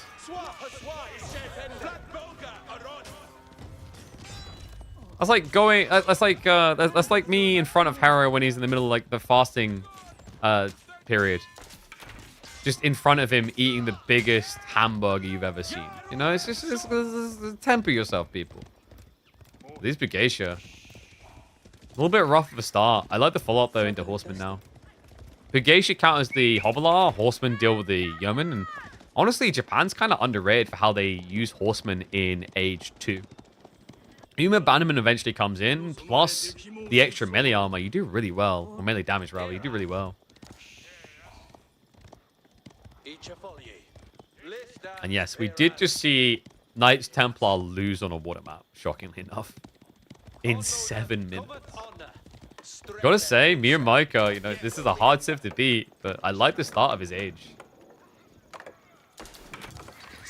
Bugacia don't do anything versus Hull. That's not entirely true. Bugacia do pretty well against Hobbler. They're actually a pretty damn solid counter to Hobbler. I do worry for this spear switch, though.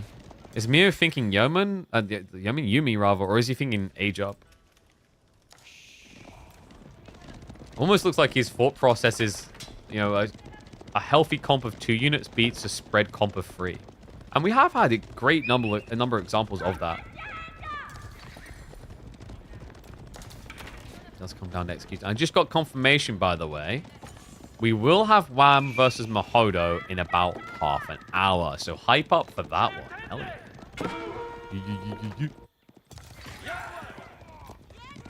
Hobbler raid in the backside. We'll just be scared away. Neo is also is a click and draw, no range units? I mean, sometimes it does. You've clearly not watched Miamica play Chugnu. That's all click. Oblard. A little bit out of time being achieved. He has got a worker kill so far in the game, so it's somewhat paid off. Neo, I wonder if the idea here is just scale the Bugacia into a castle play. It's pretty freaking crafty if so, and oh my, what a hit. He finds the wheelbarrow-less workers on the back. Jumps on in, it's going to be -1, -2. We'll be happy with that. Jiff, that's going to force whatever army move out was underway to stay back at home now. Remember, this is the beauty, actually. I love this comp. I remember rating this as one of the highest impact, lowest valued comps in Feudal Age for Japan. Bugacia plus Horseman gives you the mobility to avoid bad fights. Always. And it gives you the speed to punish people for being out of position. Hobbler's try to punish. Did get 1 Horseman, though, so not a bad trade there. I thought for a second Mio would be looking for the castle behind this, but no. He continues the inflation. He has to... He actually has to maintain map control if you think about it now. He's playing wide berries and back deer, so he's quite spread. If he just ages up without an advantage, he's just going to get dove.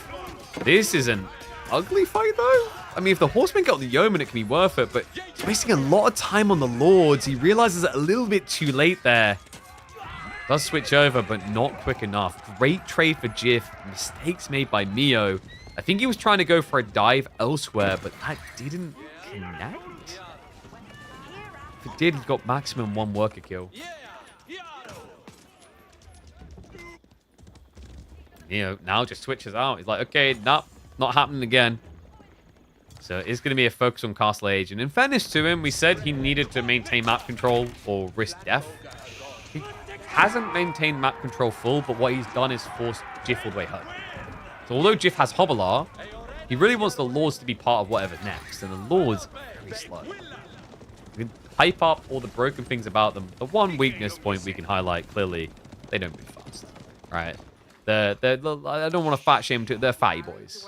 Right? They're putting a few too many pounds, which is why they can take so many stabs. You know, you stab them, gravy leaks out. They don't die fast. They don't move fast.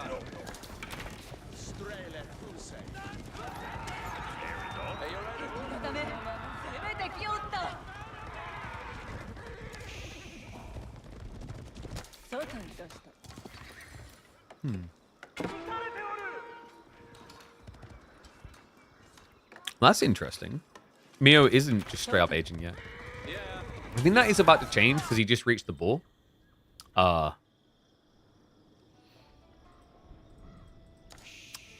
It's almost time.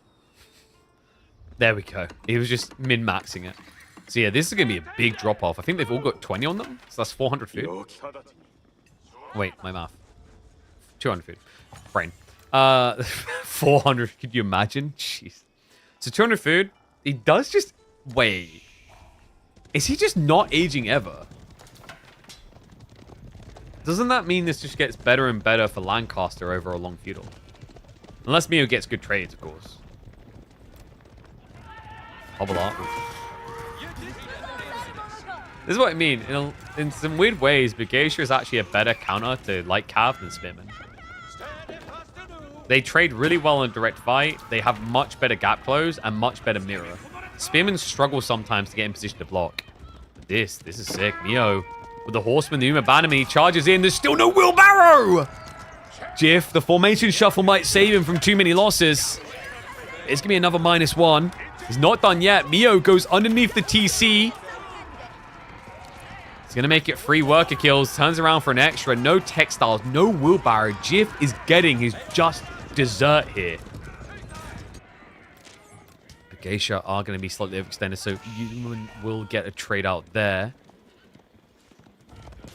The Bugacia wave just keeps on building, weirdly enough.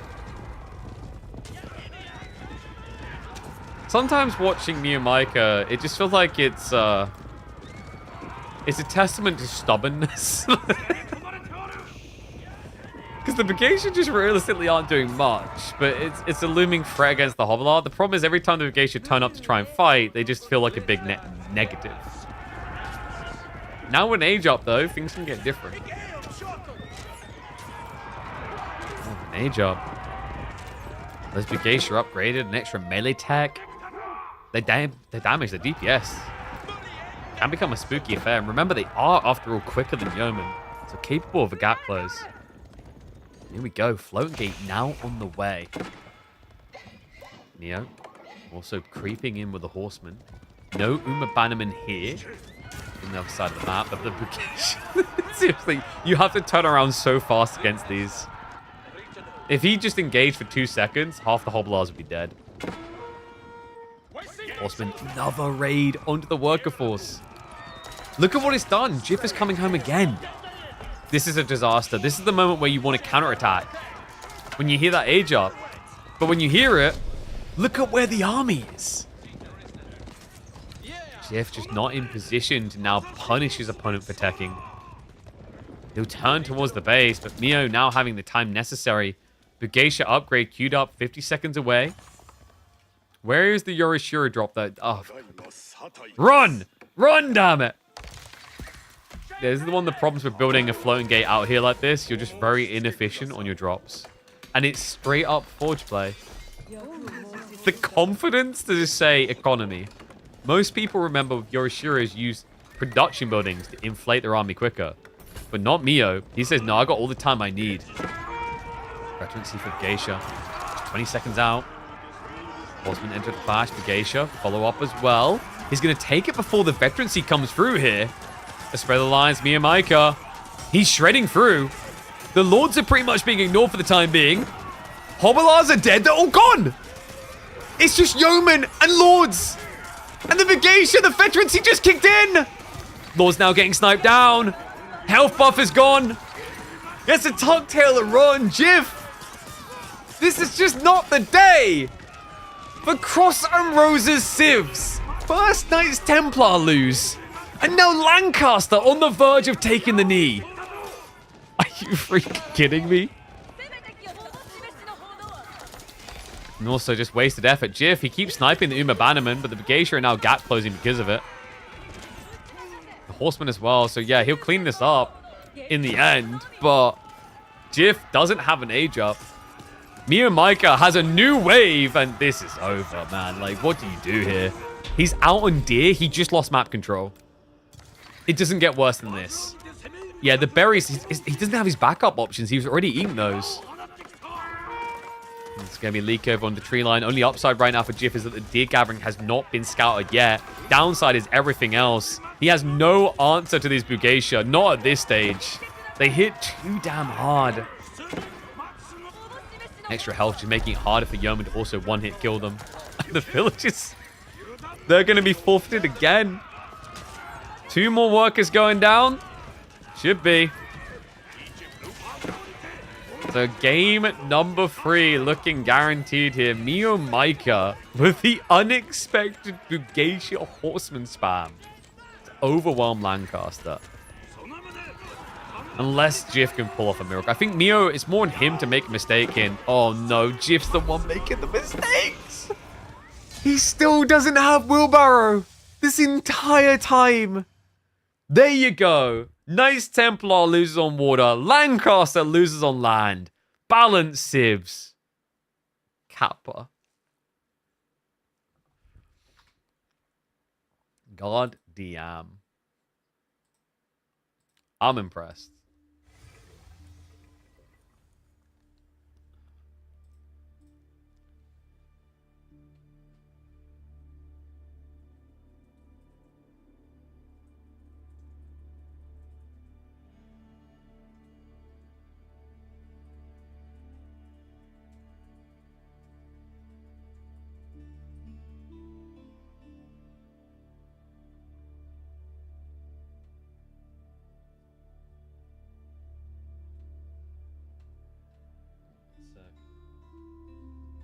Do we have any live series? Yep, we've got Wham series coming up after this.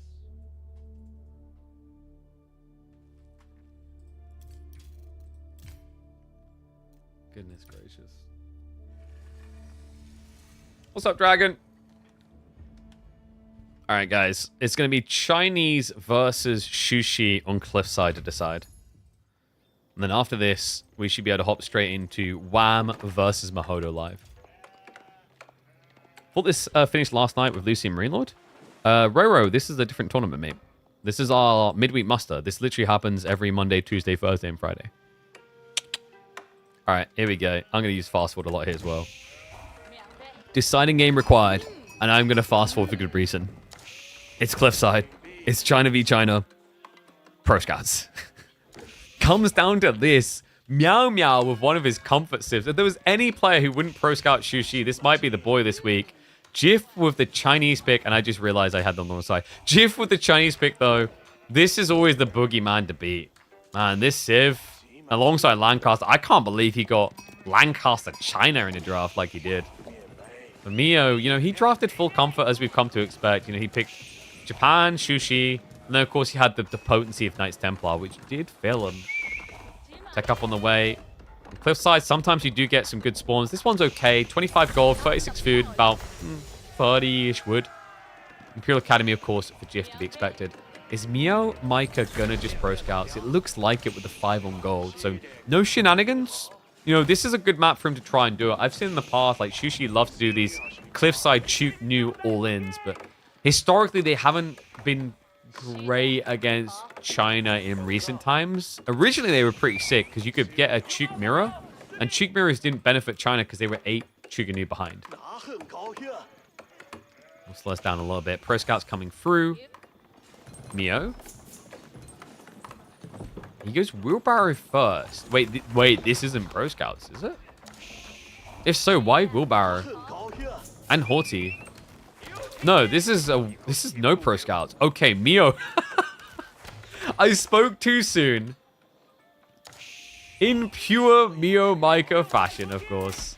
It is gonna be a repeater bow strap. I love this, man. I love that Miamica just always puts his own little stamp on these civs.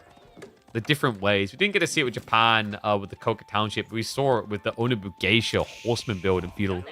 And now in game number 3, in a deciding game to see who's going to be eliminated and who's going to be heading through to face off against Wham. Oh, God. Not Wham, sorry. To face off against the Louis. What a way to decide it.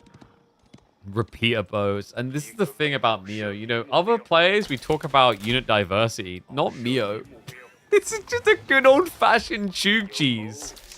Ah, the cheese connoisseur is back.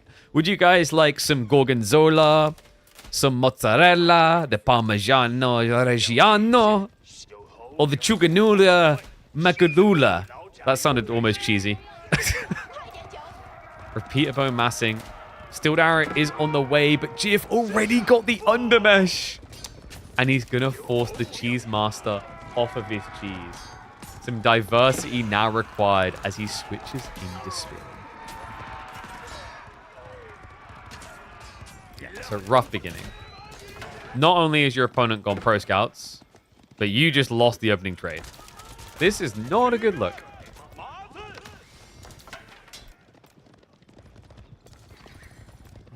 The worst part about it is the fact that he was so focused on his archery range production rate, he never supervised for Steeled Arrow.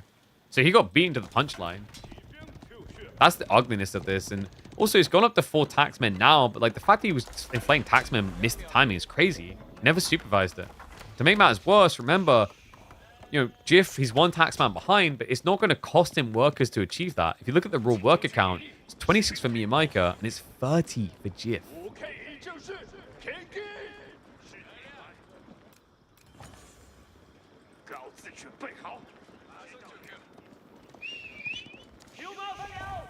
Yeah.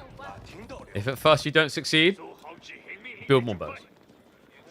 The problem was not enough firepower. Ah, that makes sense. Shoot them harder. He's going to try to sneak in, but Jif sees this coming a mile off.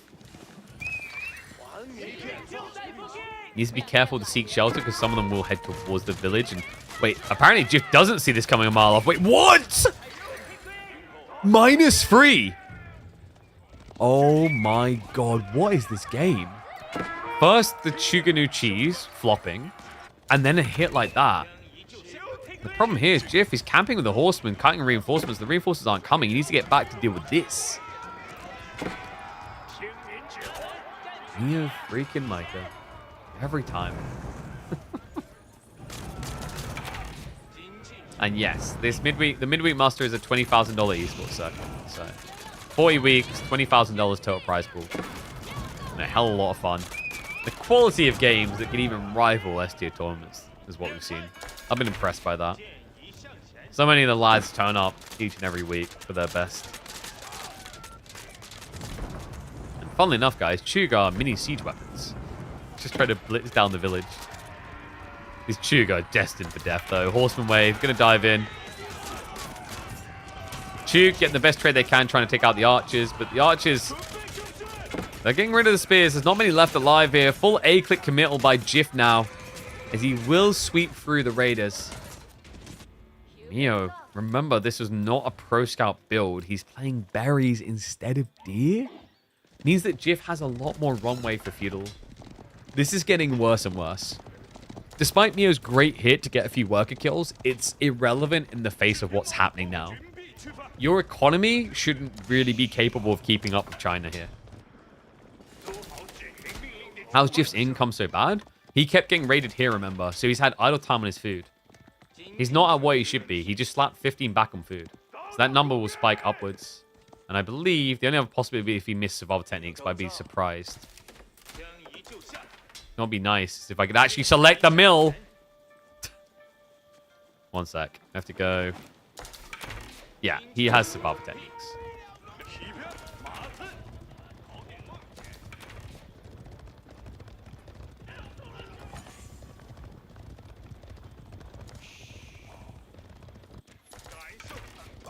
I'm showing up the archers. Oh boy.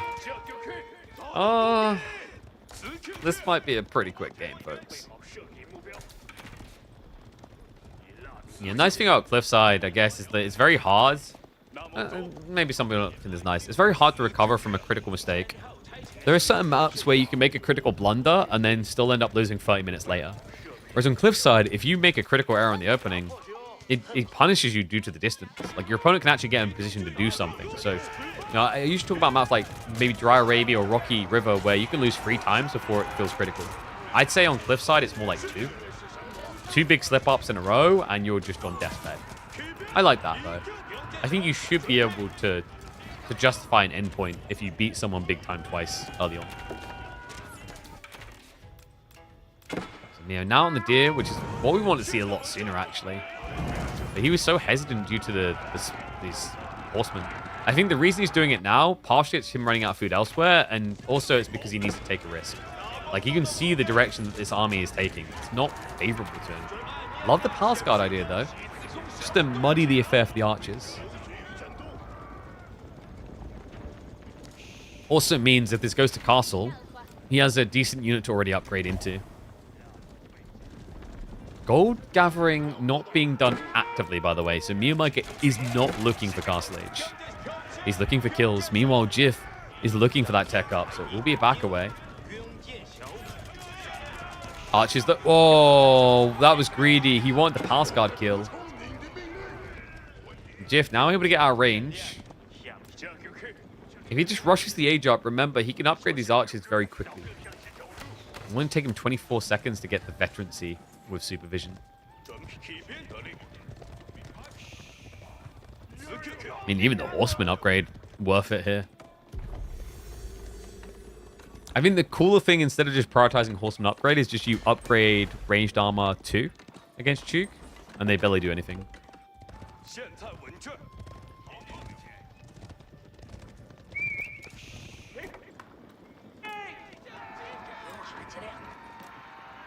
Clock tower about to complete. Miamica up to 11, soon to be 15 Palace Guard, but he's still not gathering gold. This is looking pretty bad. Age up complete. Veterancy for Archer already queued. You can almost afford ranged armor already as well.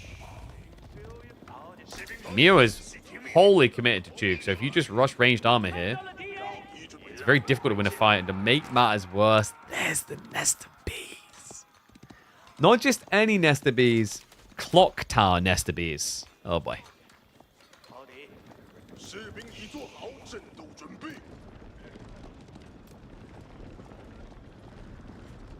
And crossbows on the way, just in case the Palace Guard get upgraded for a fast tech from Mio. And nest of bees, just 15 seconds away. Jif looming on the backside of the fight.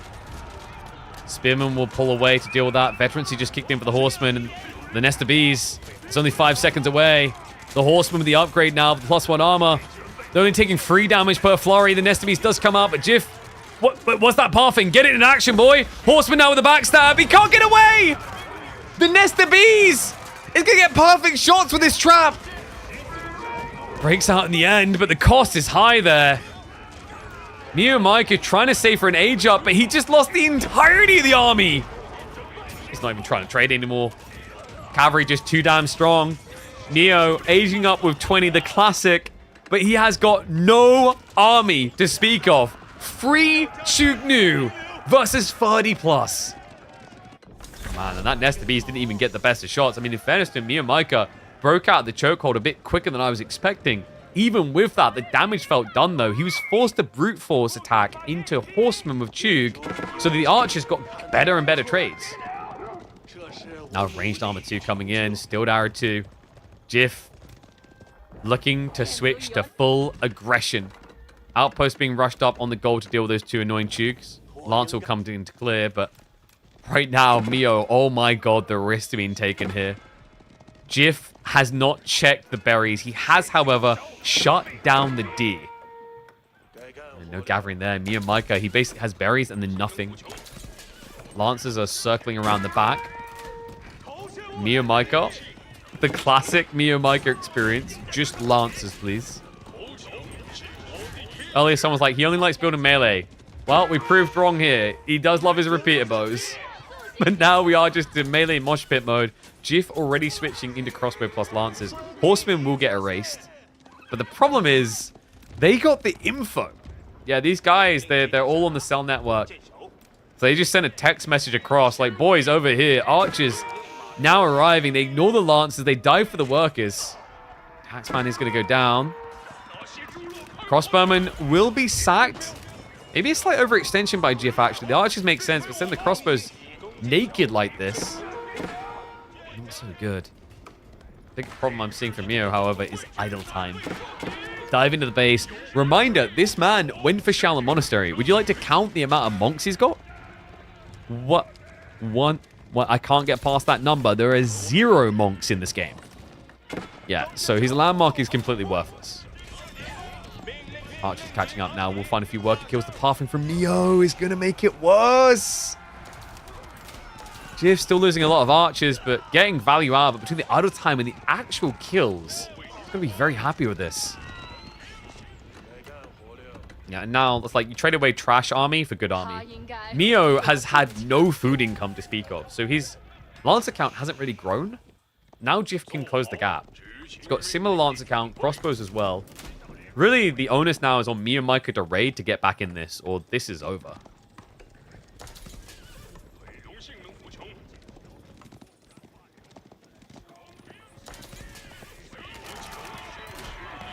And yeah, he produces knights so fast because welcome to Shushi and welcome to China. Supervision, remember.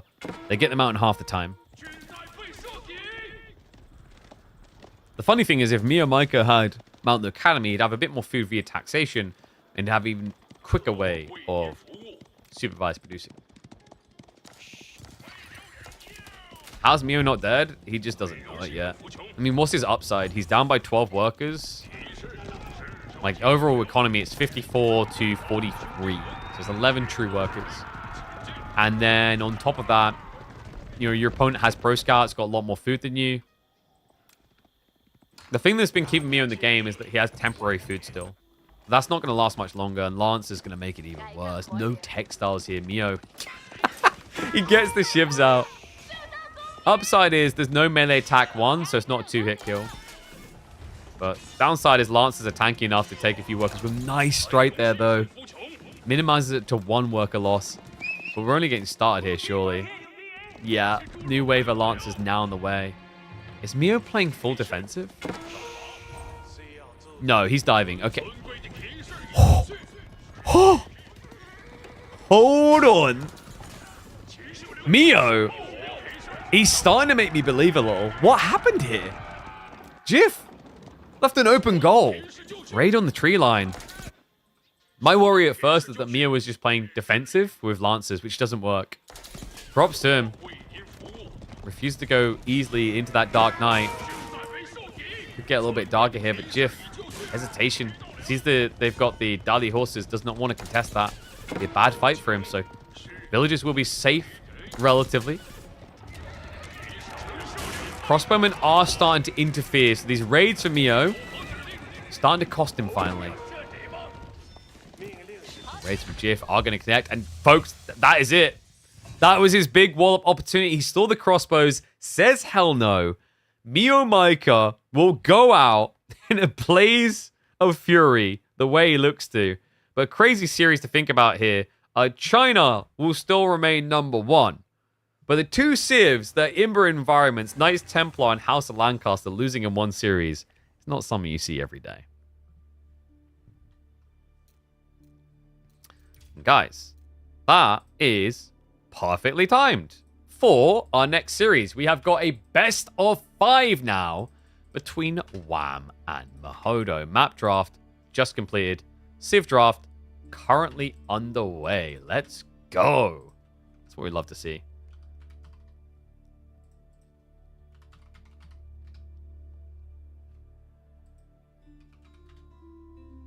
We'll set up for the BO5.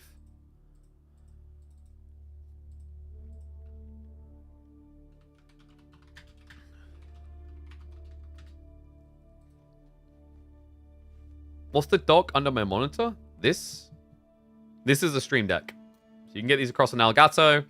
Stream decks are really handy if you're a streamer, but honestly for many different things. People use them for things other than the stream. They're great for production. They're great for editing. They're great for just generic usages. Like I can have my Spotify playlist buttons on here and I can switch between songs, etc. Does a lot of things. So be sure to check them out. If you look down at my panels, there's a link there you can click through. If you use code KP, you'll even get a discount on a lot of their products. So we use a lot of Elgato stuff. Behind Stream Deck, what this? That is an Elgato capture card. So the Elgato capture card is how I loop the feed from my primary PC into the streaming laptop. So that's how I get the gameplay feed across here. so this can do just all the encoding and everything. We have a lot of Elgato stuff. An Elgato arm, Elgato camera, Elgato camera, Elgato lights. We use a lot of Elgato. Yeah. That's how we have peak production, baby. Okay, so Boyo's now drafting. Let me see. Update this. Whew. How would you feel if in the future you find out your children are 4chan Anons? That's not going to happen. They're safe. Like, my kids are going to be raised with a level of confidence. Not arrogance, but confidence that they are proud of who they are. They don't have to be an Anon, all right? They own what they be. That's the important thing. The internet, baby? Yeah, but you just don't shame your kids. Don't be a prick, lol. And you're fine. Alright, let's see. What's up, Kestan? Hey, first time chatter.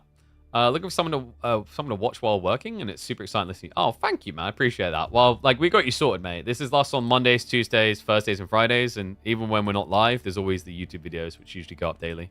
So, got you covered. Hopefully you found a new home for a long, long time. What happened to GG with the game open? Like, what? For who? The Tug? They just didn't connect. You got counterplayed hard. I'm doing my production all my own, Megself. So, yeah, like, we use, on the back end for, like, this drafting scoring thing, we use someone that Cal created, but, like, he's not sitting there updating it for us 24/7. So, the only thing I get some help with is my mods usually handle predictions for live games. But, like, everything else, this guy. And then, like, in terms of the art assets, I have a guy, like, I hire at the start of KPMMs. There's a lot of things we add in ourselves anyway. So, yeah. This guy. But Wham versus Mahodo. Are we ready for game one? Draft has now completed. Remember, opening map is going to be Sixfold Crossing. Let's see. I think they're about to pick.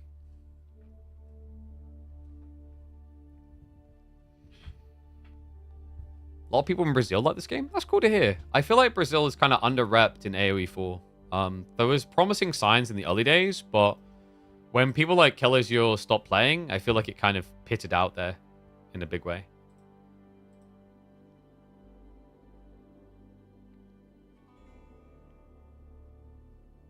What's up, bro? Liking that, liking that live a lot. Hell yeah. Oh, guys, remember, click on that link. Check out the Might and Magic card game.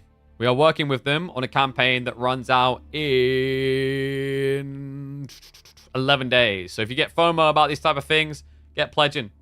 You can go in on the cheap end if you want to check out the card game and not go full ham. You can get your hands on the starter pack, which includes the final version of Necropolis as well as Castle for 49 euros, I believe it is. Or if you want to go full ham, you have got the Queen of Might and Magic kit, which is 129 euros, which is cheaper than it will be at launch.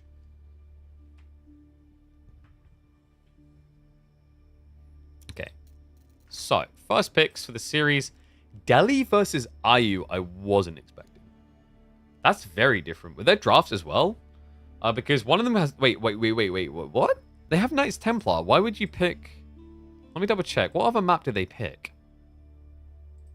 I'm trying to make sense of why you would pick... Or rather not pick Knights Templar here. Gorge, Cliffside, Golden Heights. Oh, he's saving... I think he's saving Knights Templar for Golden Heights. That's interesting, because we haven't really had much Golden Heights since Knights Templar got added. So we didn't see it. Iobis isn't too bad on water, though. They have some crafty plays. They have the Industry Wing play. They have Dervish for early harass. Even a Desert Raider. So there's possibilities on the menu here. Just waiting for the lads to set up game number one. Wham with the Delhi is also a little bit surprising. You do have two Sacred Sites, and I think the thought process there is like it's linear motion. So you move towards the opponent's base, and the Sacred Sites are all the way as you go. So it gives you a lot of blockage that you're able to guard. So you're attacking while defending your key objective.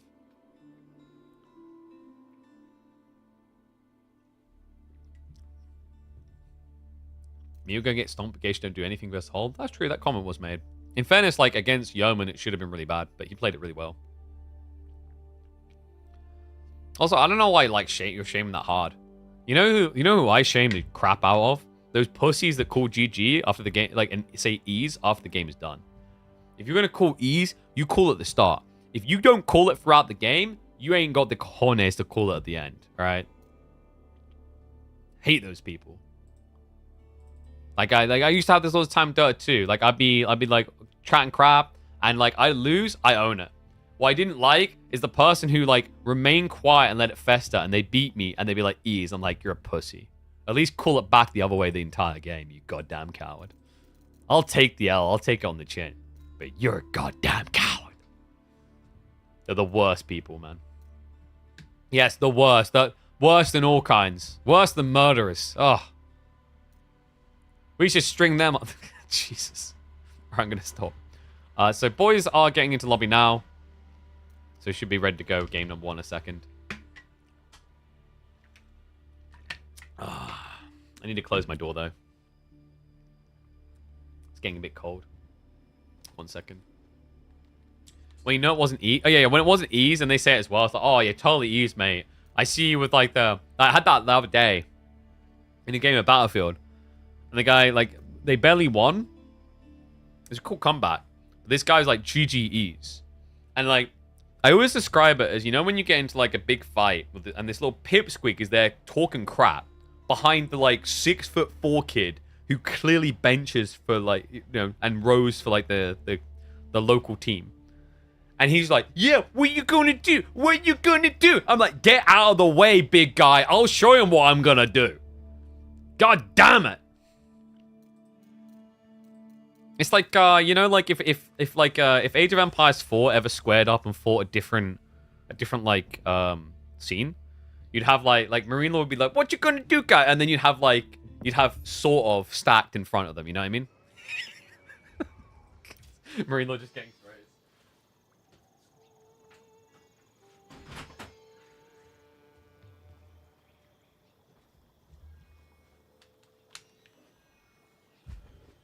What about Anachad? He'd be there too. We can't let Marine Lord get hit or in a fist fight. Imagine if we damaged his delicate hands. How would he micro like a god? Oh. Alright, here we go though. This is wacky. I love this. Alright, this is epic. Brand new map, and we're already getting great Civ diversity. A Knights Templar pick, and yet it's not picked on the map that has some fishing available. That's right, Mahodo opts the Ibids, but Wham! To his fabled deli on this brand new map called Sixfold Crossing, created by Corvinus and Caillou. And of course, we have the pleasure of being the first tournament to feature this map. Let's see if it is truly a gem. An interesting pick by Wham into Delhi, but I like the idea. For those that haven't seen this map before, it's pretty cool. Sheep spawns aren't RNG, they only spawn on your side, so it should be an even game there. Then you have the river, the wild river with the hourglass shape. There's fish, they're limited. There's not a crazy amount in the center, but they are going to be contested here. Wham, as Delhi opens fishing, so too does Mahodo. Neither player pulling additional workers means both are going to get theirs up.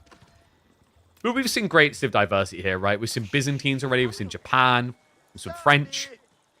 Byzantines has actually been the best pick here so far, has the positive win rate. The biggest one, in fact. I am curious about the Delhi pick. I think conceptually the idea is cool. You know, there's no boar in this map, so Arabic civs, Muslim civs, they make a bit more sense. There's no advantage in boar. There is extra berries. But the other cool thing is the sacred sites for Delhi. It's a linear motion. So if you control the central lane, you control the sacred site win condition. I think that's part of the thought for Wham. And on top of that, fishing boats, when you're this clustered together, Delhi used to have a really potent build. Do you guys remember it? Someone mentioned earlier that this kind of reminded them of Confluence. Only, guys, this is much better than Confluence because you can move around the map. The cool thing here is you used to have Delhi on Confluence. They would spam up fishing boats and kill yours. It's that same idea. Look at the fishing boat. It's just harassing the workers. Mahodo, though, thumbs up on the placement here. The dock drop perfectly blocks the chase through. I love this. He's going to pull his own villager now. Oh, that is sick. Wham, with the wall up. And now with the villager pull, well, you can just die here. Remember, they changed fishing boats a while ago. Delhi, they lost damage on their fishing boats, but they gained accuracy. You cannot dodge them. There's nothing RNG about it.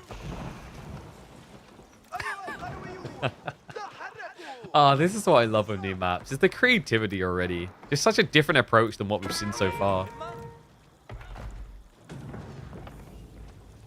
You called it, you go docks? I mean, with these civs, sure, but not with every civ. For example, Byzantines don't need to go docks. I don't think every single civ is going to dock this map.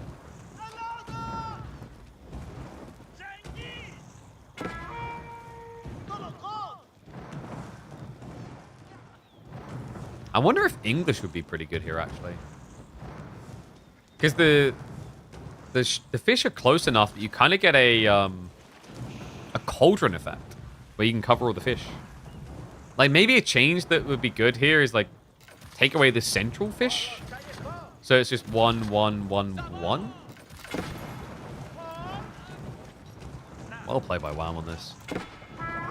Mahodo. Oh, God. All the way around. Top of that. Man, he is idling a worker, but he's getting so much fish, it makes up for it.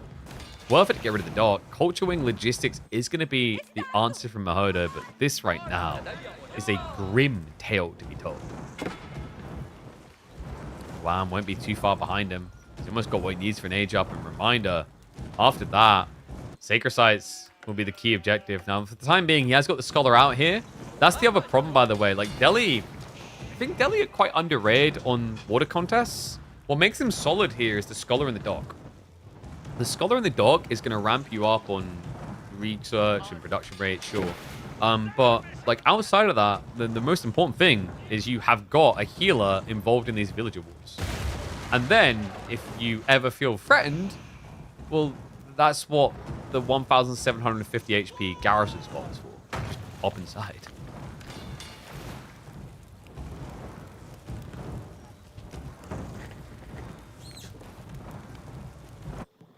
Not a kick to the teeth, Mahodo. How does he do this? I mean, unless you want to pull 3 villages and outpost, you're in trouble. The other thing that I always want with these type of things is even if this map seems cheesy at first, you have to remember that this is early days. We don't have a clear picture of how this is really going to play out. Like, it's no different than any other new map. You add a new map in and you got to figure it out. You got to weed through the chaff to get to the good strats. And that does involve a lot of failing often in the early game.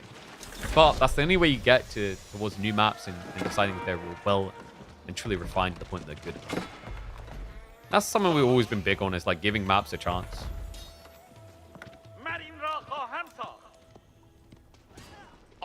That's one of the biggest problems you find is like these other tournaments will try and plan to give a map a try, but they're going to give a map a try and then it's locked in and destined across a month or two. And that can be bad. Whereas we have the benefit of being able to rapidly allow data to be gathered and then innovate. I like to think that we're actually a very useful and an important padding tool for larger tournaments so they can get it right.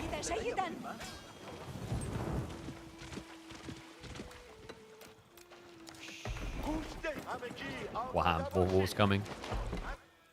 Oh, dude, he's taking every single fish. Mahodo's going to try to get the block up, but the problem is you can't heal a fishing boat. No, and it's going to be too late. Oh. Bagler's on the way. That's going to be too late to arrive. He can at least idle out the fishing gathering here. The rest of this is looking bad.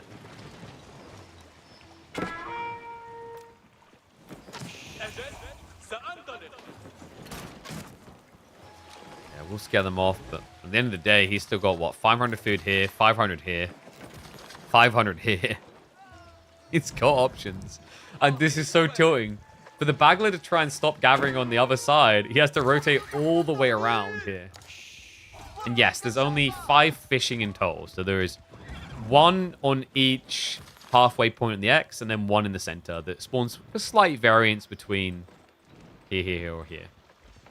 So 2,500 food in total in shoreline.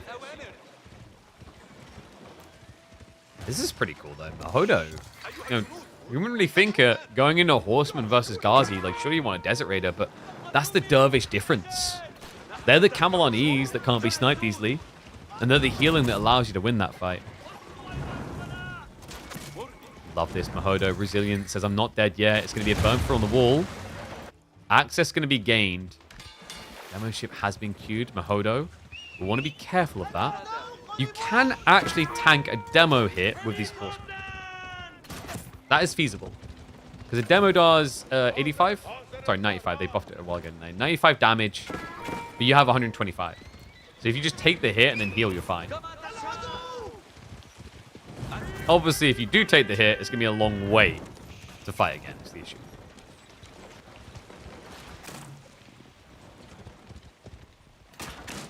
Back up against the siege. Dog.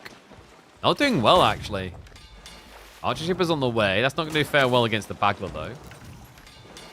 And remember, the other problem is archer ship. One archer ship kind of just sucks against this. If you get all the horsemen together with the dervish behind, it shouldn't really be a threat. Mahodo playing a rough position really well. Ghazi gets intercepted by the horsemen. The fishing boats. I love that. He blocks the chase in. Demo looking for the connect. It's going to find it. Dervish is now here for the land fight. The fishing boat assister, though. The dervish should be the primary target. Is he going for it? Tries to. Unable to. The horseman. Jump in again. An archer switch now forced, but look at this. The horseman, they rotate in from the back. Doc is almost down, and it looks like it should be a good enough commitment, but the worker now on the way. Mahodo will see it. Will he, though? I don't think he was looking. So Wham gets in with a clutch repair. 120 HP left. We'll wrap up. Horseman headed to the main, looking to idle the economy on land. It's got the Camelonese here, so it could be a good fight. Mahodo slowing the pull away with the horseman. Spearmen are almost dead, so that's going to be a win there. The scout will end up getting denied. But this is getting chaotic for both players. You're seeing them both slip up and just not pull things back. Wham! Losing a lot of units over here. Well, dervishes get to work healing up the damage done. We still have got the Dow guarding in the fishing boats, but half HP. Kind of a wild map. Dude, it's delivering, man. I love this type of chaos. Like, you know, screw the orderly fashion of like, oh, now you build 2 TC. No, no, no. You can feel that it's very reactionary, and I think that's what a good map should do in Age of Empires 4. It shouldn't just be a, oh, so I'm going to do this and you're going to do that. It's, oh, he done what now? I have to think about what now? That's when Age of Empires 4 is its best, when it's in conflux. You know, when it's a fluid motion. And I'll die on that hill.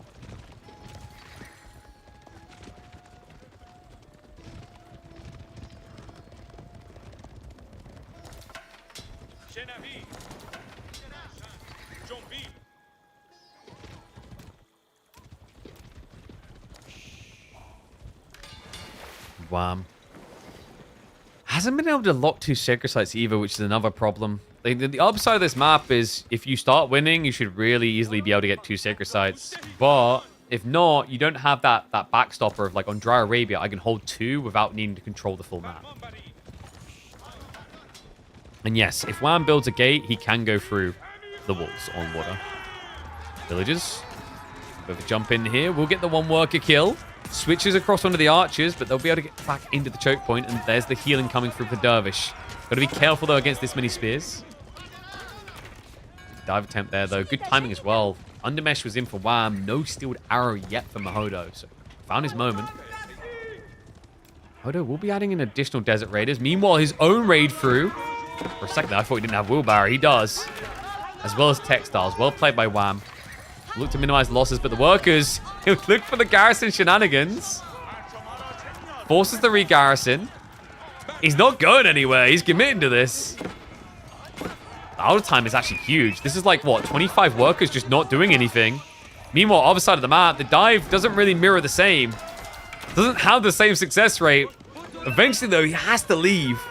Horseman now just cycling towards the tree line. Wham. Well, I said he's not having the same success rate. Something's going wrong here for Mahodo. He's hemorrhaging workers. Oh my god, it was the berries! The Dow delivers the perfect damage to give him the victory here. Now up by 10 workers. What a move. I can't believe that. It's the subtlety of it. Just the right amount of range. And now Mahodo, that type of dive. I mean, he just didn't connect for the kills. Textiles came in so clutch there. Also, Mahodo, in a panic, he didn't split the horsemen between north and south. Bagler now coming up. I think it's too little too late. I mean, at least the fishing situation is 5 fishing boats will eventually be redundant, but even without that, Wham in a confident position. Double Sacred Sight. He can just look for castle. He's done the necessary damage. Villager repair coming. Not again. Not again. He gets rid of the archer ship. But the spearman archers turn onto the workers. Shivs come out there as well. It's going to be another -2. Probably 3, actually. Okay, we'll stop it down to at least 2.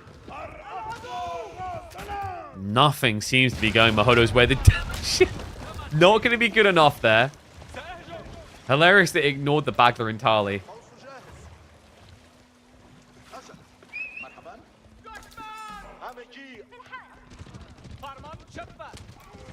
Might be an insta ban to compete with your Horizon Golden Heights. Baltoon, why the toxicity? Bro. Oh, I can't just sit back and build 40 knights. This isn't team games. You gotta fight for it. This was pure chaos. Oh, man. Loved every second of it. Also, you'd think that, like, Baltoon would thrive in the chaos with his CS flicks, ready to just react to anything instantly. House of Learning now coming through. 20 on it as well. Wham wants that timing as fast as possible here. Wait, I just realized he hasn't scouted the rest of the map. He doesn't know where the relics are yet.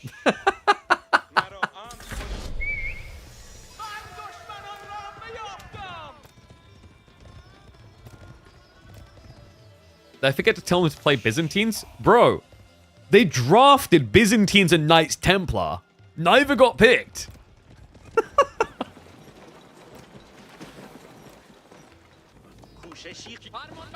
Lancer spam begins. Mahodo trying to play catch-up, but I mean, there's no catch-up here. He already chose the dervishes. He doesn't have advancement.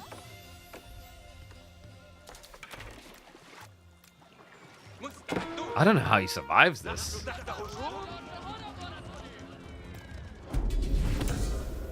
Pro scouts as well from Delhi. Gets it for free after the delay, of course. Mahodo, it's going to be a reinforcement wing. I mean, growth is going to solve your problem here. At this rate, you're going to have an issue accessing resources, so you might as well get military. Go, little horseman, go! I can do it! No, I don't know if you can. It's going to take a while, buddy. Fishing boats. Wait, just waddle on fishing boats, right? just waddle on fishing boats. Ah, he's not paying attention to it. Just Skull's running away. Does get the snipe, but costs him -2 horsemen.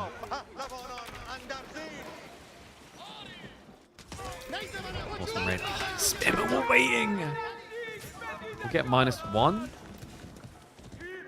Keeps him alive. Mahodo denied by his own wall, by the way.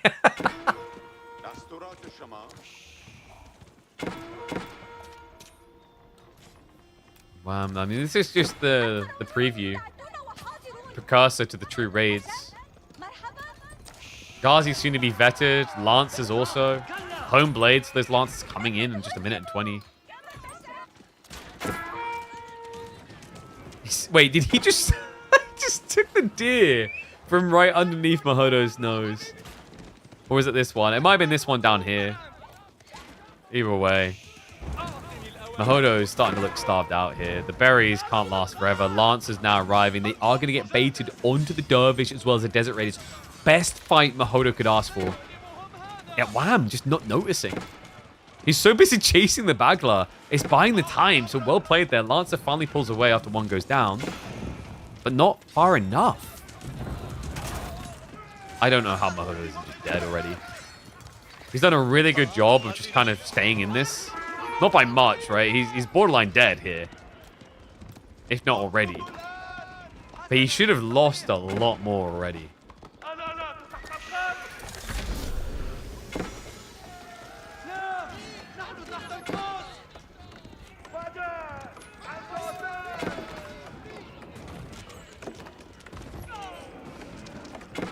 Desert Raiders spawn, but they're not upgraded yet, and they're spawning into archers. Archers that are about to be vetted in 35 seconds. Oh lord. Ah, say a prayer for Mahodo. Pull one out for the lad. He's dirt poor at this stage. The food getting denied out on both flanks. This truly looks over.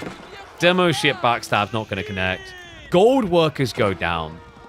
It has been an exhausting 18 minutes for both of these players, but Mahodo looks to be the one coming out more damaged and dented.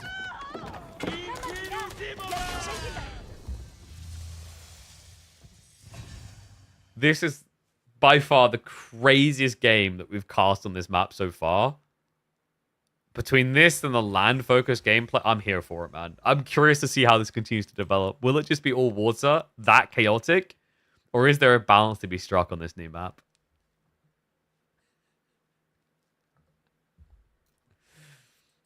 Oh, man. KB satisfaction. I mean, it's because it plays different. Like, more than anything, I want maps that play different.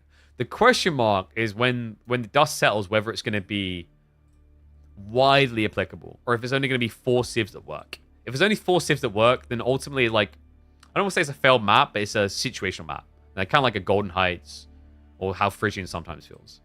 But if you can get like 8 or 9 maps that feel applicable across the board, countering each other out, that's when it gets cool for sure. But that was an entertaining game.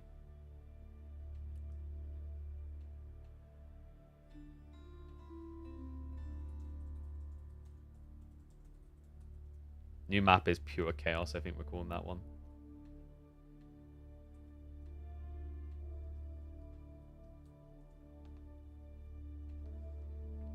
Yeah, that was... And I'm actually impressed. I feel like Mahodo actually held up really well at the start. Like, it felt... like, obviously, Wham outplayed him. But, like, you know, someone's saying about full-time and amateur or whatever. Like, Mahodo is a rising player. He's very capable. He hasn't been able to find that big result yet. But he's on the path of improvement. And it's not easy to take games off of Wham anyway. You know, even if he's having a rough day, he feels tough to beat. Let's see where the boys are going to take us next.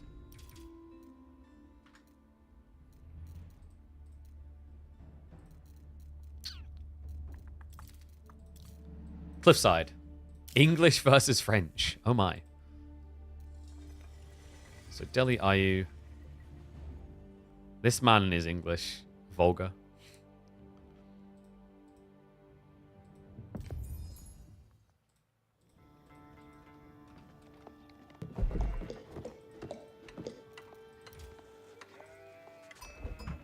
Yes, do predictions. We can do predictions. We're live.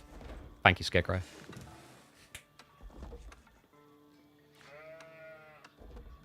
This man is filthy on the English. He's one of the few players through the English drought I would have trusted and competitive with it.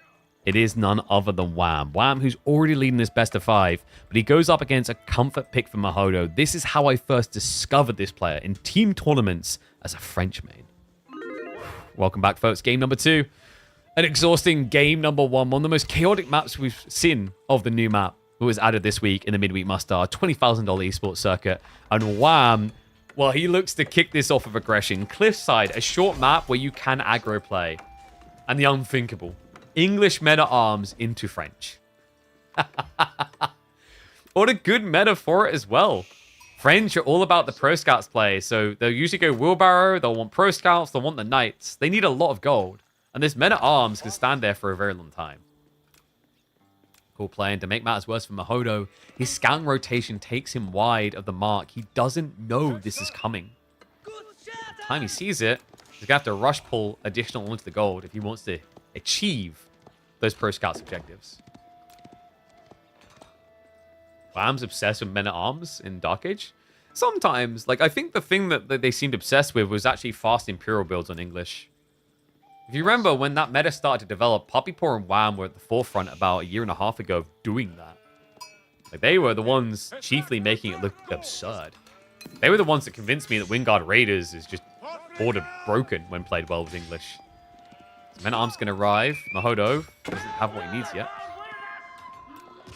Mahodo. Oh my god, it's going to be so much worse. Wham! What? It's a ball play? Please tell me. Mahodo sees it. He knows. But now, like, how do you get the gold for knights is the problem. Men-at-Arms just going to stand his ground.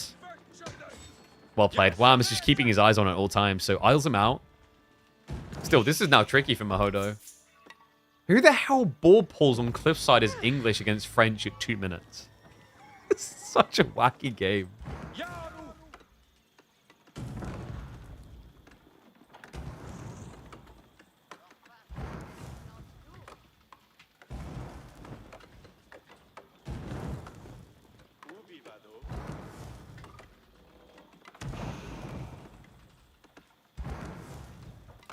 I'm processing the thought of this. Like, it's crazy just how valuable that 1 Men-at-Arms has been.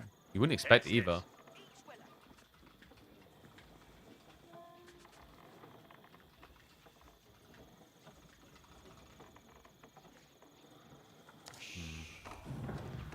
Mahodo will be quicker. Now what I'm wondering is this just going to be your standard 2TC build? Or do you just ramp up the aggro?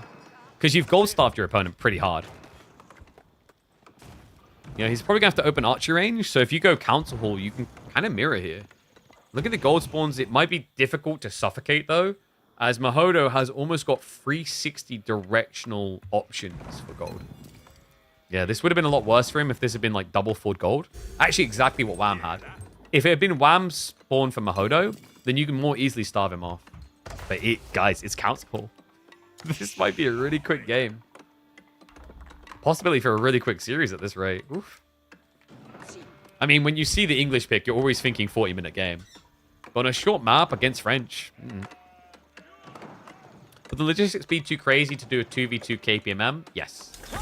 Remember, one of the big selling points on KPMM is the accessibility through everything but Grand Finals being leaned towards open format scheduling. Open scheduling format means that we can allow a lot of people to, around their work life, actually plan their games instead of it just appealing to full-time pros. But the trade-off of that is, like, it can be hard to schedule sometimes. And we already have people that hold back the schedule a lot of the time. So add in another 2 people involved in each series, and you've got pure chaos. And that's before we get into the issue of things like without a reconnect functionality, you increase your likelihood of, you know, disconnects and remakes, etc. It's just not like this. Actually, like, that's why you don't see more team tournaments. They're pointless without, like, you know, part of it is the devs aren't focusing enough on how they develop team functionality and gameplay, in my opinion, especially through maps.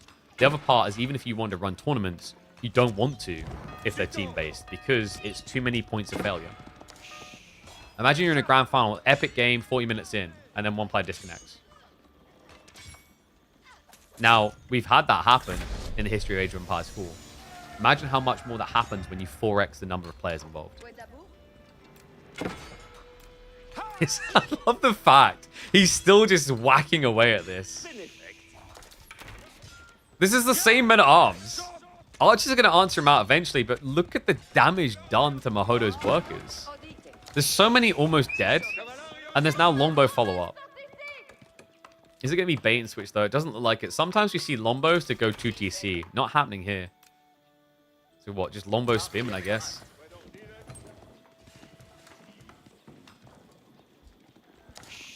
A lot of longbos at that. Getting all the techs. Wheelbarrow plus the broad axe.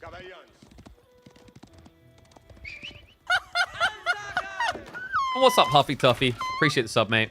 Welcome back to the Swarm. I don't think the team tournaments thing is even like an issue of skill level. Like, that's an adaptation over time. Like, that's BS going like, oh man, you know, skill level difference. Okay, well, look at Age of Empires 2. Heroes on, like, God knows how many tournament wins in a row. And that's 1v1. It can happen in any format, really. If anything, team environments offer more opportunities for the star-studded dude to just not win. Because it's not just on him anymore. Perfect example of this is, like, you know, I always call it the EG effect. Buy the most expensive players and lose. I guess Falcons has taken that over, but they're actually winning is the problem. Like, it used to be their way. Like, with Dota 2, they're like, oh, we're just going to buy the most talented players, put them in a room together, and then wonder why they can't, like, figure out who's best and who should be played around.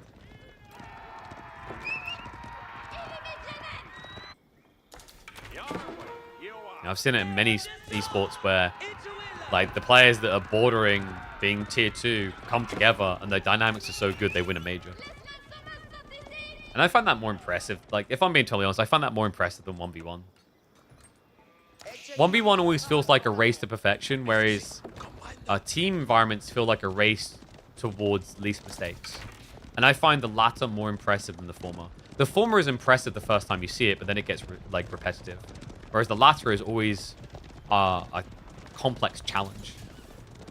How about this for a challenge? Wham, he has got the outpost up. We'll get in time. Already eaten a lot of the board, down to 900 food, and he's close enough for the reinforcements. Lombo's going to move across, but I mean, where's the spears? What? It's just Lombos. Oh my god, Wham, what is this greed? Mahodo is committing for the outpost kill. Archer's going to get sniped. Workers try to go for the clutch repair. Melee's going to jump in onto them. One worker down. Tries to minimize the downtime on repair there, shifting them in one by one, but Archer's now gone. The villagers can now cheese him around a bit here. He's garrisoning one by one. Wham! He's always so good at this. The one by one repair garrison. Mahodo, not able to dent it. Yes, he gets a worker kill, but he loses the archers. He loses the horsemen. He takes damage on the knights.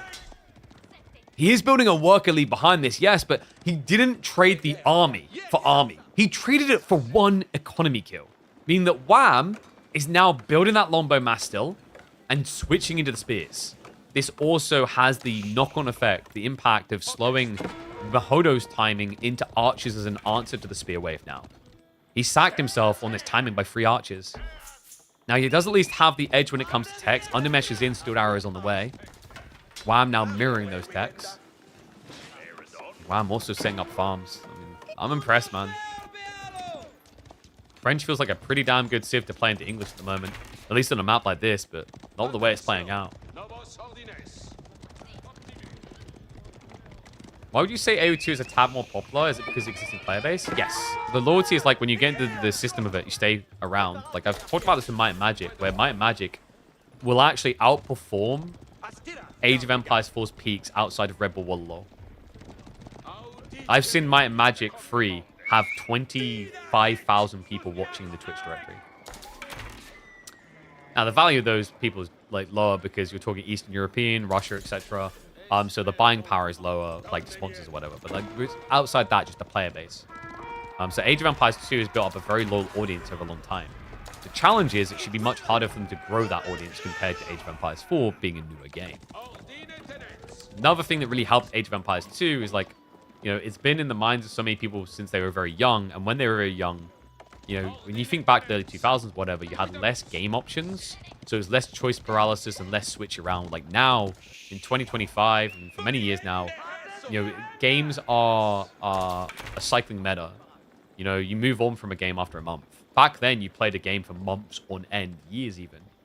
And they set themselves up nicely because, if you guys remember, Age of Empires 2, very accessible in terms of like, you know, there's so many layers to it. It's much easier to run than Age of Empires 4, so poorer regions that don't have great PCs can run it. The other big thing that helped them in the early days is that Microsoft put that on every PC by default. I remember it being on school PCs, they had to remove it manually because Microsoft owned Age of Empires 2 and they just wanted to market it freely to get people on board with Windows. Oh, Wham!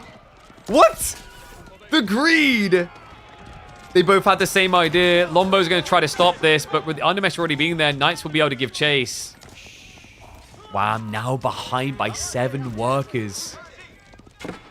Got baited wide as well with the Spearmen, so they're not in position to directly contest the Knights immediately. Mahodo does need to slow down, though. He's got a lead. He's overplaying his hand. So it will cost him 3 heavy cav. I don't think he needed to lose that many either. Just, you know, take the 2 or 3 archer kills, villager kills rather, from the archers, and then just walk away.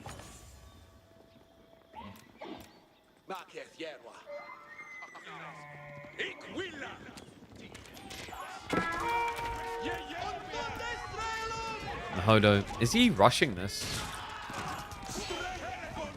He just hasn't got all the knights here. It's a bit weird. The knights are absorbing a lot, but his DPS on the backline is pretty small. I'm not entirely convinced it's worth it. This could be, though. He just sneaks around when Wham isn't looking. Wham rushing up the outpost. Remember, that's going to give him the attack speed aura. Knights with a jump in. Great micro. Snipes the injured. Spearman numbers are low here. Only one remaining. The longbows are now the front line. They snipe out on the backside, ignoring the knights, weirdly enough.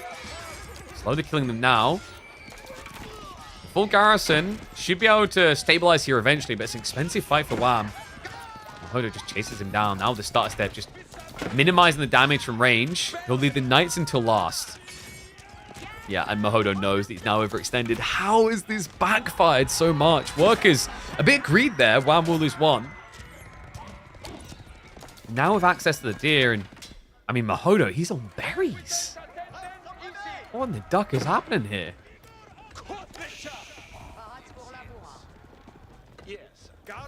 Just that. Barely any archers left alive. Wham still has Spearman to play with. They found the berry workers. The confidence for Wham. He knows how limited Mahodo is now. Normally, Lombos coming this far forward is incredibly risky.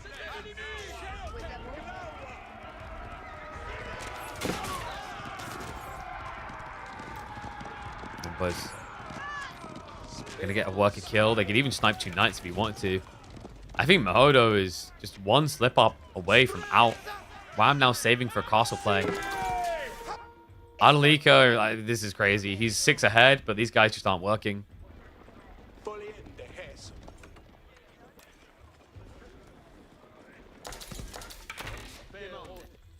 A few archers that maybe can intercept. I mean, Mahodo has the right idea. He's outnumbered. Direct fight is bad. So cut the reinforcements wherever you can. Of course, Wham doesn't want to overextend. He's looking to age up now. But that is brutal. Are you kidding me? No. One spearman's going to reveal it all. Mahodo can kill it. But that's it. Like, he knows he's exposed. The knights, they couldn't get in. They couldn't find the damage. The block out there is enough. What an impressive game. Wham! Dark Age Men at Arms, opening ball against one of the most aggressive civs in the game. And it shows you that English are still capable of winning with Age 2. Well played to Wham. 2-0 up. Not looking good for Mahodo now.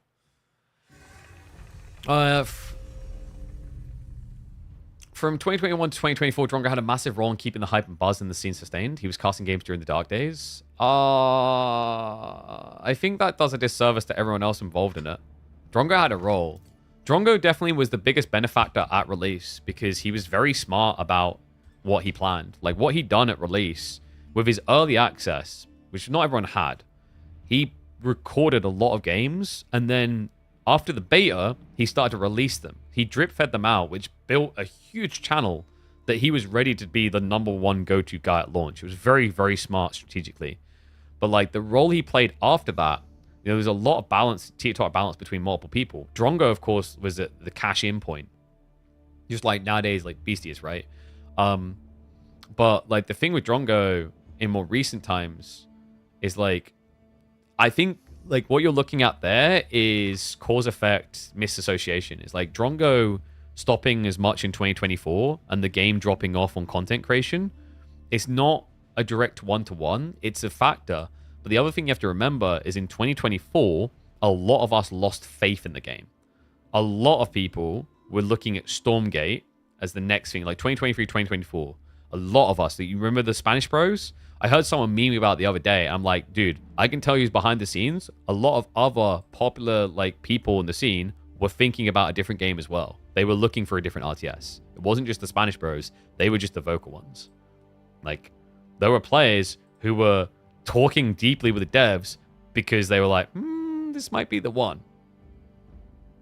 Dumu, like, I'm not even talking Dumu. Like, I think Dumu was actually quite vocal the other way, that he didn't like changes being made or whatever, right? But there were other people who just weren't, like, you know, they were weighing up their options because a lot of us thought the game was dead. It was being neglected. It wasn't being updated. And then, of course, Sultan's Ascend happened. And finally, like there was some acknowledgement that this game is really good and changes were being made in the right direction. But before that, Age of Empires 4 was triddling the deathbed. Like we were all ready to switch. And I won't lie that I won't say, oh, I wasn't. I was loyal to it to the very end. No, that was naive. That would be naive to not worry about your future. For me, I was like, I don't think this game has a future in the way it's being handled right now. It's just silly when some people just don't admit that to this day. Because, like, it was that bad.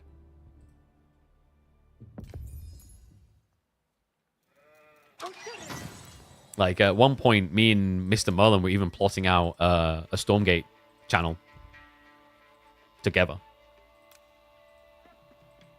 Alright, let's get ready to go.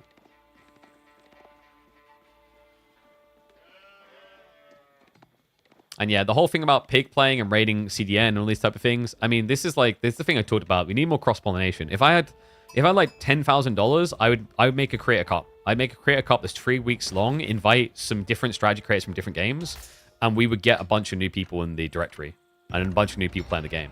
But I just can't get the funding for it. So, I mean, we do what we can, but like I really wish I had more budget to flex with. You know, if I had like 800, 900 CCV and I had the sponsors coming in, I'd just go and do it. Because it's what the game needs. All right. Mahodo has got to score. This is it. 2-0 down, but he trusts one of the civs. I think he plays more than anything else than the KPMMs. It's Roost time. We head to Gorge, but Wham is doing something different. You don't see them often here. It's a Mongol pick for game number 3 in this best of 5. That's right. We are here. I've not updated it yet. We've got Wham versus Mahodo here. Winner will be through to semi-finals. And the way Wham's looking, I'd be shocked if he drops a game. It's not that Mahodo's playing bad, it's just Wham's back on form. Had a little bit of a shaky round 16 last week when he lost to Scarlet Devil 2-1, but he's back with a Fury. Mongols, what a cool pick. You just don't really see them on Gorge much anymore. And is this the double villager builds? Would make sense against Roos. There's not really much value in outpost rushing them because they don't touch gold. Yeah, and I mean, well, I think Mahodo, just expecting not to be rushed, done this. He actually built his hunter cameras slightly looser where they could have been torched. But he offsets the risk. Guys, if you are playing Roos and you're worried about Dark Age rushes, this is the strat to protect you. Build your hunting cabins, but then drop a sheep there and leave your villagers here. This now gives you a few minutes of gathering in the area, and it also means that if you get hit by a raid, if you get burnt on these buildings, you already have a worker next to them to repair. That's incredibly handy, considering at this stage in the game, you wouldn't have wheelbarrow. Can I bring Mr. Merlin back? I don't think so. I think Mr. Merlin, like I think he had some potential, but I think the thing for him is like he obviously wanted to do education and everything else. So I think he's working on some other projects now, but I don't know about him ever coming back to AoE4. The problem is Age of Empires 4, like we've been talking this on the content creation side. We don't need more content creators, that's naive. We need more players and consumers of content to have more content creators. That's the problem. Like when I hear people like, oh, I think X and Y and Z players should stream. No, that doesn't solve the problem. That actually cannibalizes. What you need is these people creating unique content and reaching new audiences. Because currently, Age of Empires 4 is not capable of financially supporting more than like 3 or 4 players. Maybe 5 from a content creation standpoint.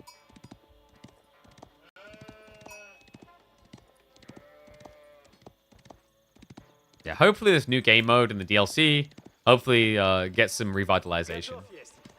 I feel like there's just so much potential with AoE4, but it hasn't been tapped fully still. But game is in a great place. Like if it released like this, mwah.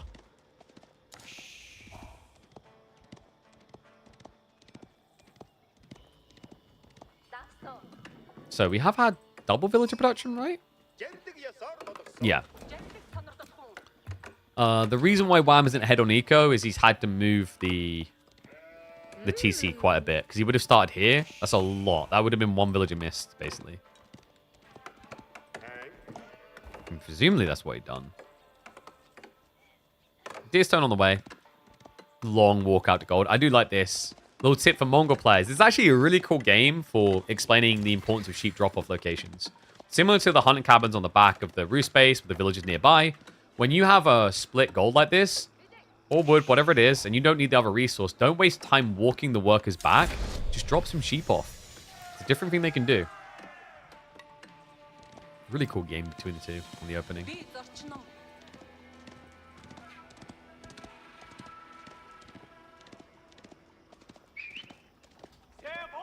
Don't be inefficient as a takeaway here, guys. Be efficient with your working.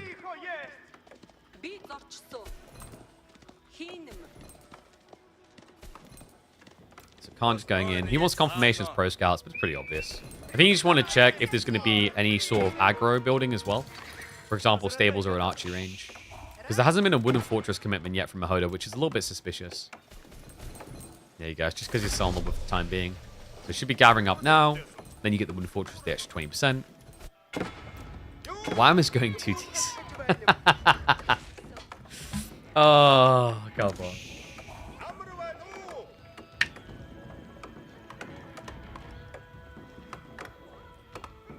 You want deathmatch?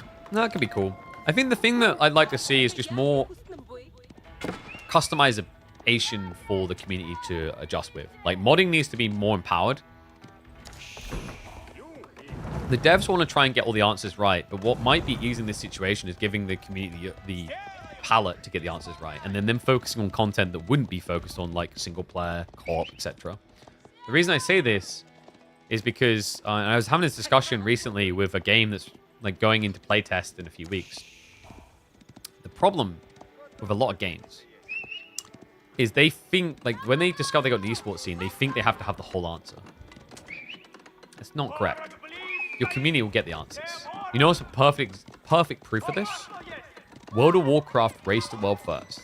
The game was never conceptualized to have a competitive scene around racing bosses. And yet, it flourished because of that. The community decided what the rule set should be, how it should function, how it should work. After that, Blizzard pivots, like, oh, let's actually make raids insanely hard, so it is good for this. But the community got it there. It actually happened with AoE 4 as well. Do you want to know why Age of Empires 4 became a competitive game? Because the community deemed it worthy, not the devs. I've talked with the devs before, and they were like, we didn't think this would be an esports game. It was never meant to be. And I remember flatly saying to them, this is the Relic devs, I went, well, that's why it succeeded, where Company Heroes 2 didn't. When you try to make a game esports ready, it fails. Like, guys, can you point to me the games that said they were esports ready that worked on launch? I'm trying to figure if there's been any. That's what I hate about Battlefield 6 right now. I love Battlefield 6, but all these people, that, because Warzone's dying and like Apex Legends, people like dying as well, they're like, oh god, this game has to be, like, yeah, this is going to be esports ready because they're forcing it. That could be the thing that ruins it. Yeah, Stormgate struggled with this, Overwatch struggled with this. You just gotta let people figure it out. Just give them the tools to figure it out. Mahodo, talk about the tools to deny resources. Wham, he did lock onto the second deer pack though, so this is really well played. Gets the 8k gold, perfect for a follow-up into step readout. Mahodo, gonna be feeling the clock here. He's got knights coming. He's actually gonna go for an attack. Is he really going for an attack here? Okay.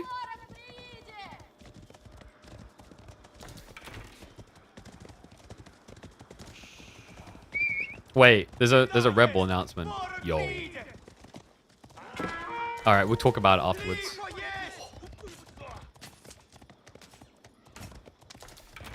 We'll switch over to it in a sec, guys. No. We got to talk about this. If I don't get invited, this rigged. After this game, baby. After this game.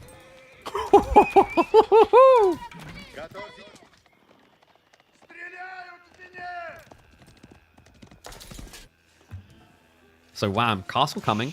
Is this going to be a fast... Is there ever a world in which you fast image?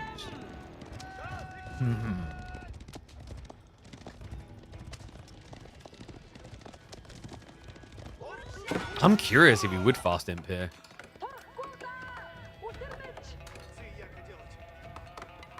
It's possible. Greedy is all hell.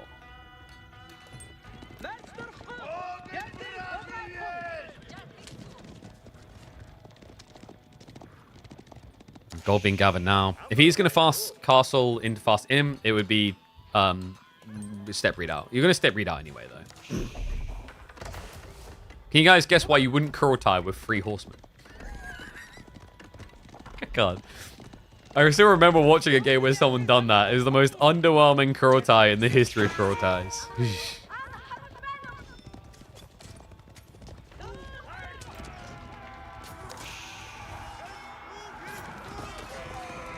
Mahodo. He's getting some damage in here, though. Just the idle time is the most important thing. Like, deny the food. Because Wham's deer over here... Actually, no. What? Dude, I thought he was lower than this. Holy crap. He's played this so well. He's barely touched the deer on the second TC. It was all gold. All right, well, Mahodo, most of the archers here in age 2. He didn't try to mirror age up.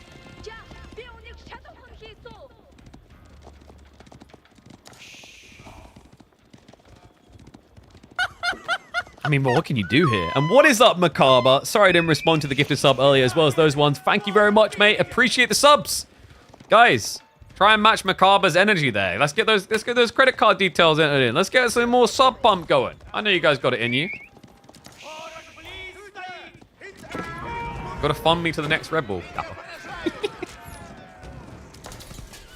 You were asking me if I was going to be at King of the Rockies. I'm like, I can't afford it. Money, baby.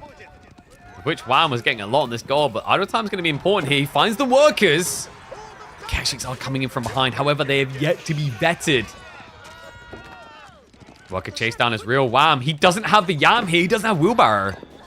A great trade and a much needed one. Mahodo. Is this the game? Shiv's come out now, but these workers are so damn slow. Keshik's still not upgraded. They will just push away the knight, however. Oh, man. Is that it? I mean, veterancy for Keshik's coming through. Mahodo, I say, is that it? He killed 12 workers, but the reality check of what's happened here is you're still 4 workers behind and age behind. I don't think this is enough. I mean, it's temporary bad food for Wham, but that's going to fix. Steeled Arrow is the reason why these archers are still at least competing with the Keshiks. But with the veterancy now in, that changes.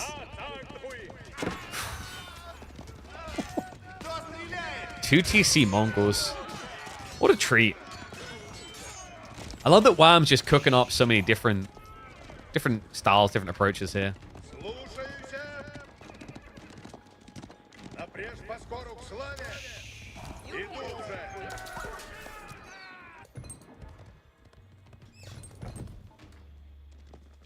Outpost now up. Something that was missing for Wham. He has still got the Uvu stone coming, so he could go into a spring on placement, which makes it much easier to hold here, but Ram cut on the way. Mahodo, he's not done. Yeah, you can't back away at this point. You're committed. If you back away and tech up, your opponent's going to get relics, he's going to flood Keshiks, it's going to be ugly. I'm glad that we've finally fixed it. Like, Wham, it's crazy how much easier it would have been to survive this dive if he just had these outposts up. The Yam is ridiculous. You don't really need Wheelbarrow with it. And, well, if you have Wheelbarrow plus Yam, good luck ever catching him with archers. Just being targeted, Wham. Keshiks. The castle form looks to contest. Workers are going to try to sneak away. Some target fire coming in there, but 3 of the 5 will escape. Mahodo now steering towards the secondary town center. Wow. This Keshik count is getting up, though. 6, soon to be 9. Workers, this time, they have got Yam and Wheelbarrow just completed, so Mahodo can't catch up. Not just that, screen on placement's now on the way. Mahodo just doesn't feel like enough. Keshiks will just wipe it. The Knights, they're practically all gone. There's 5 in the field in total, but really nothing of a front line here. Even without undermesh, it just doesn't matter. Keshik count getting a bit too high. Mahodo's going to do the best he can to snipe down the injured parties. But it's going to be a flood now. Food, gold, back online.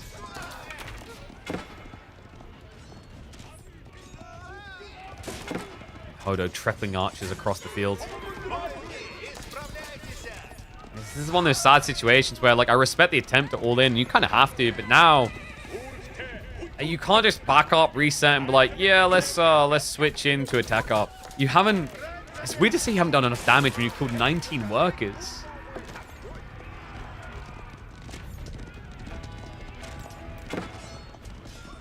I'm just giving chase now with Keshiks. Mahodo is fast running out of breathing space here. His archers are just standing their ground now. He's trying to protect the knights. Yeah, because archers at this point do no damage, so your only DPS unit are the cav. That's just perfect. That means the Keshiks stand still. They just A-click through. They heal as they sustain. Mahodo now trying to switch into Spearman. Good idea here. He's also holding reserves for Castle if maybe he can find it.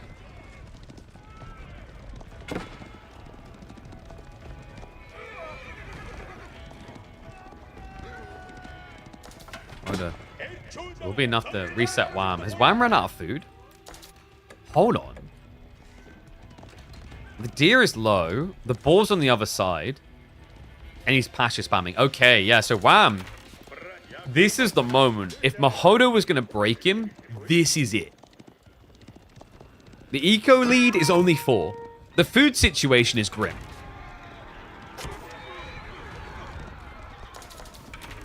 Still, these Keshik are a pain in the ass.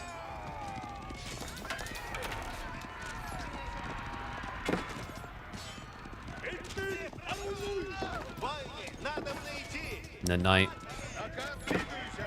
still doing their best to contest this. I wonder if Mahodo knows that he's out of food. He's got to be like playing off the back of the logic that he must be. Pro Scouts versus 1.5 deer stacks maximum. He knows the ball's on the other side of the map because he has scouted it. Wonder if he just sends one Knight over there expecting him to play the ball. Berry's being gathered in the meantime to pad him. Spearmen now arriving, but they are heavily outnumbered as they trickle in like this. So Keshiks will stab them down. It's a stand ground moment again from Mahodo. Risky considering he's playing all in on this. Guys, the timing is passing here. Soon to be 6 pastures now. Plenty of wood gathering. The step readout coming in clutch. I believe he's been trading. Yeah, he's been selling over for food. The Keshiks, they get the jump in. 2 spearmen to try and stand guard against this. The Knight count all but erased. Is Mahodo okay for food? No, he's on berries as well. His D's about to run out. He's got the board to extend the lifeline here, but he only has 1 worker out here right now. This is a pretty crazy game. Like the teeter-totter of this. You can see very clearly how either player could win at this pacing.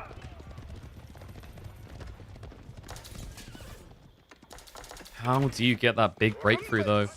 That killing blow, that winning moment is the issue.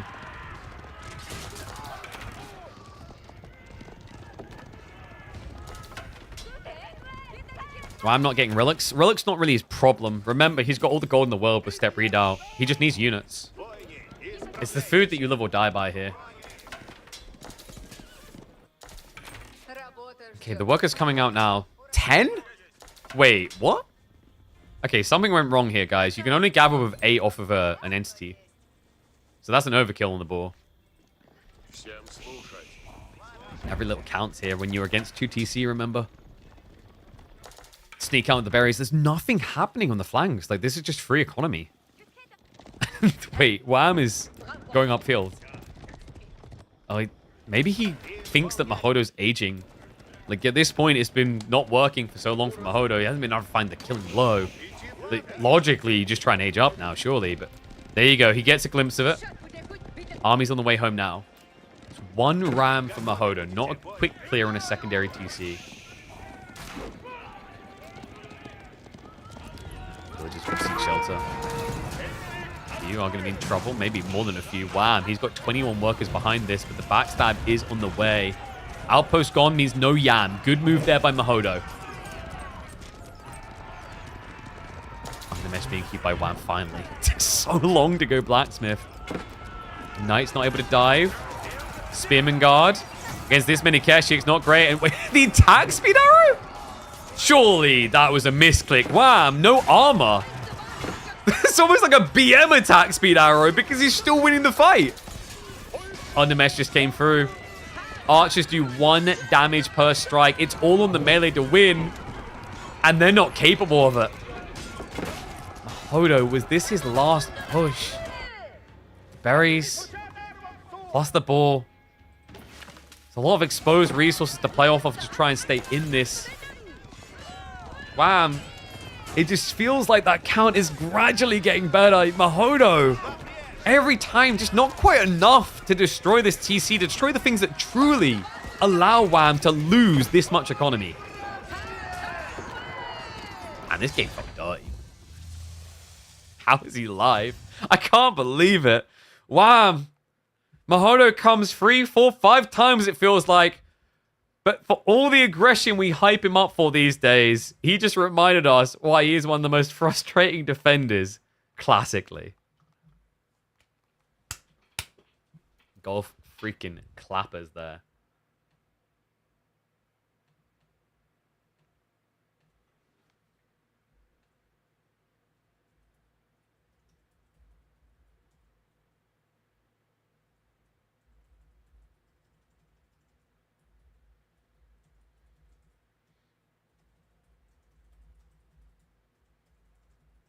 All right. GG's. That is going to be the end of Mahodo's journey. Quarterfinals is as far as he will get. But well played to him all the same. Guys, there's announcements. So let's get ready to talk about it, actually.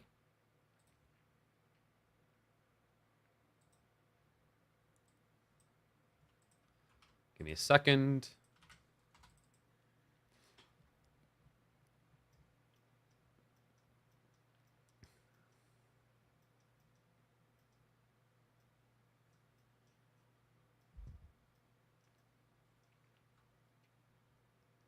I'll get it zoomed in. All right. You guys ready? We've got some stuff to talk about.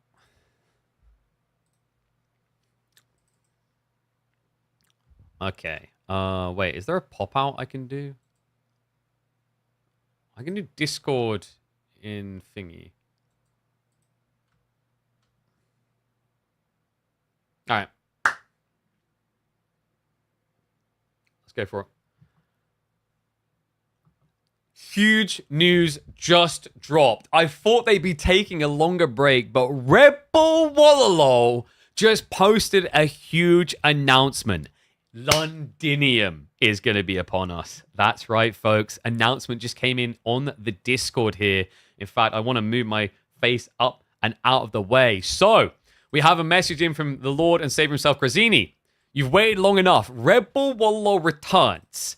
Londinium will be the crowning place of a new champion. That's right, Red Bull Wallalol London. An Age of Empires 2 and 4 event. $250,000 prize pool in total taking place in London in April 2026. This shocked me, actually. Like, I was thinking if we are going to get this, it was going to be back to the October-ish time, like normal.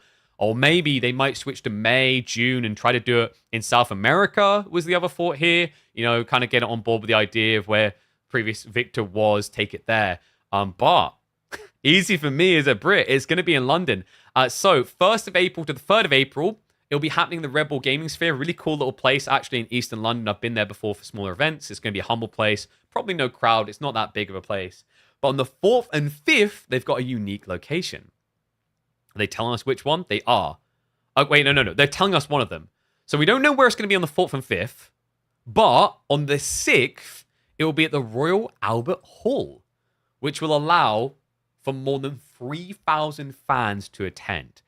Now, that's a very big switch up, guys. So historically, it's been all about castles. Heidelberg was a very big part of it. Honestly, El Renado, going to Spain, I don't know how you top that. That castle was a full takeover. This is a little bit of a step back from that into a more kind of royal appeal location. But I think the thought here for them is that by going to the Albert Hall, they'd be able to get a lot more people in. Being in the Spanish castle was really cool, but you could maybe foster 500 maximum, actually less people than that, I believe it was. So that's a big switch up. They believe they're going to get a lot more people in. By the way, tickets are on sale from the 3rd.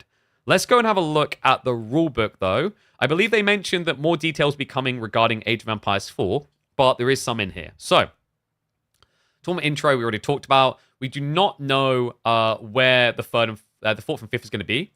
It says, join us on the 4th and 5th as the world's finest strategists clash live in Age of Empires 2 and 4 before the conquest ascends to the final stage in the Royal Albert Hall on the 6th. And I believe that means that we are going to have both 2 and 4 on the final day in Albert Hall, which is really cool to see. I like that.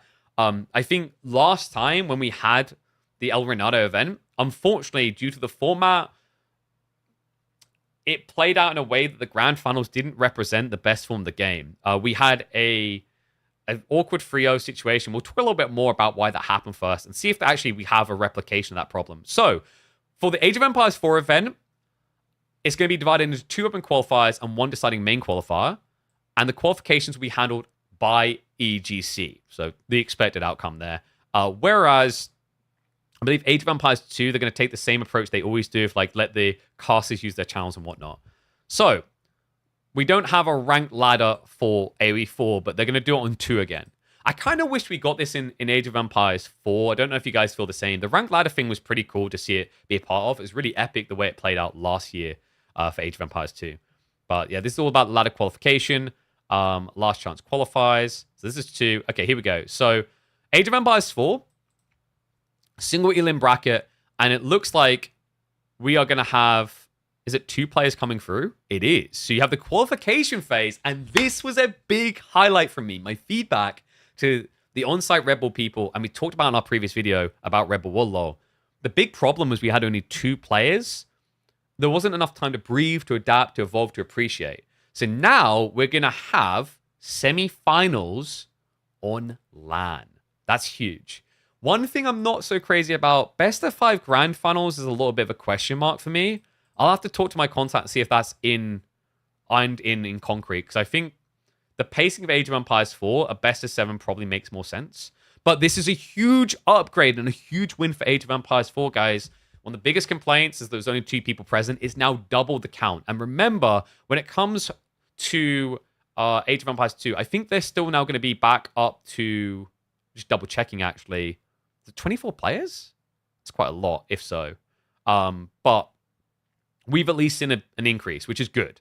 Like, the biggest problem, actually, when you look at Age of Empires 4 event for Red Bull, is it was a stomp. It was not a good representation, and the problem was, the reason why it wasn't a good representation of Age of Empires 4 is you had this clash of ideas coming in. So you had Marine Lord on one side, Puppy Paw on the other. They weren't interfering with each other. They weren't clashing on tournaments in the build-up.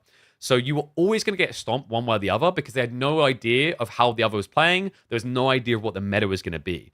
That was a bad look for Age of Empires 4. Quite rightly, people looked at the game and went, well, it sucks. It hasn't changed.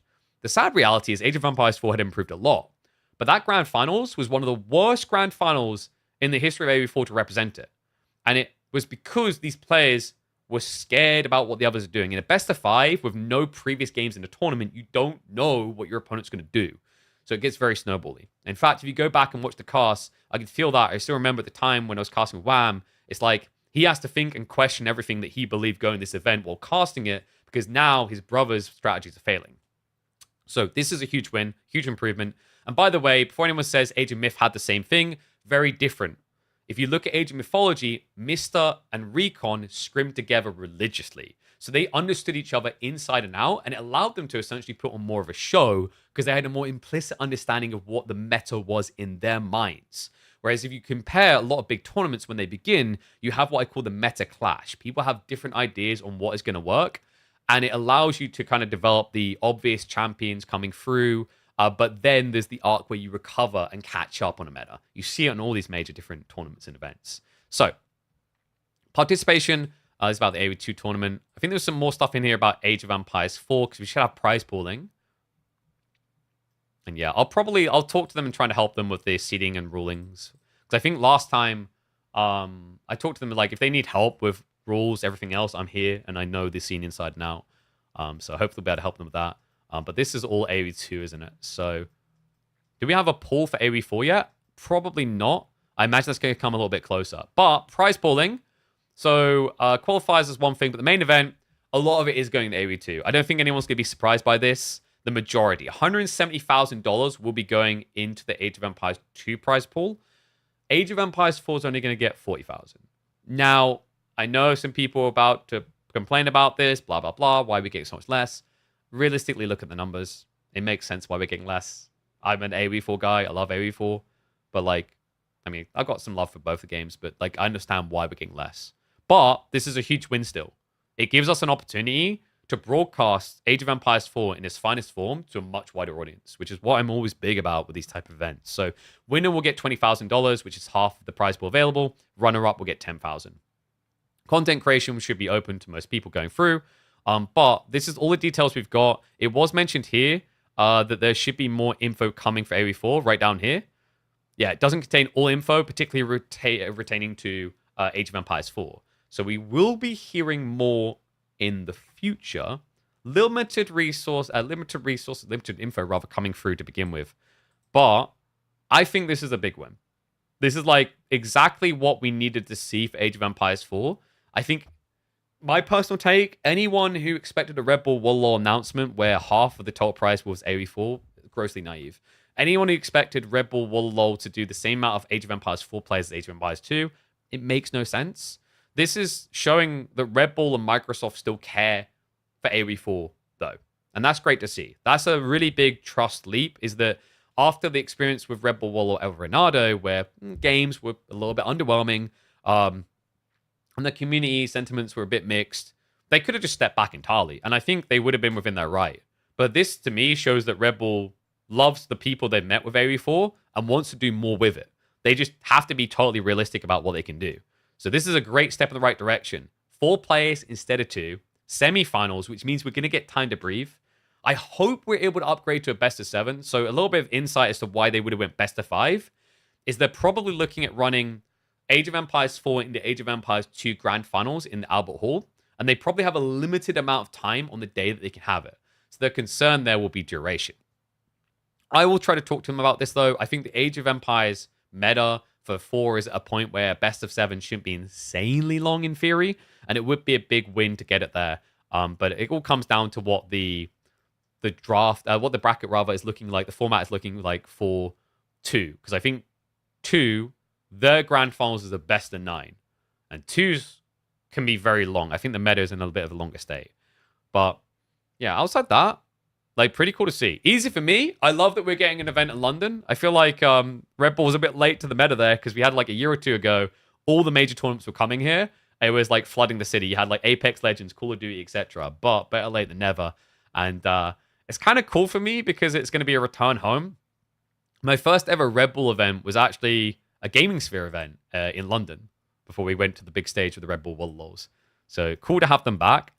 Hyped to see what merch they've cooked up, what cool things they got in mind. Because remember, guys, they've announced the Red Bull Gaming Sphere for the early phase, Albert Hall for the finale, but there's something special happening for 2 of those days that we have no clue about yet. Let me know what you think it's going to be. I'm trying to think, like, what could be... They're making it out as if it's a big surprise, a big reveal. So what's the question mark? Like, you know, if people know London inside out, know your historical locations, where could we be going? Because Royal Albert Hall is pretty impressive. What could mirror the impressiveness of that? But guys, that's all we got for now. I'm sure we'll hear more soon. I, for one, am freaking excited. I was not expecting this. I genuinely thought we would have to wait until October next year. So instead of it being a 2-year wait, it's more like a 1.5-year wait, which is really cool to see. You know, the thing you have to realize about Red Bull is if you look at most of the scenes they're active in, they do 3, maybe 4 events in a game maximum, and then they move on. It really shows how much the Red Bull crew loves and adores Age of Empires and its communities. They're now coming back for, I believe, the 7th or 8th edition. It's been going a crazy amount of editions, and this is a positive step in the right direction. Fingers crossed we have more AoE4 lands that get announced next year. I'd love to see, for example, people like Gentleman's doing it as well. Because to me, we need more people that are able to step up to the caliber of Red Bull and what it offers. Because it is still the flagship event, I think, for both scenes. But guys, that's going to be it from me. Let me know what you think in the comments, and I'll catch you all in the next chapter. Hopefully, maybe see a few of you in Londinium. Guys, I told you we cook it. Like, what was the... What the haters now? Like, oh, no, we shouldn't have, like, a Red Bull event. What's the point? This is what I mean. You got to have some faith. Positivity goes a long way. Every single one of my steps along the way. Like, I'm willing to be critical of things they've done, and I have in person. But you got to be positive in your push. You've got to look for a way through that is a win for all. And that's important to remember. Because, like, if you don't do that, they're just going to leave. They won't come back, and we're worse off for it, in my opinion. But let's... another AO2, we getting a little gig in? Like, dude, like, calling a little gig, Bella, is like, come on. It's an upgrade from 2 to 4. Prize pool hasn't really changed that much from what I remember. and is actually in line with S tier events in Age of Empires 4. And we still get like all the upsides of marketing, etc. around it. I think it's fine. They didn't add any details to the handbook, probably because they're consulting people on what they're going to do with Age of Empires 4, which is good. I'd rather they are consulting things than they just flesh out a handbook well far in advance with not necessarily having the specialist in-house that knows Age of Empires 4 inside and out.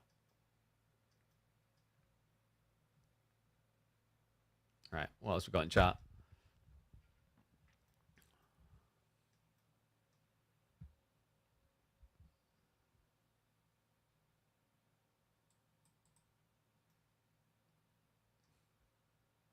Age of Empires has a big brand value in the minds of gaming people in the world. Hell yeah.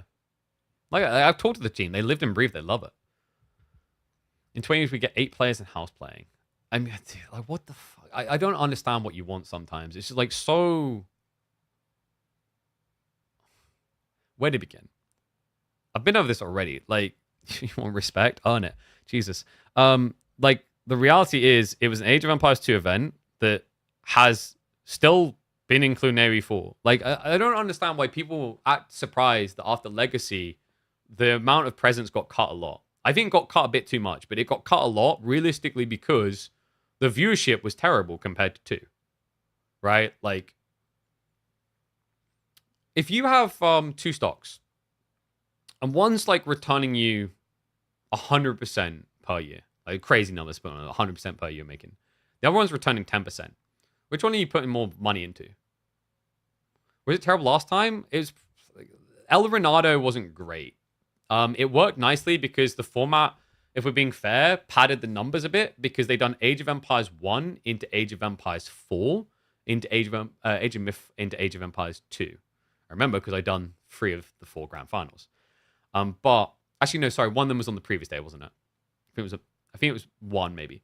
I'm trying to remember the order of things now. Actually, I'd have to double check. But the point was, basically, viewership benefited from a previous title being in there, so that when 4 switched over, 4 was the previous night. That was right. The final day was it 1 Myth or Myth? I think it was Myth and then finals. I'm trying to remember now. I'll have to double check. It was all clustered together in my brain because we done 4 very late at night. I remember because there was worries that it was going to rain. But like the thing was, yeah, because I think it was after semifinals we done 4, but the drop off in viewership was clear. It was happening. So, like, it was done at the end of an Age of Empires 2 day. And the viewership didn't grow, it, of course, declined. Age of Empires 2 winner will be Heron, we all know it. It's always the same people. A4 is so much more competitive. But what? Marine just won his 3rd out of 5 S tier. Last year, he won all of them. 1v1, RTSs tend to have this a lot, really. Is it, like, have we got a very competitive scene? Yes. Is Hero, like, insane right now? Yes. But, like, acting as if we haven't had that, like, last year of Marine Lord is crazy. Marine Lord just destroyed everyone last year. Facts. So I don't know why we're acting as if we're a perfect scene that doesn't have stomp periods as well. Most scenes do. Right? That's why earlier we're talking about perfectionism in 1v1 versus, like, you know, minimizing mistakes in team environments. Very big difference. See, I don't know. Like, let's not act like we don't have similar issues. Do we have, like, a Hera win streak? No. This last 20 was more competitive? Exactly. And also, by the way, I'd highlight that Hera doesn't just roll over everyone. Like, he almost lost when I hosted the Garrison tournament. Like, that was the closest he's come to losing that streak. Leary almost had him. Since Red Bull 2026 is better than last year, at least we're moving up. Exactly. Like, this is the point. It's like, instead of... I don't get... Like, some people just want the whole world to change before them after one day. Instead, focus on improvement. It's like, you know, if you want to be a pro that can beat Marine tomorrow, and you hop into like some matches and you just lose all of them, like you're like, well, what's the point? Or like, you know, if you really believe it's going to be a long journey, you have to improve over time. So then what matters is like a month from now, you know, instead of losing all games, you only lost like 60%. That's improvement. I'm not saying go do your pro because but the idea is if you're going to try and justify it to yourself, or if you're going to try and find an approval logic in what you're doing, improvement matters more like over time than just going from 0 to 100. 0 to 100 makes no sense. It's also like I don't think people understand how much of a big negative having a polarizingly over-the-top tournament, like, let's say the prize pool is 50-50 between AoE2 and AoE4. Well, you just got this one big tournament that makes up most of the year and then makes or breaks someone's ability to be a pro anyway. It's not sustainable. It's exactly why we done KPMM the way we did. Instead of flaunting $100,000 even if we get it, I didn't want to do that. I wanted to be like, okay, we do 9,000, then we do 20,000, and we build it. Like, these are important things. Esports seems to get overbloated all the bloody time, and it's a mistake. Stand by what I said last week. Combining AoE4 and AoE2 is a bad idea. Toxic will ruin the experience. What do you want? Like, who's going to run an event on Red Bull's caliber instead? Like, instead of trying to refute it like we have in the past, I'll put the ball in your court. Who's going to deliver an event that even comes close to like the Red Bull marketing opportunity and scale?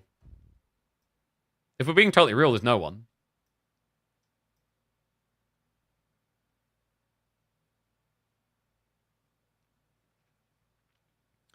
Saying that Ronaldo AoE4 viewers in a vacuum is just unfair. But like the point is, if you follow statistics, it logically makes sense from both Microsoft and Red Bull side. So like what I see this as is by including 2 extra series, they acknowledge that like having only grand finals was a mistake. It didn't offer up a realm in which AoE4 could have looked good. And it also shows that they want to give it more opportunities to shine. At least that's my take looking at that. And yes, agreed. Like the change that I would probably talk to them about is like change it from grand finals from BO5 to BO7. But it depends on what the scheduling issue is. Like this is definitely a big problem when they done it in Germany. Is like in Germany, like the overtime, like if someone has to work overtime, the cost to do so is insane. I think it's like 3 or 4 times salary, like for the day or whatever. Like it gets out of control quickly. And I know someone's gonna be like, Red Bull has budget. That's not how that works. You allocate budget. Like, you allocate budget in advance, and you have limits. Time and place to ask for space for everything. To ask for more at the time that something is given just screams ungrateful. Yeah. Like, can we just actually, like, can we just see this as a win? I don't understand how this can't be seen as a win. You went from 2 players to 4 players. We're still a part of, like, an epic freaking LAN. There's wriggle room for more people to attend than ever before, right? Because you could... None of the other events could have 3,000 people catering to it on the finals day. These are wins.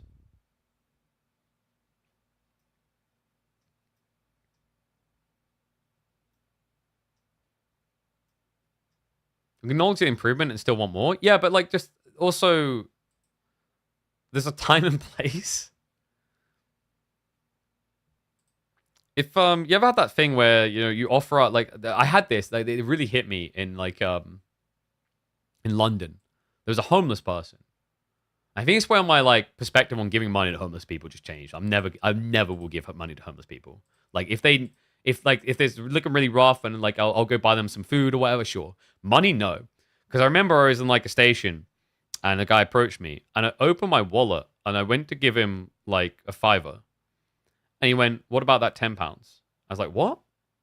And he just want more. And I was like, "What the I didn't need to give you anything.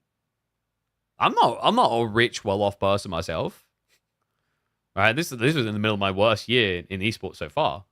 I was like, "What the hell?" And like, you know how that ends? Like, oh, now they want £20, £30. But like,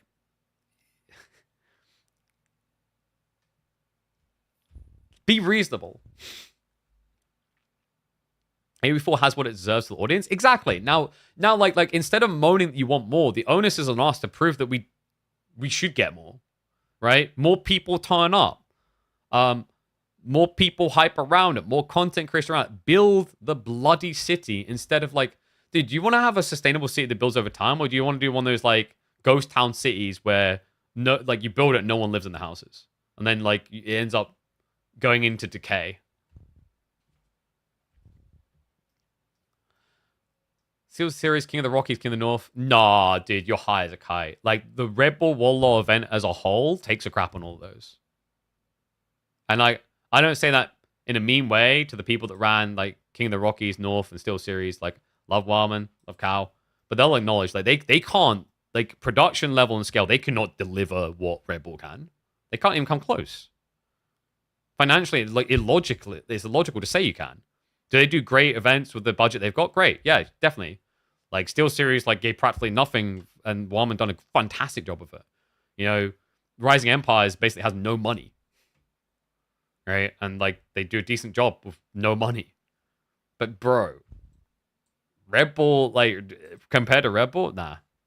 Honestly, I'd say, have you actually even been to a Red Bull Warlord before? Because I've been to 2, and I can tell you, like, it doesn't, like, it's not even remotely comparative. The atmosphere, everything.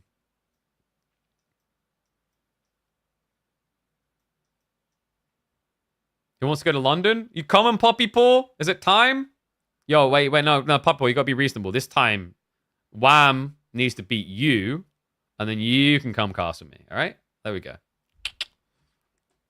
Gotta take in turns, man. Return of Magic, maybe?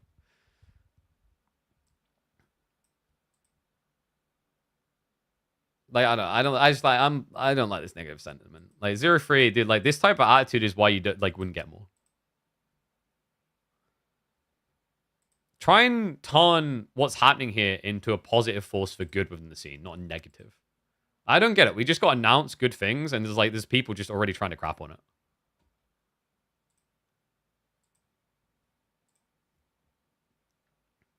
The Oil Kings are looking for games to sponsor. I think in the next year or two, Age of Empires 2 will probably take StarCraft's place at EWC.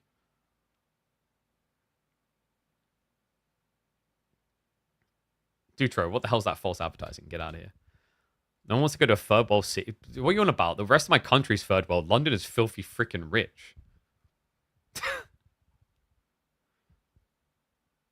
You kidding me? I don't know one single competitive AoE4 player that lives in London because you can't afford it. It's ridiculous.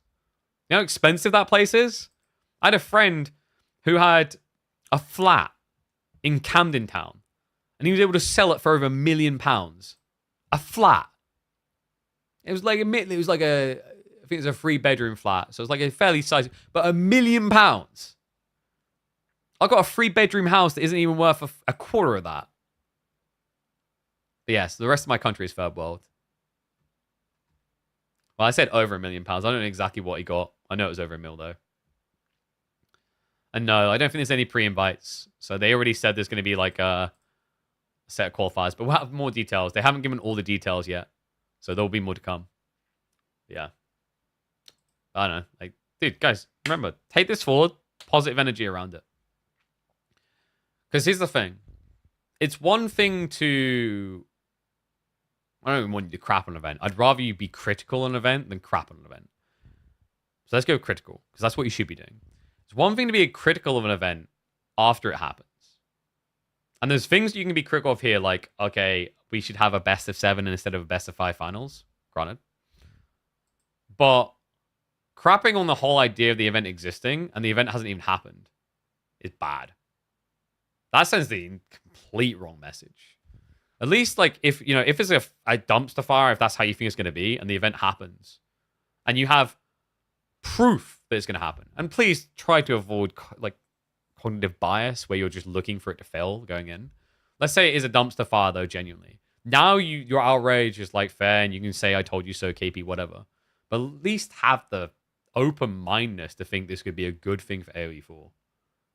I think most people do. I like to think most people do. London's pretty expensive. I mean, like Heidelberg was as well, no? But the thing you have to keep in mind, the tricky part is, like, if they want to do an event in the UK, it's probably going to be either Birmingham or London. And I don't know if there's many good historical locations in Birmingham now that I think about it. But the reason is those are the two that have built up a hub of, like, that can support these type of events.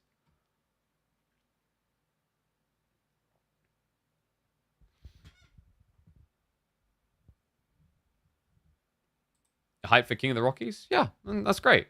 Have fun with it. It's impossible for the event to fail. It's Red Bull. Birmingham's even worse. Do it in Sheffield. Nah, like, Sheffield has nothing going on esports-wise. Birmingham has a track record. So, like, Apex done their LGS champs there. There's been a few other events. Yeah, DreamHack's doing Birmingham there next year. I think in April-ish, actually. So, like, there's proof of pudding.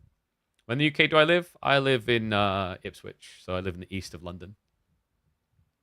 Like an hour and 20 out by train. yeah, like guys, this is definitely a win though, for sure. I think there's always more you can ask for, but be grateful for what you get at the same time, if that makes sense. Or invite to stay. Dude, I just said I'm like an hour and 20 out from London. From Albert Hall, I'm probably 2 hours away. Stay away from my house. You want to go Bosnia? I mean, talk to Red Bull about it. Thing like this, Red Bull will all exist. There is no Pepsi, will or Coca-Cola.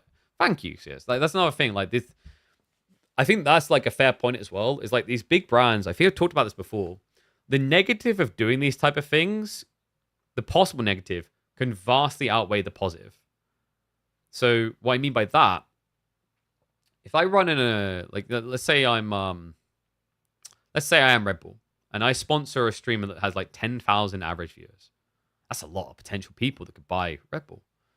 Let's say that same streamer then drops a slur. My stock plummets by even 0.5%. I have lost millions. That's why a lot of these brands don't bother.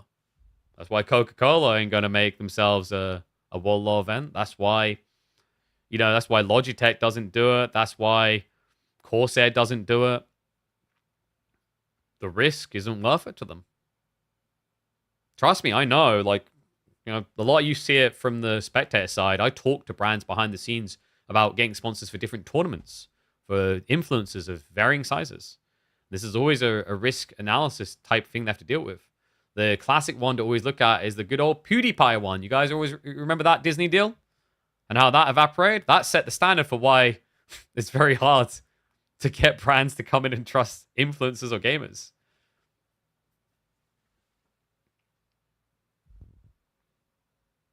Riyadh season will sponsor a Red Bull event for Red Bull. I don't know if they I don't know what Red Bull's market share is like in the Middle East, or if they're like looking to expand it though. Because so Red Bull's primary budgeting goes into America and Europe. And Europe offers to the ones that love Age of Empires. America, they work very closely with Ludwig. There's also Apex Legends, which just had its next event announced. Their Apex Legends event was actually pretty cool. They basically rented a hotel, and each time a player was eliminated, you could see on the side of the hotel the light would go out, sort of thing, which is a nice little detail. I think they call it the Red Bull Inn or whatever. But yeah, like Age of Empires 4. I wonder if there's anything if they're gonna do any show matches actually. But that's the other thing, guys, we see this as a good sign. So last time you had AoE 1, AoE 4, Age of Mythology, Age of Empires 2. They cut half the games, and Age of Empires 4 is still standing. I know people but Myth is not doing very... Yeah, but you could have made an argument to just do Age of Empires 1. They trusted 4.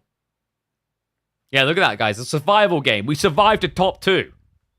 How many of you played Apex Legends and would swear that you'd just take a top 2 because you knew you can get the top 1? Nah, I'm kidding. But yeah, so... Maybe I should have recorded some of this extra for the video, but... damn, I would have hit my 15 minutes and had mid-roll ads. But yeah. I think... Have I got any more series lined up today? I don't think any more got scheduled, no. So, the only other one we could have done was... Oh, no, that might be all of them. So, tomorrow will be quarterfinals. We've got a few of those lined up. So, I have Louis versus Jif. Jimu still needs to play Jue, and then winners against Voldemar, I think. Or is Voldemar... No, Voldemar Tiger plays a little bit later, actually. And then we got... I think Vortix is playing his series soon, so either him or Red Darksider are up against Corvinus. So yeah, tomorrow we'll have 3 quarterfinals, and then maybe 1 semifinals. So it should be a good day. But actually in around a 16 maybe. We'll see. But yeah, we can talk a little bit more about Red Bull if you guys want. And then I think I'll get ready to wind down and eat. I'll get Coca-Cola sponsor an AoE for World Cup. There you go, guys. Well, you get on it. Go. That's a problem as well. We are so small compared to a lot of things that even Red Bull does. I've talked to them, and I can hear the passion they have for the Age of Empires scenes. They have to, because Red Bull has the budget to just go do any game they want. They can do Call of Duty. They can do Apex Legends. They do Apex Legends. They can do Valorant. They do that. These scenes that have potentially hundreds of thousands of people watching the events, right? League of Legends. They also choose AoE. So, like, there's definitely a lot of love. Like, I talk to the people on the ground all the time. I regularly, like, DM one or two of them, and they're lovely people. So, the heart is most definitely in the right place. See, look, that's what I like to see. Already success. Merlin just messaged me saying that Royal Albert Hall's sick and he's going to get tickets. Boom. There's another reason for you to get tickets. If you want to see Mr. Merlin, you never see anymore. Boom.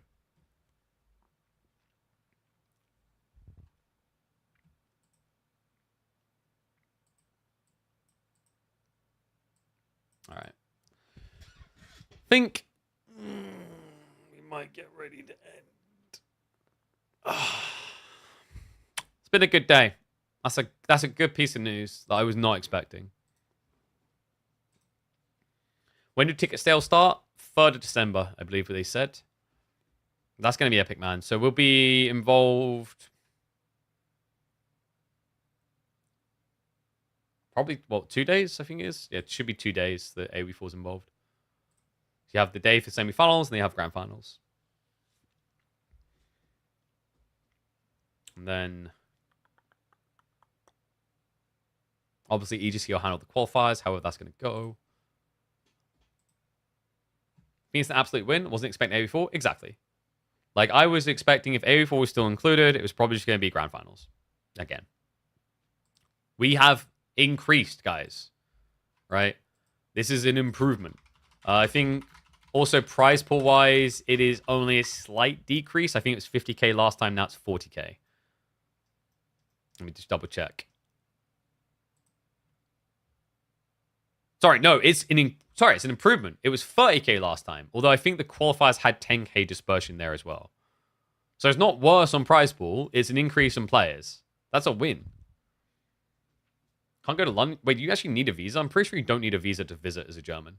I don't need a visa to go to Germany. What the hell? Avli's just trying to dodge me. Guys, you see this crap? He's like, how dare you put other map creators' maps in your tournaments? I hate you now. I see how it is. He's just trying to make excuses. He hates England that much.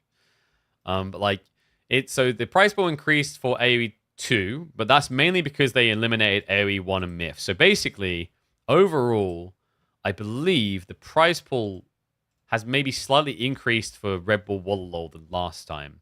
But it hasn't taken away from 4. It's just they've absorbed the Myth and AoE 1 monies. Yeah.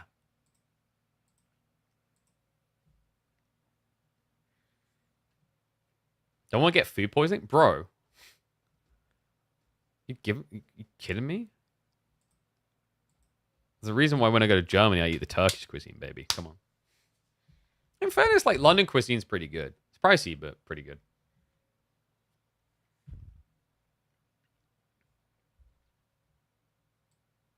Not sure if I go to the event if the finals just BO5.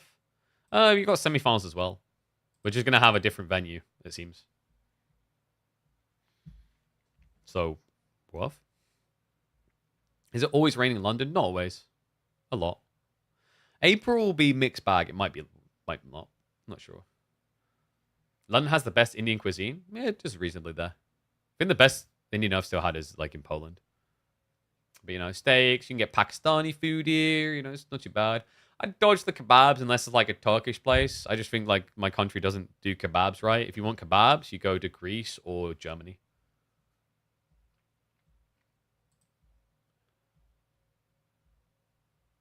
Release the AoE free files? What the hell? Like, AoE, guys, that's just like... AoE free doesn't exist anymore. It's a myth. It's fake news. Made up game. I think, like, AoE free, what people mean when they say that is that you got Age of Empires for free on old versions of Microsoft Windows. Ah, AoE free. It makes sense now. Oh, dear. Yeah, like, is there a Reddit thread on this already? Dare I check?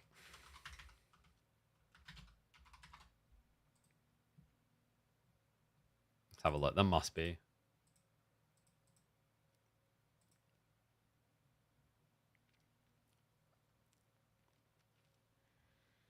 All right, is there a Reddit thread already on this? Let's have a look. I think there is one. I don't know if there's much in it, though, because it's super early, but I guess let's have a quick ganders. Better than last time, at least. All right, Cammy. I mean, like, it's not right. But this is, once again, like, you know, it's an improvement. The event being hosted in major city, major venues, they are spending less resources on pure logistics and other player unrelated expenses. That is incorrect, because, like, there's a trade-off here. Oh, sorry, I just realized we're not on the right scene. That's a trade-off here where you, like, might be spending less money on logistics of, like, getting the equipment in, but it's London. It's not going to be cheaper like you think. A2 is getting a longer event as well, 6 days versus 4. Like, this is still a win, though. Overall prize pool for AOE4 seems to be smaller. No, it's not, though. It's bigger. Guys, the previous prize pool was 30k, now it's 40k. I think it was 40k total when you look at the qualifiers for Red Bull, Wallalow, El Reynado for AOE4. So, 40k again. So it hasn't decreased. They've left the prize pool the same. And then AOE2, we just checked, is slightly higher, but a big chunk of that is the absorption of the cost of Asian Mythology and Age of Empires 1. I kind of wish we had like a ladder qualifier element, though. That'd be kind of cool. I don't know, like maybe in another year or two, AOE4 will be there for it. Yeah, like this is early days. I'm sure there'll be more post coming. But honestly, I just see it as a win. I know some people get like, and I'm aware like the counter argument would be, well, KP, of course, you see it as a win. You know, the Red Bull guys, they work with you a lot and you work with them. You don't really like to say like anything super bad. If I felt like Red Bull Wallalow was damaging to the scene, I would say it. Because although I would be down money from not working their event, the scene that I create content in, that I spend on camera about 120 to 150 hours a month in, would be damaged by that. So, like, I would be in a position where actually it would be more logical, more beneficial for me if I felt like this was not a good thing to say it's not a good thing. It also would allow me to brawl up the hate and just get the hate squad going, and then they probably like be more invested in watching my streams. I don't want to do that because I think this is a good thing. Red Bull, Wallalow, El Reynado, being on site, epic. I appreciate the issues from the AOE4 side, and apparently Red Bull does, because going from 2 players to 4 players is a 100% increase. That's a win. But I'm also excited to see what that special venue is. Hopefully there is maybe some like, I'd love to see them like have wiggle room, kind of like what Garrison has, for some side events, like small amateur tournaments, and that would make sense for whatever they're doing with like the 2 last days before the final one. But knowing them, it's going to be something like crazy extravagant. I wouldn't be surprised if they're doing the gaming sphere into a castle area, right? Like one of the castle grounds, because there's a decent amount of them around London, and then Albert Hall afterwards, which would be a pretty cool wombo combo. But yeah, that's a lot. I was hoping there's going to be more responses we can talk about, but like overall sentiment, guys, remember, it's okay to be critical or like have issues with things, but think about where and how you're being critical. If your first response upon seeing this is not enough, dive into why you think it's not enough. Don't just go with the outrage sentiment. As we said here, this is an improvement, and based on the results of like the last AOE4 integration, it's a reasonable improvement. And now we have an opportunity to actually show what the game is really about. 2 semis and a finals. That is 3 times the presence of gameplay for AOE4 in this event. If AOE4 is on balance-wise and design-wise in a good position come April, this may be the biggest marketing tool we had for the game in the last 4 years.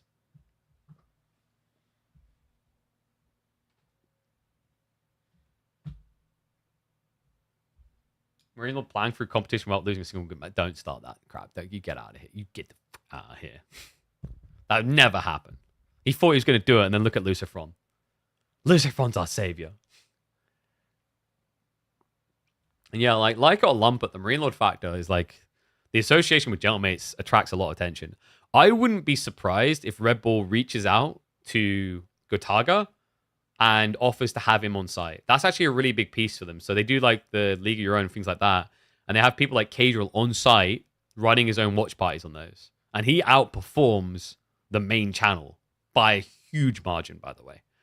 So that would be another big win. It's like that. Like actually, that's the way. Like if they want to slam dunk this, best of 5 gets changed into a best of 7 grand finals, and they bring Gotaga on site to cover the Red Bull Wallow Age of Empires 4 games, and then chef's kiss, fantastic.